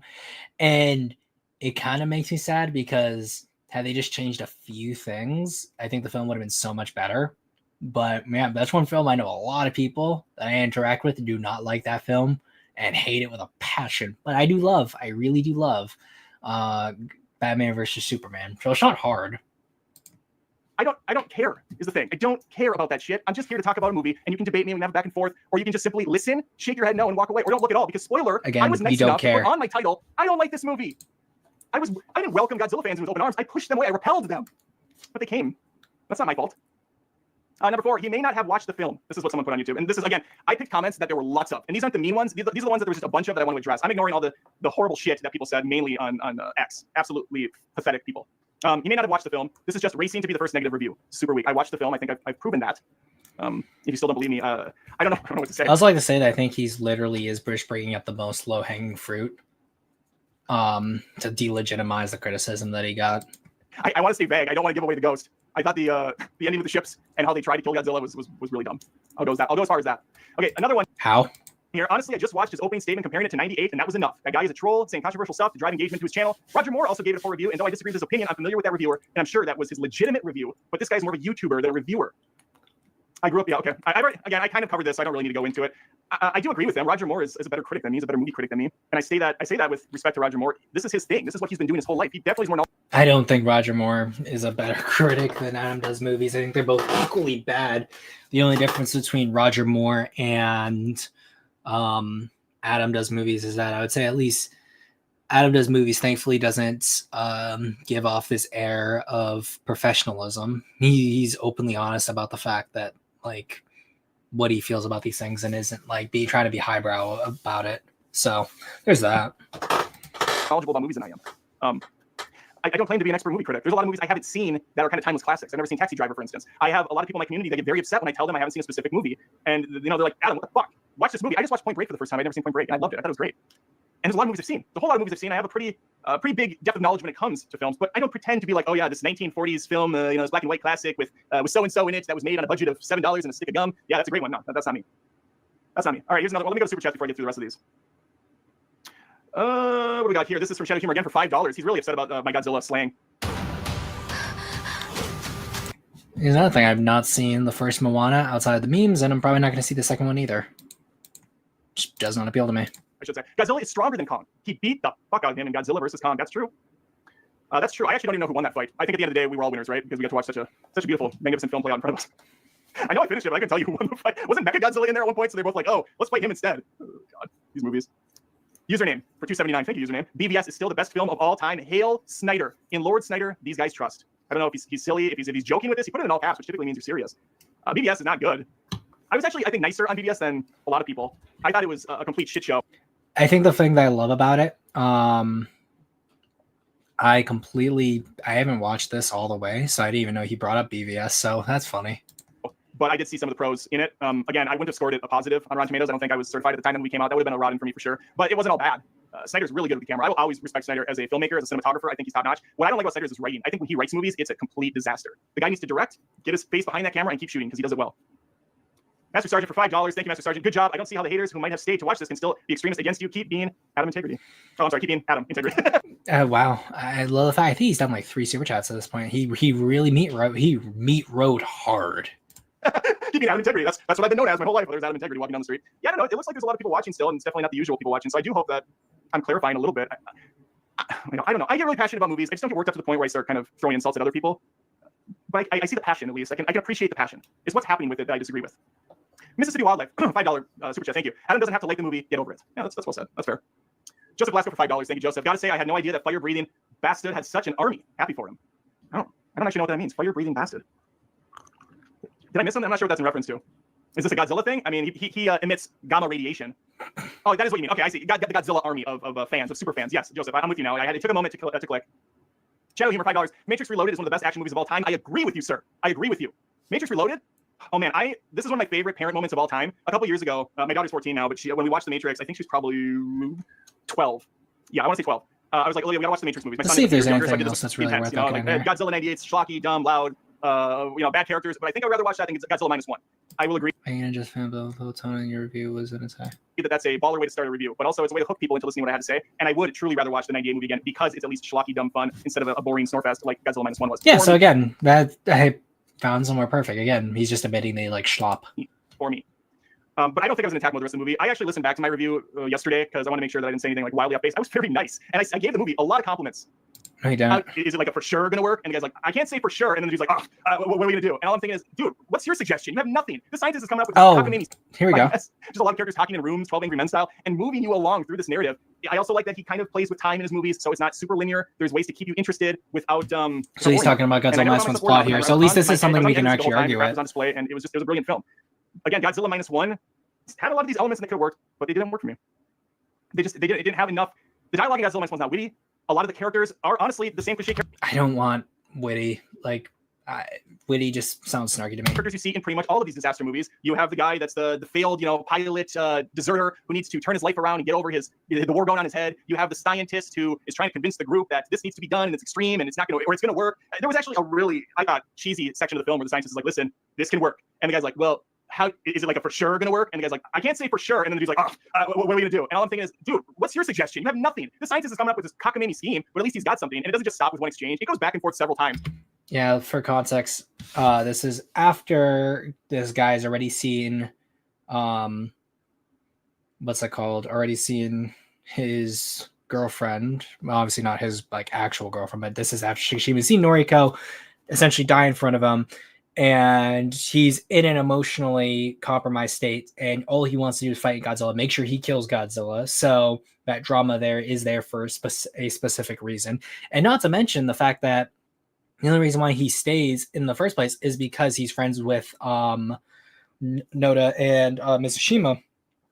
And had he not stayed and left, the plan would have failed because he would have been able to use the Shinden to explode Godzilla's head. So this all worked for a reason and makes sense within the characters.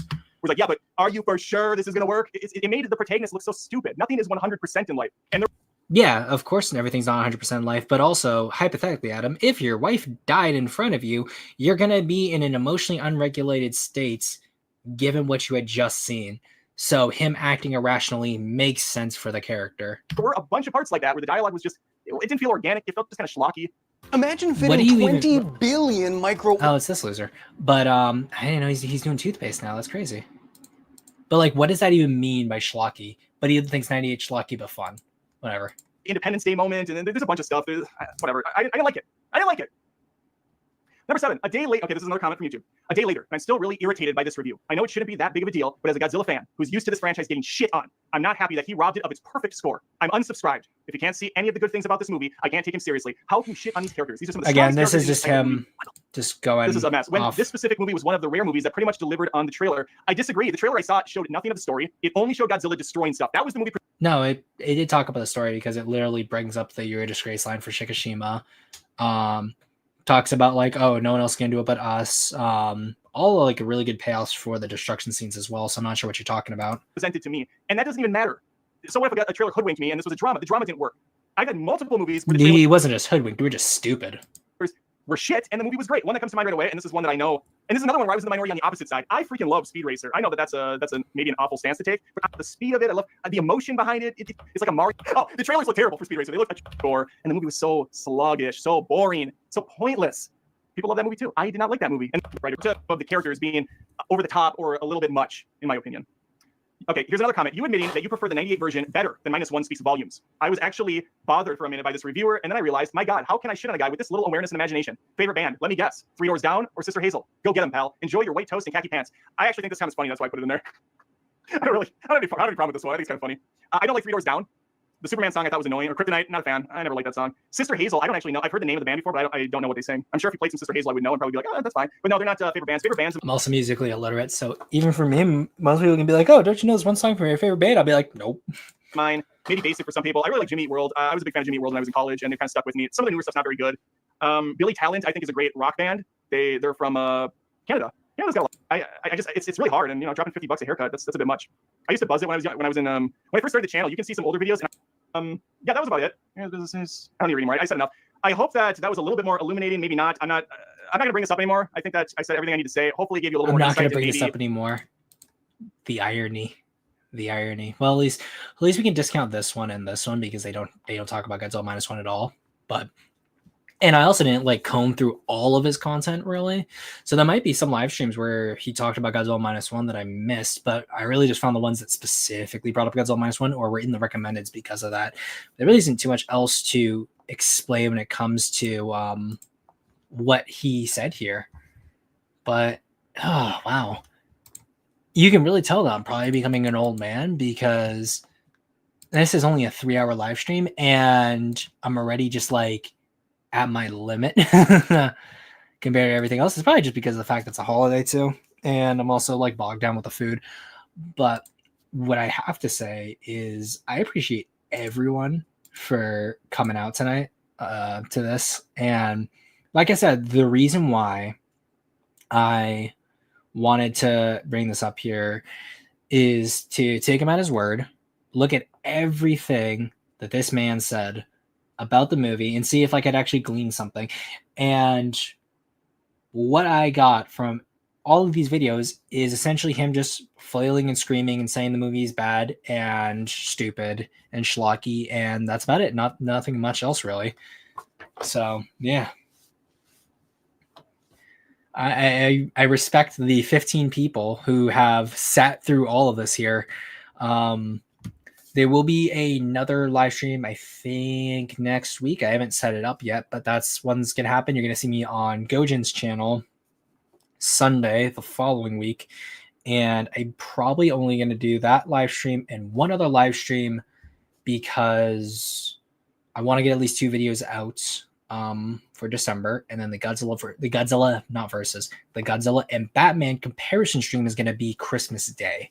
So we're going to do that. And Christmas Eve, we're going to probably do 2 more episodes of Godzilla the series on the Discord. So that's going to be the watch party there. So that's going to be fun. We'll let people know ahead of time as well again.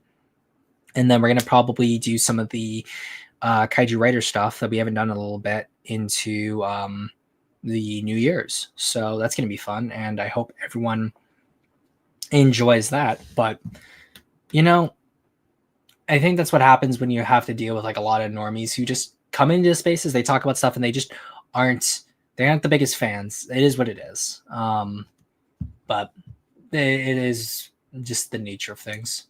Me wants to play dinosaur video games now.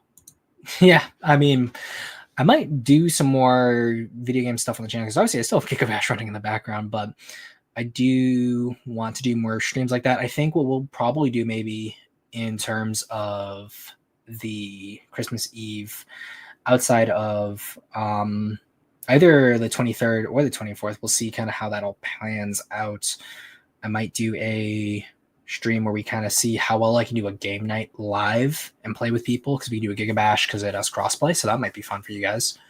Also, I think Dino Crisis is now available on the PlayStation Store, so I might be able to do remote play with that, but that might strain my computer a little too much, even with like the rig being a little more high end.